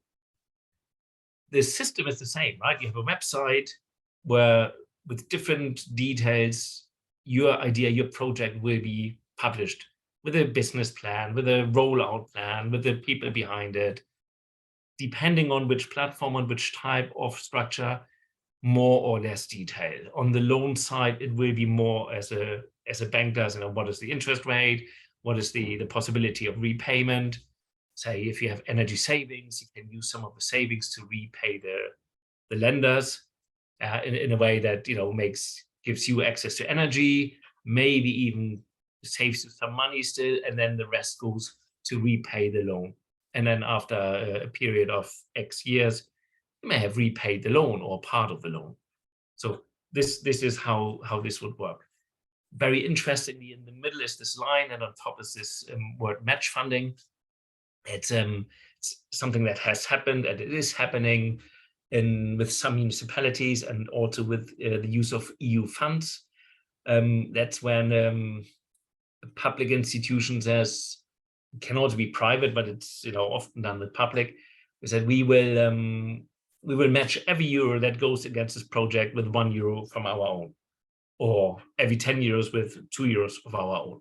So you have a larger institutional fund, could be a municipality that uses EU funds or its own funds to allocate some part of the total sum that is needed in case enough individuals give money. So helps to promote the seriousness of the project, helps the project to get accreditation, and the organization or the municipality has a buy-in in doing this. We've done some studies on this, which are public, and we can also share some details. It's not always straightforward, but it's possible. I think once it's done, that becomes a quite interesting way of engaging with local actors. The European Commission has looked at this. The European Parliament has asked for it. So they would like to see that more EU funds are clearly allocated to this. With this new regulation on crowdfunding on the financial side, I believe this will be happening. The EIB will, within the next few years, allocate specific funds into crowdfunding, into match funding, into impact-focused aspects like energy poverty. They already have certain funding streams for this, but they were so far used specifically on social impact or on angel finance. They will be moved or they will be split and also be used for crowdfunding.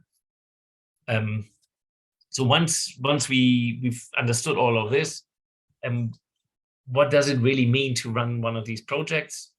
I would argue the closest is to start a business, maybe a bit smaller, but of course you need to have clear objectives, what you need the funds for. So you need to understand, what the needs are, what the technologies you need, how it works, how it is being maintained, how much energy savings you can generate or how much income you can generate through it by installing it. You need to understand what the sales argument is here. And is it more that the social cause or the environmental cause, or is it the tech? I mean, there's something that you need to identify clearly. What is the main sales argument you want to do this, and also in which stage your project is. It might be that the setup of the energy community was, financed by, a local institution, maybe the bank sponsored it, or the municipality put something forward, or worst case, an EU project maybe have helped you. And so you already have done your technical assessment, you know what you need. So maybe you're out of this pre-seed stage. You're at a stage where you can actually start signing a contract with a supplier. So depending on this, you need to define your stage of the project and therefore also the use of the capital. What do we need it for? Is it to buy something or is it to service something? That is part of the campaign, because that is what you're selling to those that want to invest. If they are local or if they are from far away, they will all want to know this. And then the understanding of what type of capital is the best. Is it a donation? We make this, we're just trying to assess if this is even possible, or it's a very small project that will survive at 15,000 euros. Is it an equity investment? Because basically we don't want to own this. We would rather have somebody else as being the owner and taking the risk on it. Then you would have an investor. Is it a debt? Is it a loan structure? Because the local energy utility is covering 60% of the cost. We only need the rest. So maybe it's a loan that we then can repay. That depends on the individual structure of the transaction that you will do. How much money you need, that's a bit, and the target audience.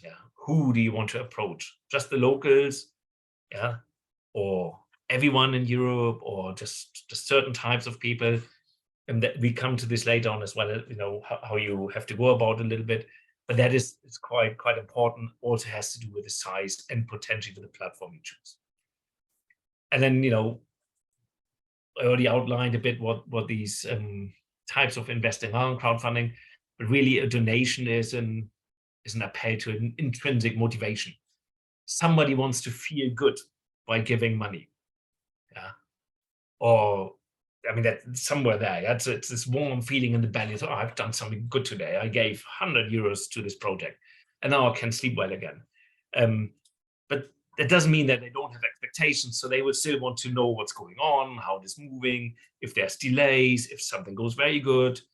And of course, they want to be told that they are the greatest people in the world. So there is an expectation as well here that needs to be answered. In crowdfunding platforms, if they don't do it through their system, they would at least, or should at least, help you to approach this rightly. In reward, it's a mix. The people that give money, it might be the same amount of money.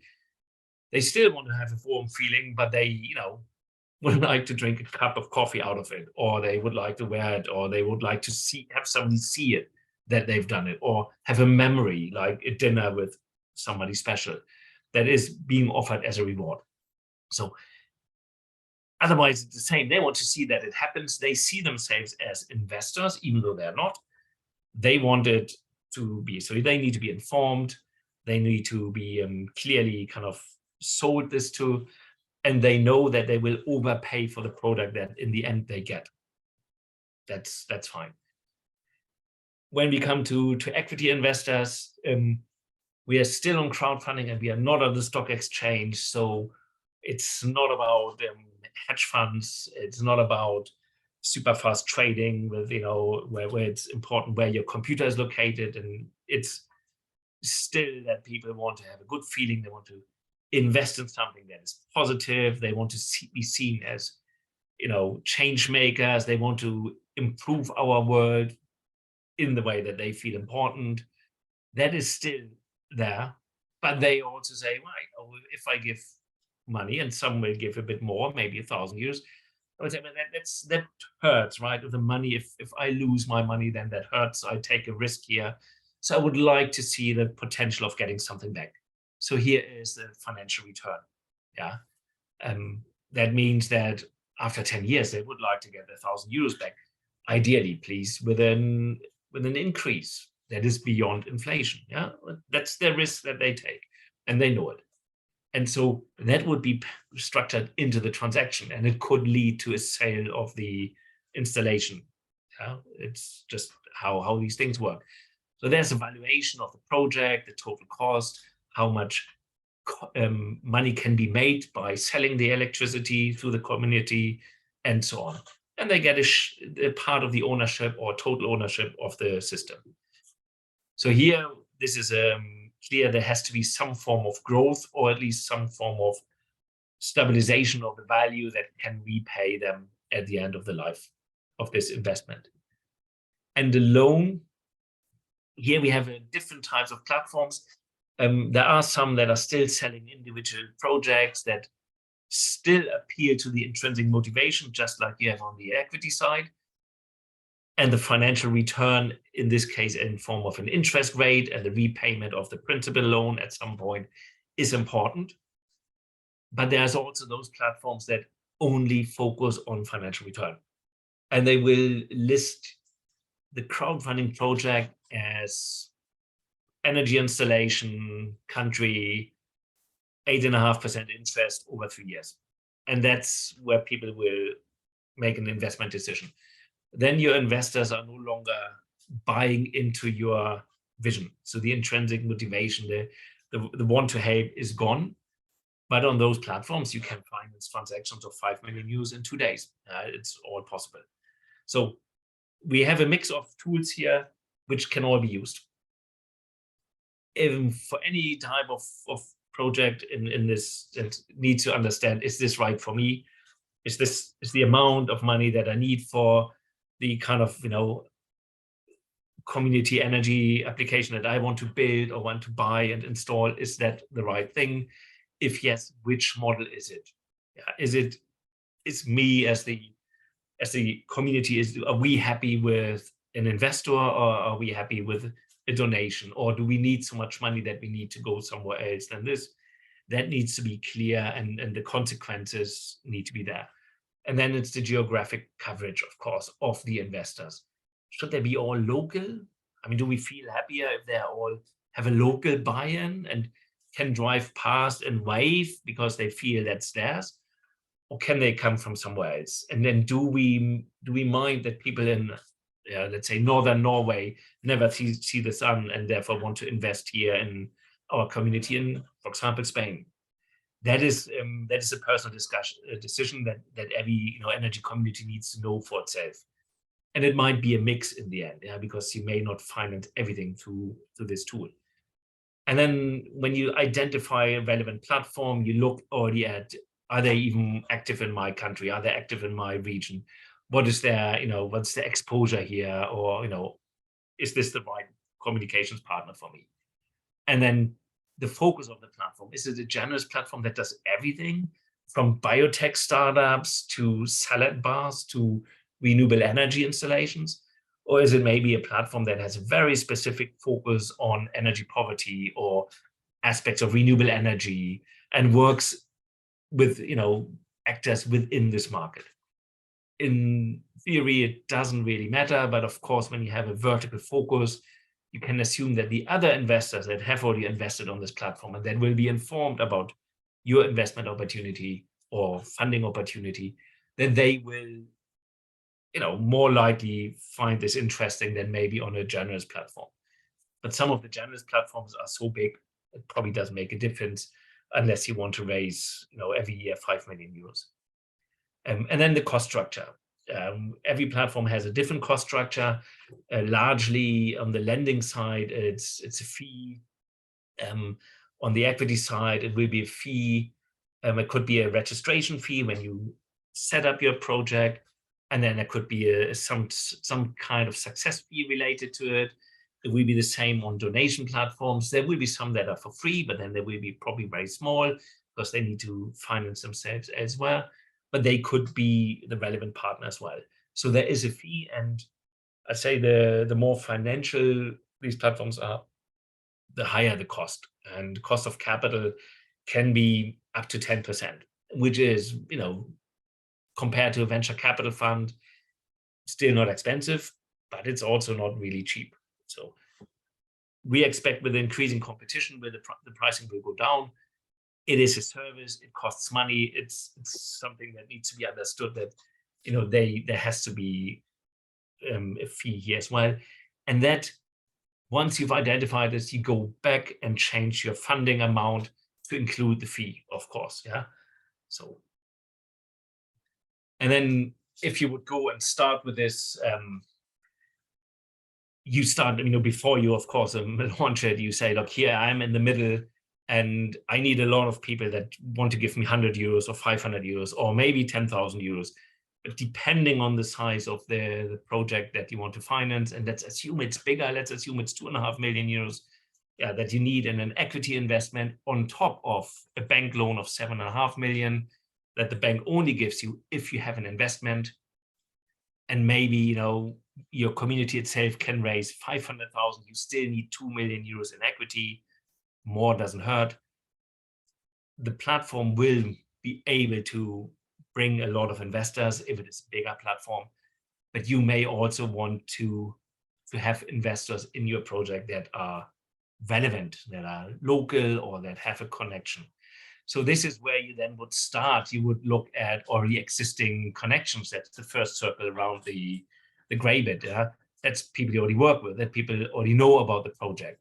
And you could speak with them, and they could become multipliers and speak about others. And they may know each other as well and could help you spread the word. And then there might be communities that you don't necessarily know well or have heard of, but haven't really engaged a lot with, but that have a very, very similar approach to what you do. So you might speak to them. Or there might be institutional partners that could have an interest to work with you, or maybe already, you want to approach them in order to buy cheaper resources and get the supply chain and bargain the cost down. There might be other communities that are related through business relationships, maybe an association of marketing people and so on and so forth. So you would try to map out who you can approach and who could help you. And the more local the project is, and the more local the platform would operate, the more important it gets. And the more generally, welcome you are for investments from all over. And if it's a financial transaction, the better the financial terms are that you offer investors, let's say, the less important it becomes. It's never unimportant, but you may find investors anyway, because large platforms have hundreds of thousands of investors on there that may allocate, on a monthly basis, a few hundred or a few thousand euros. And then very quickly, the amount of capital could be raised. So it depends on the project. So this is, in a nutshell, how crowdfunding could work. We have a few examples here very quickly, not big ones. We have a reward-based crowdfunding campaign out of Greece. It's the idea was to address energy poverty, specifically in Greece. They, after the 2008 crisis, they had an economic crisis that led apparently quite a high number of households to struggle with their energy bills. So it's a country where the sun shines. Why not create solar energy and help local communities? Greenpeace started a reward-based crowdfunding campaign, so they gave away tokens. I don't know what they are. It run on Indiegogo. You have the source on the bottom, which is a US platform. And they raised 35,000 euros from nearly 2,000 backers. You can even do the math, how much did each of them on average invest? Likely is there were some that gave more money and some that gave a little bit less money. And on Indiegogo, you would have had 10 different types or more of rewards, 10 euros for a coffee cup, but 500 euros for, I don't know, a picture with the CEO and something like this. So they would have structured this depending on what Greenpeace was able to offer here.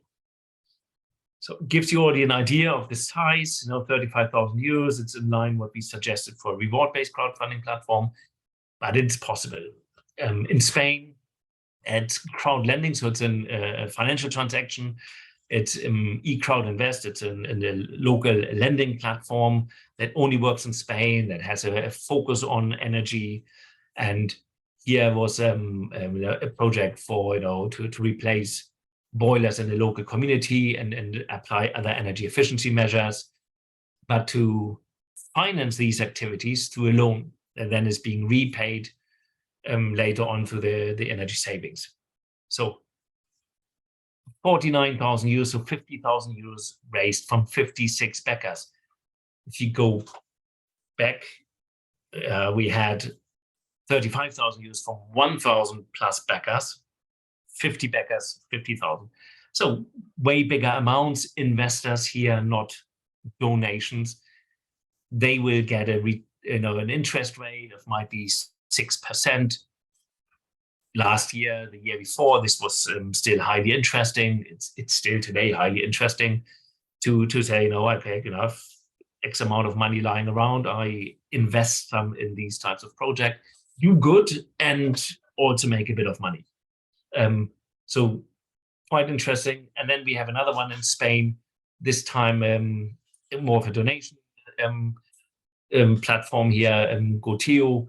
They raised 29,000 from 202 backers, and they had two match funders involved that gave 1,000 euros each. So they would have said, if you raise this threshold of X number of funds raised, I add 1,000 euros.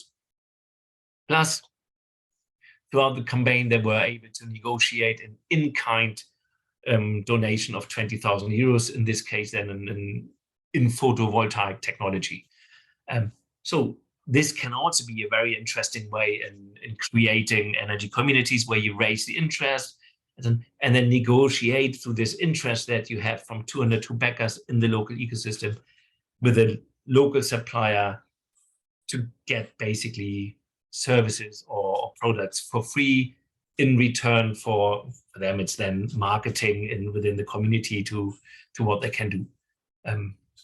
So this is 3 examples where crowdfunding has helped create impact on the energy market against energy poverty or for energy efficiency through a concerted effort within the community. We also have cooperatives. You may know what they are.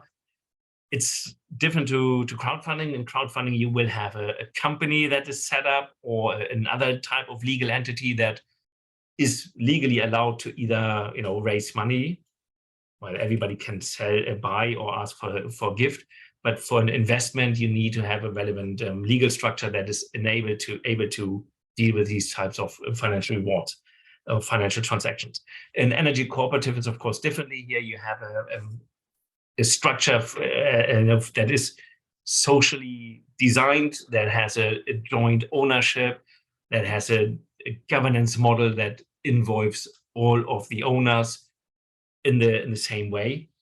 So it's not a company, it raises its money differently.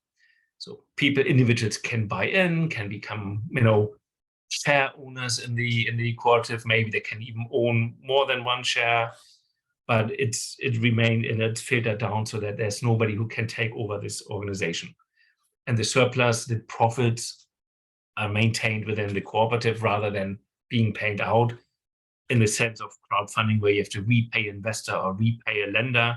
When it's a financial transaction, here the money stays within the cooperative. Therefore, also the cooperative investors are more likely to be those directly benefiting from the activities of the cooperative. The 7 principles are voluntary and open membership. You sign up, you can go out. It's controlled by its members democratically. There's a strict governance. All of cooperatives in European member states are quite strictly regulated, and there's oversight. The members participate economically. They all give money. They all take money. They say independence. They cannot be taken over. They often have a strong idea of educating and training their members and passing out the information. A lot of cooperatives are in cooperative networks. In some member states, you have to be. There is exchange. There's knowledge being passed on. And the main reason to exist is for the community. It's not always 100% like this, but that is, of course, the basic idea of this. There's also company type of entities that have set up as a cooperative. Also, that is possible to drive, and we have corporate members that stand behind the idea of the cooperative, even though the benefits they may take out are not necessarily a direct benefit, as we discuss here in the energy efficiency or energy poverty situation. So still, it's a very interesting work, and it has done as well. What it does, it's of course it's accessible, it's cheap in comparison. It gives involvement, and you're part of the decision-making process. It has solidarity, everyone together. It's the more everyone knows, the better it is, and it's for the benefit of the cooperative rather than for profit, which again on the crowdfunding side depends on the legal structure you set up and the people behind it. It does not necessarily have to have the same sense of solidarity than a cooperative has. Could, but it doesn't have to. It's supposed to be sustainable, so it integrates all types of community members, and yes, the environmental benefits, I think, depend on the community, and it's designed for local economies. That can also be bad, because if you have little money in the local economy, you may not be able to raise as much within your cooperative, but it creates independence from the system around you. So for some communities, this is a very interesting aspect. So what can they then do? An energy cooperative can, of course, shall produce energy, locally produce energy, also locally. It has a collective purchasing powership, and through the ownership, the collective ownership, the decision of the purchase is also at least collectively discussed, and the money is all in the community. So this is not about making some investors rich. Yes. So I thought I had an example, but I don't seem to have that example. I'm sorry, I must have taken this out. But we also had an example of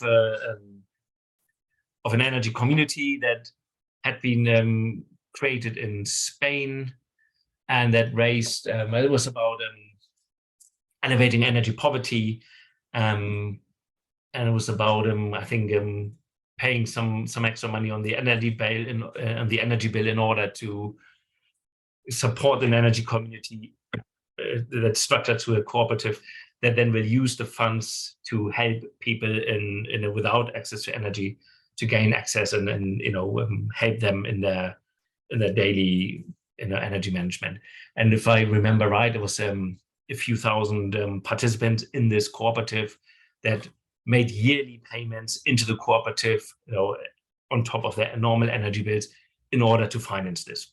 So the slide is gone. I will attach it in case we send it out. And so also this works very well, but it's usually for local action, for where you have something, community that really wants to stick together and belongs together. And it depends on national laws what can work. And then before, this is what I'm closing up with now, we have a website. It's called powerfund.eu, which is where you find basically much of the information we discuss here. You can read into, there's examples, there's some maps where you find overviews,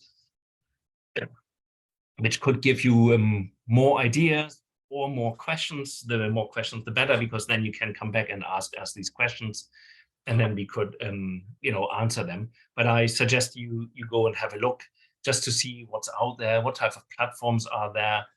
There's new ones coming up, with the new law, the market is changing, but also, where are they, energy initiatives that I can learn from, or, how do they look, what have they done? I think this could be a quite good tool to get a first idea.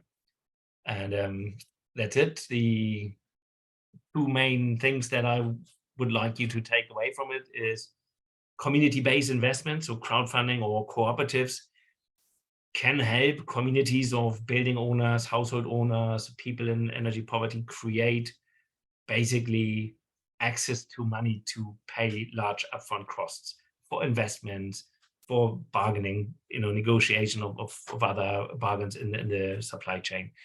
This is, I think, something that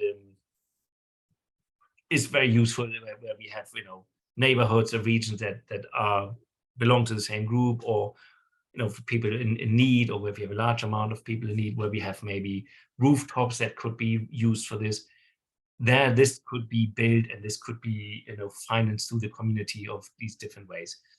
And then of course it allows people that are on their own, individuals that don't have the money to participate in renewable energy, that don't have the money to negotiate, become part of this, and therefore also have access to energy, to have cheaper access to energy, and maybe even have access to renewable energy.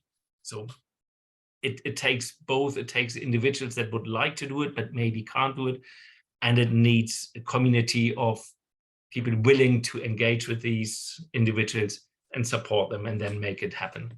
And I think that exists probably everywhere. It's just a bit of work to start it and to communicate it. So third one is, it doesn't really lower the installation costs, but it does when you can do buying. So you go out and you buy, instead of solar panels for one rooftop, you do it for all the houses in the neighborhood. You have a better negotiation power, and then therefore it can increase the revenues, or at least cut the cost for individuals, by using economies of scale. And I think for many communities, there is a need for a municipality to maybe help to arrange this, or some other organization, an NGO on the ground that can help them to organize, to understand, and to guide them through this process.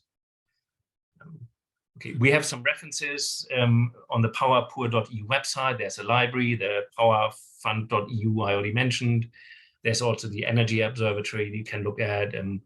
We created some videos some time back on crowdfunding. It's on YouTube. You can also find it on the Eurocrowd website. But we also do trainings where we have bespoke trainings on different aspects all around crowdfunding. And then there's also a practical guide for energy on the rescoop.eu website. And we already heard it. We will publish on our website of PowerPoor.eu more information that you can look at. So I suggest you keep a track of this. And that was my 5 cents. Thank you very much. Very important 5 cents, I would say. Yeah, thank you very much, Oliver. It's I think, at least to me, each time it's interesting that there are opportunities that maybe many just don't consider, or they seem too complicated. But also, it's also the power of a crowd, right? If you don't have the skills, maybe someone in your community can help you and can support you, and someone else can do the narrative on how you phrase the wording, and someone else can handle a little bit more the financial side of it. There are always ways, and I think that's why it's great to have you as a partner in PowerPoor. You got a question. I don't know if you managed to scan it in the meantime. It's coming from Eva Suban, who is the match funding. On the match funding. Yes. Yes. So you maybe have read it. Whether these projects are specifically related to running energy or establishing energy communities? And yes, no, not all, of course, but some, yes. What I can do is, we've done a paper 2 years ago. We had discussed with the European Parliament that this is a topic that is worthwhile looking at, and they asked the Commission to issue a tender for a study, which went to a large consulting company supported by some freelance consultants. And because we were not happy with that study before it started, we did our own. So we basically have two studies. You have the study from the Commission, which is looking at data that is a bit older. And then you have our study that has, I think, identified 20 cases that were relatively new, all on match funding, where the aspects are also discussed. And we did a paper a few years ago where you can read up in everything about what can municipalities do, how do they do it. You have examples of different types of it, including energy efficiency, but not only. So this is out there. If you want, we can talk about it. I can connect you with my colleague, Francesca Passari, who knows everything about it. But it's not necessarily easy in every situation. I want to say this as well. I know that lots of people were excited about it, but then once they start looking at what funds do we have available and what are the legal issues of using them, they may not want to do it. But we had, so for example, match funding activities in, I think, Lithuania, where the local regional or the government development bank used crowdfunding solar panels for individuals and co-finance them. So you have these kind of activities as well. That's out there. So reach out to Diana, and then we can arrange this. Yes, thank you so much. Yeah, that is something that we mentioned a few times. But Pablo, who was very active, thank you very much for joining. I really felt that you are pointing to very good questions. Thank you for the course. And are we going to receive the slides? Indeed, that is something that I wanted to mention before wrapping up. So what follows next? We need to just, my colleague Andrea Naku is already preparing. Your test is ready, but it's really kind of out of courtesy. Please complete it. Don't be shy. It's really straightforward. So you'll receive a link to the test. You'll receive all the material together with that email, and also the recording. So as soon as Zoom allows us to download the recording, you have all that in a single email and together with our contacts. So if you also are curious in knowing more, or if you wanted to hear more from some of our trainers, we can either forward your question or put you in touch. That is, of course, the purpose of all these trainings, that we expand the network. Thank you very much for staying. This is the 4th EU webinar that Housing Europe is organizing, and we'll have another final one coming up most likely in March. And if you have enjoyed it today, and if you know someone who definitely would like to benefit from a free training on a extremely topical matter, please don't hesitate to share. Thank you, Carla. Thank you for your time as well. I hope that you managed to learn a lot. And yes, we stay in touch. And there will be another 2, as we call them, EU inspiring events, but this time face-to-face. So most likely one will be happening in June during the International Social Housing Festival in Barcelona. If some of you are based in Spain, remember to check it out on the socialhousingfestival.eu website. And also ICLEI will be organizing another event in Germany. And many of you have expressed your willingness to receive our occasional news alerts. So all this information will be shared there. And I see that Eleni's camera is on. It's 5:14 Greece. So Eleni, am I missing something? Is there something to add to that? No, it was a pretty good wrap up. And again, I want to thank everyone as well for joining us. I know they can be lengthy. I hope they're interesting as well. And we're really looking forward for you to be a certified energy support vendor and a member of our network. Thank you, everybody. We also offer LinkedIn certificates that you can add to your own profile, which we thought it's a cool thing to add to the package. Thanks very much, everybody. And from people within the EU and Europe and beyond Europe, it's a big crowd. Thank you and goodbye. We'll be in touch. Thank you. Bye-bye. Bye-bye.